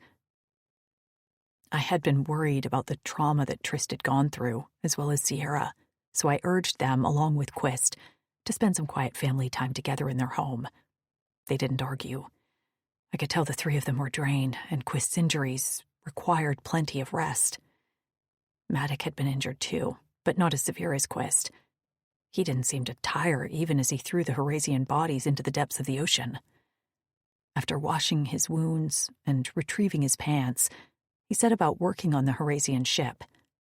He'd tried to get me to go rest, but once I drank some water and ate a little bit of food, I wasn't even tired. It was likely the adrenaline, and I'd crash soon. But I was eager to be around Maddox, as he sat like a giddy teenager in front of the Horasian cockpit. So we can't just fly this thing back to Corin? I asked as I sat on a nearby seat. No, I can't fly interplanetary, he said. But the good thing about Horasians is they communicate with many satellites in the Rinian galaxy, so I think I'll be able to reach Nero and Granite directly. Who's Nero? One of Daz's Clavis members. He and his maid are tech geniuses. And if we can get a hold of Nero? Then they'll send someone to get us. I wiggled my toes, barely able to contain the butterflies in my stomach. And then I'll see my friends? Maddox smiled. Yes, and then you'll see your friends. I dropped my feet to the ground and stomped them on the floor of the cruiser in excitement. I get to hug Lou again! Maddox tapped a few keys on the cockpit and then swung his chair to me. I turned off the Horasian tracking so they can't detect us. And now I'm scanning for Nero's signal. Might take a while. He held out his arms. Come kiss my wounds, mate. I straddled his lap and dropped a kiss on his shoulder and another along the nick on his ear. I think we can find something to do to pass the time. We were interrupted earlier. His big fingers tucked my hair behind my ear, and he ruffled my bangs. I don't know what I would have done if something happened to you. I'm starting to think you and I are invincible, I said. We survived a spaceship crash, a spider thing attack, 2 Horasian fights, and whatever those things are under the sea. Port crullers. Yeah, I shuddered. Before I met you, I was just waiting for the next big thing to happen. Or for whatever this is, I pointed to my forehead, to detonate like a bomb. Now I feel in control of myself, and instead, I can't wait to see what comes next. His eyes glittered as he pressed his lips to mine and delved his tongue inside. His cock jerked between my legs, in the confines of his stupid old pants, and I ground down on him. He moaned loudly and nipped my bottom lip while his fingers slid up my inner thighs to rest at the top of my pubic bone. I rutted against him, and he smiled before sliding a finger through the folds of my pussy. While his thumb flicked at my clit, he slid 2 fingers inside. The air left my lungs in a whoosh, and I gasped at the feeling of fullness. He beckoned with his fingers, lighting up a spot inside me that lit my blood on fire. Matt, I choked out, yes. His other hand fumbled with his pants, and with a slight change in position, his fingers left me, and in their place, his cock slid into the hilt. When his subcock latched onto my clit, I lost the ability to form words. Sitting on the cockpit chair, like the cocky pilot he was, Maddox held my waist and fucked up into me with all the aggression and passion he earned. I loved the way he took from me, and I took the same from him. I curled my fingers into his shoulders and held on as my body jolted with each savage punch of his hips. Mace! He gasped out, just as his cock swelled inside of me and pulsed with the first release of his orgasm. I followed him into ecstasy as rockets of pleasure reached the tips of my fingers and toes. I went boneless in his lap, and he held me in his thick arms while smoothing my hair off my forehead. There, he dropped soft kisses and murmured about how lucky he was to find me as his mate. I could only nod in response, too sated and happy to form words. A short while later, a screen on the cockpit flickered, and a beep echoed throughout the cockpit. I jerked, realizing I might have dozed off on Maddox's lap, but he was fully alert and righted both our clothes before he slammed a hand down on the button near the screen. A figure appeared as a grainy image at first, but then it slowly focused into a Drixonian with short dark hair, a lip stud, and a device in his hair. His eyes went wide when we caught sight of the two of us staring back at him. He blinked a few times. "Maddox?" "Nero!" Maddox grinned back with a wave. "How are things? Justine still giving you a hard time?" "Always!" came a female voice from far away. Nero blinked again. "She can't see the screen or she'd be losing it right now. Who is that in your lap?" "He's got something in his—" A pale female face came into view with straight, short dark hair and thick bangs. Her eyes went wide as she stared back at me. "Holy shit!" I responded with a shy wave. "What is happening? You're calling from—" He clacked a few buttons on board in front of him. "A Horazian ship on Torin? What the actual fleck, Maddox? You're lucky I answered this call at all." The woman leaned closer. "Why is your head bleeding?" I felt my hair at my temple. I'd cleaned most of the blood, but it seemed in our activities, the cut had reopened. Horazian hit a rock with, my head?" "I killed him," Maddox answered quickly. "So no worries." "Oh my God," the woman said. "Hey, honey, I'm Justine, and we're gonna get you home. Are you okay there for now? Need me to yell at Maddox for you?" I shook my head, and then took the chance on holding up my wrists so she could see my locks. "I'm good." Maddox is good too. The woman's lips tilted up. "Ah, another one bites the dust." Never thought I'd see the day Maddox finds someone to put up with him. "What's your name?" "Maisie." "Well, nice to meet you." "You too." "Yeah, so, Nero." Maddox leaned an elbow on the cockpit dashboard. "We're gonna need a ride. You got our coordinates?" "Yeah, how soon?" "Soon as you can. I suspect the Horazians will send another amphib after us once they realize this one isn't coming back." "I can do that. Can you send Rexor along with the rescue team?" Nero cocked his head. "Rexor? Or Phoenix, Maiko, or Zekri? Any of our stolen warriors?" My heart warmed at Maddox's thought to send someone Quist could relate to. Okay. Can I ask why?" Maddox glanced at me with a sly grin. "Yeah, so, about that. We're gonna need to transport Qua." "Qua?" "Yeah, Qua." Maddox let out a chuckle. "A lot."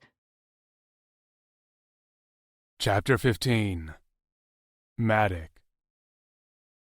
There was a large enough clearing on the cliff edge near Quist and Sierra's hut for the Drixonian cruiser to land, so that was where we waited. Quist healed fast, most likely because he had Sierra, Trist, and Maisie doting on him, while I did all the hunting and other labor. In fact, they fussed over him so much that he tried to escape to do chores with me. When they caught him, they nearly tied him to the bed pallet. Quist sulked for a full rotation after that. Trist woke up a few times with nightmares following the attack, but Sierra was an attentive and understanding mother.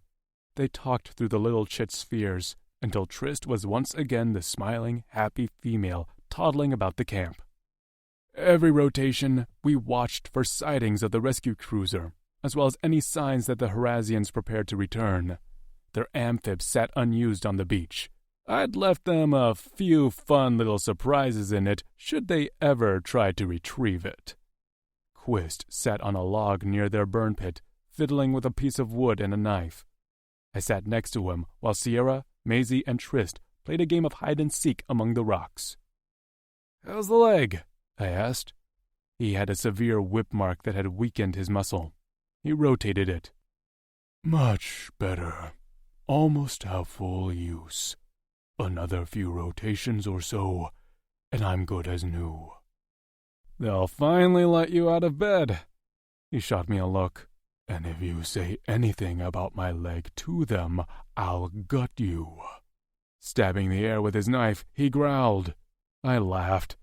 Don't worry, your secret is safe with me. He finished with a slab of wood and stuck it into the ground near the fire. On it, he'd written all of our names. When I glanced at him with a silent question, he shrugged. I'm going to put it on our door when we leave. Just something to prove we were here. We'd made a life here, at least for a little while. Are you feeling all right about leaving? He sighed heavily and watched his family. Sierra hoisted Trist in the air, and the little girl let out a delighted peal of laughter. I think it's time. Sierra deserves more. So does Trist. So do you. Quist snorted and twirled his knife in the dirt. We'll see how well they all react to my presence. I told them about you. There won't be any surprises. They'll be accepting of you and whatever your family needs. The village is near a large stream, so you'll have access to it all the time. Quist nodded. I appreciate that. Movement in the air caught my attention, and I glanced up just as a fireball entered the atmosphere. Well, Fleck, looks like they traveled at warp speed to get here. I wonder who's flying. One of the Bakut brothers? Maybe. No way they'd send Daz. He is needed on Korin. The girl saw it too, and we retreated to the safety of Quist's hut while the cruiser made its way to landfall.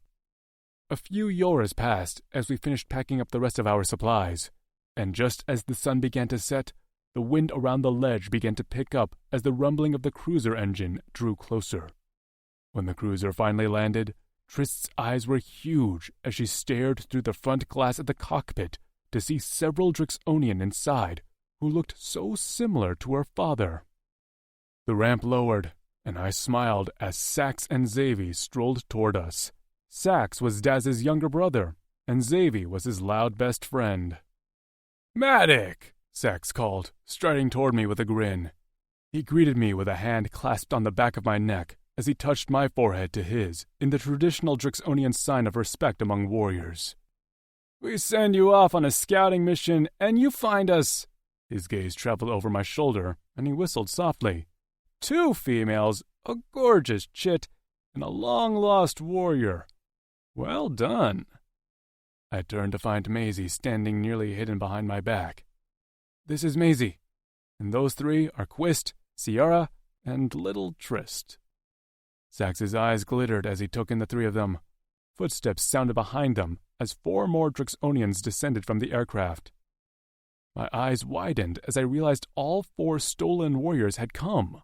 Rexor with his white hair, Phoenix with his orange spiked hair, Miko with his spikes, and Zekri with his scars. All of them had heard about Quist, and all of them had arrived to greet him. Rexor, the youngest Bakut brother, continued forward until he stepped in front of Quist, who stood with his body strung tighter than a bowstring. Rexor's expression softened, and his fingers flexed a moment before he reached up and grasped Quist around the back of his neck. He touched their foreheads, and Quist released a shaky exhale. Welcome, warrior, Rex said in a low tone. We are here to take you home. Quist made a strangled sound in his throat and nodded his head. Rexor released him and turned to Sierra, who valiantly tried to wipe at the tears streaming from her eyes. Thank you for taking care of Quist all this time, female. He took care of me, she stammered. Of course he did, because he's a Drixonian, and she is all. Rexor crouched down to Trist's height. And you, little female, what's your name? Trist, she answered quickly and bravely. She glanced up at her father for confirmation it was okay, and he gave her a kind nod. Well, Trist, we have something for you. Me? She squeaked. He drew a beaded necklace from his pocket. My daughter made this for you. Trist's little mouth dropped open as she plucked the necklace from his hands with her short fingers. Mine? She whispered with big eyes. Rexor nodded. and she can't wait to meet you." Trist's little chest rose and fell with excitement. She will be my friend? His mouth stretched into a wide grin. "She will be your friend, Trist. You'll have lots and lots of friends." He patted her head and stood. "The females at Sari are looking forward to your arrival. After you're settled and rested, we'll have a big dinner at Granite, too."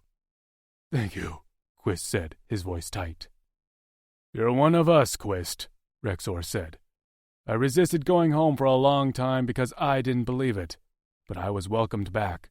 We all were, and you will be too." Maisie hugged Sierra, while the female sniffed what she called happy tears. The rescue team helped us load our supplies while we prepared for Quist's journey. Inside, we piled skins of quaw and rags. The team was prepped on what we had to do to keep Quist alive. "I'm driving," Xavier said as he wrapped his fingers on the cockpit, "so I'll get us home in no time. Don't even worry. Quist will barely have dried out from his morning swim, I can tell you that." Once the cruiser was loaded with supplies, Quist took one last swim in the freshass, while Sierra and Trist watched. The little chit didn't fully seem to understand the finality of their leaving the island, but she remained at her mother's side, holding her hand. When Quist returned, the three embraced one last time in front of their hut. Maisie watched with me, making little sniffly sounds. "I'm sure this is so hard for them. They know they should leave, and they want to. But this was their first home. I remember when I had to move into my first dorm at college, and it felt like, no matter what, I could never really go back to the way things were." "I understand," I said. "Even though we've returned to Corin, it will never be what it once was." She swiped at her eyes. "Oh, God, I'm such an idiot. Of course you would understand what it's like to leave your home. You do, too. You were taken from your home, remember?" "Oh, yeah." She nibbled her lips. "Well, at least they get to say goodbye this time." When the trio turned around, their expression bore an optimistic acceptance. Sierra smiled at us, Quist seemed content, and little Trist hopped between them with an adventurous grin. When the cruiser took off from the island, Quist didn't even look back.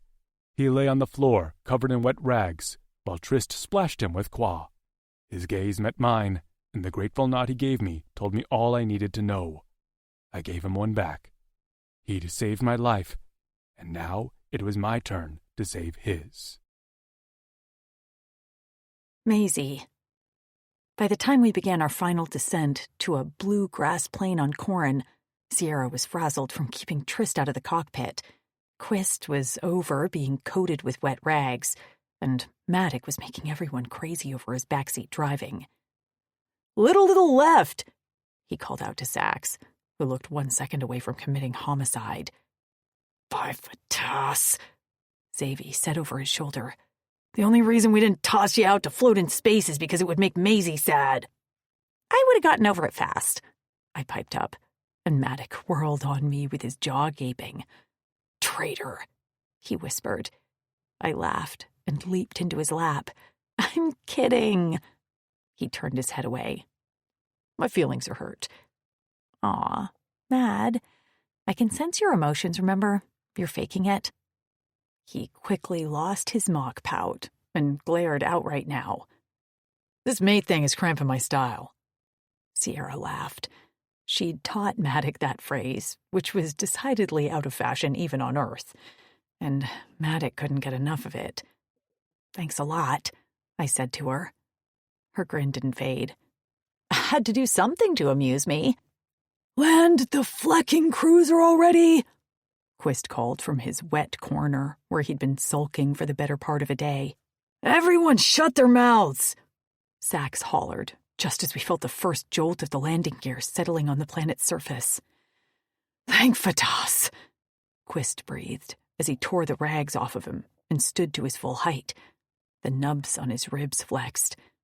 As Sax lowered the ramp, a loud buzzing could be heard, and in the distance, a large dust storm seemed to be approaching us.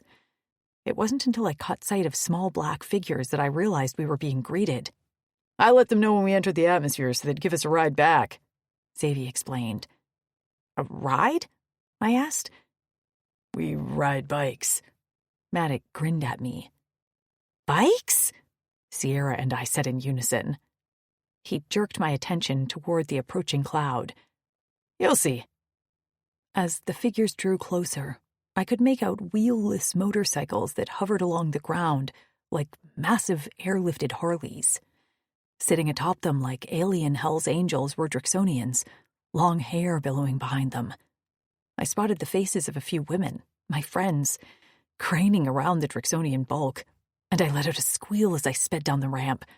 I heard voices behind me, but I was racing toward the quickly approaching bikes, heading right for a familiar head that was staring at me from under the arm of a massive Drixonian with 2 sword hilts on his back. "Lou!" I screeched. The bike wobbled. The Drixonian let out a growled yell, but Lou was too wily for him. She slithered off the bike before it came to a stop and ran at me full tilt. We collided in a cloud of dust. Tears streamed down my face as I grasped my friend's face, staring into those eyes I never thought I'd see again. "Oh my God," I cried. "It's you! It's actually you!" "Maisie!" Lou wailed. "Bestie!" More arms surrounded me. Amber's curls got stuck in my mouth.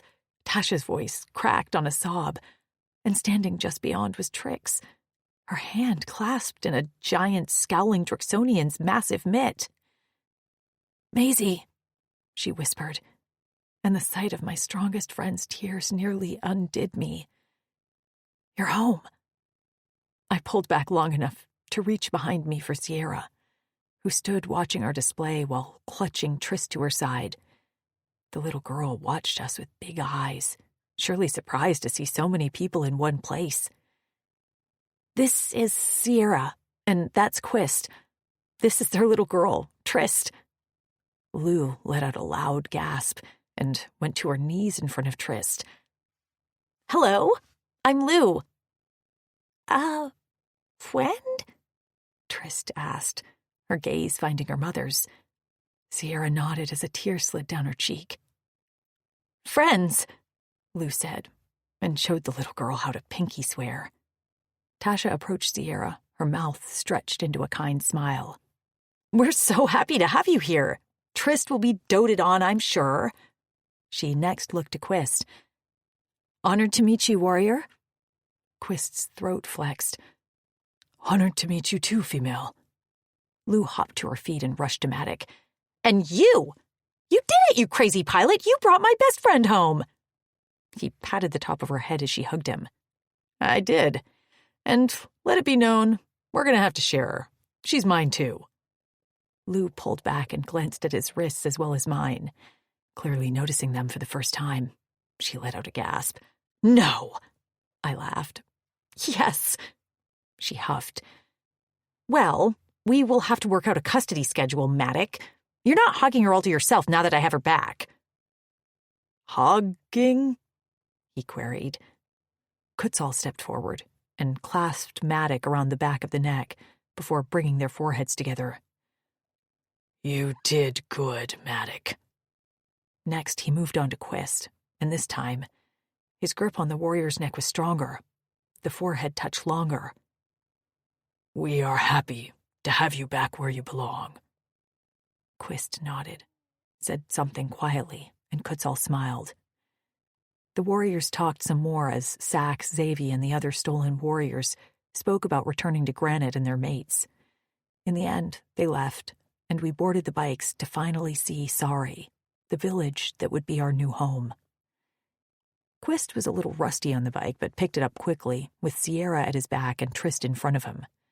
I rode clinging to Maddox, who of course drove recklessly while weaving in and out of the other bikes. I had had a lot of homes. The land I'd been born, the country where I'd been adopted, the galaxy where I'd been abducted. None of those were my choice. But with my arms wrapped around Maddox, the wind in my arm and the sounds of my friends' voices ringing in my ears, I could finally say that this was my choice. I wanted to be here, with Maddox and my friends. I chose this life. I chose to live. The village was quaint and adorable, like something out of a historical movie. The huts were small but well cared for. A large tree sat in the center of the village with a bench around the trunk. Warriors strode through the main street of the village and greeted us as the girls led us on a small tour. "I hope it's okay," Trix was saying to Sierra, "that we built you a hut closer to the stream. It's a little separated from us, but still part of the village. The location makes it easier for Quist to access the water." Sierra blinked a few times. You built us a hut?" "Of course. The Drix can pop up a frame faster than anything. Of course, we want you to visit the village for meals. I'm sure you'll have plenty of people asking for time with Tris, too." The little girl was already off with Lou, batting at low-hanging branches of the village tree and sampling treats from the kitchen. Quist wrapped an arm around Sierra and dropped a kiss on her head. "Thank you for welcoming us." Trix smiled. "Of course." Her gaze swung to Tasha. "It's starting to finally feel complete. We just need..." Her voice trailed off. "Need what?" Sierra asked. "Nev," I answered. "The last one of us now that I'm here. She was stolen, and we don't know who has her." Sierra pressed her lips together in concern. "I'm so sorry." "Kutzel is sending out scout parties every day," Tasha said. "We'll find her. I know we will." "I hope so," I said, watching Lou run over with Trist. We walked the family of 3 to their new home, which was a small hut on the outskirts of the village. In the distance, I could hear the sound of running water. Quist heard it too. His head turned toward the direction, and a serene smile played over his face. Sierra bit her lip and swiped at her wet eyes. "Ugh, I'm so tired of crying, even if it's happy crying. I just never expected." She blew out a breath and gave me a watery smile. I hugged her. "Take your time. We'll understand if you're not comfortable in crowds for a while." "Absolutely," Trix said. "Hell, Kutzel still doesn't like anyone." "We will be okay. Trist is..." She looked down at her daughter, who was hopping from foot to foot and tugging on her arm. "Trist is happy." "Let's go see home, Mama!" Trist yelled. "Yeah, let's go." Sierra slipped her hand in Quist's, and together they walked through the door of their hut. I watched the door shut behind them and felt a warm course of relief wash over me. I turned to Trix. "That's amazing what you did for them. The location is perfect. And the fact that it's all ready and they can start to make it a home for them." I shook my head. "You're incredible. All of you." "Matic has a hut here too," Tasha said. "But it's 100% a bachelor pad. I'm pretty sure he's never slept in it." I snorted. "That doesn't surprise me." Lou grasped my hand. "Let's eat, and you can tell us all about your adventures." I sure did have a lot to tell them, starting with my scar. "I'm sorry?" Lou sat with half-chewed food in her mouth and stared at me. "You what?" "I don't really know how I do it. I just need to protect those I care about. And to do that, I had to lose some fear. Matic helped me through that." I'd given the girls a summary of how Matic and I met, and how I'd learned what exactly that scar on my forehead meant. Lou blinked. "That's... Maze, I don't know what to say." "And you don't know any side effects?"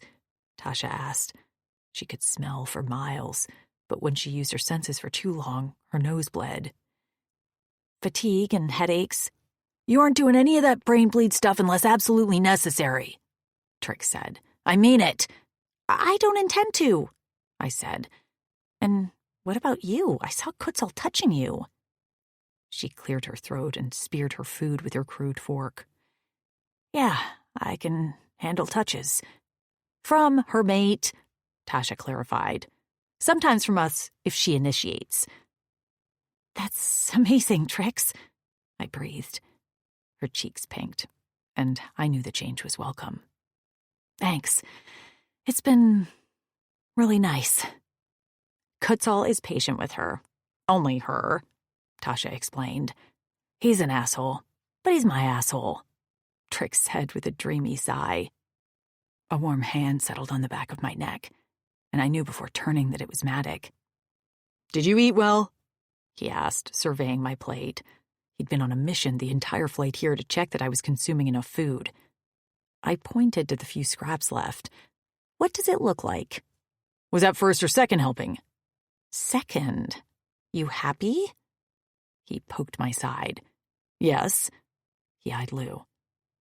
"Can I have custody of her for a little while, so I can show her our home?" Lou sighed dramatically.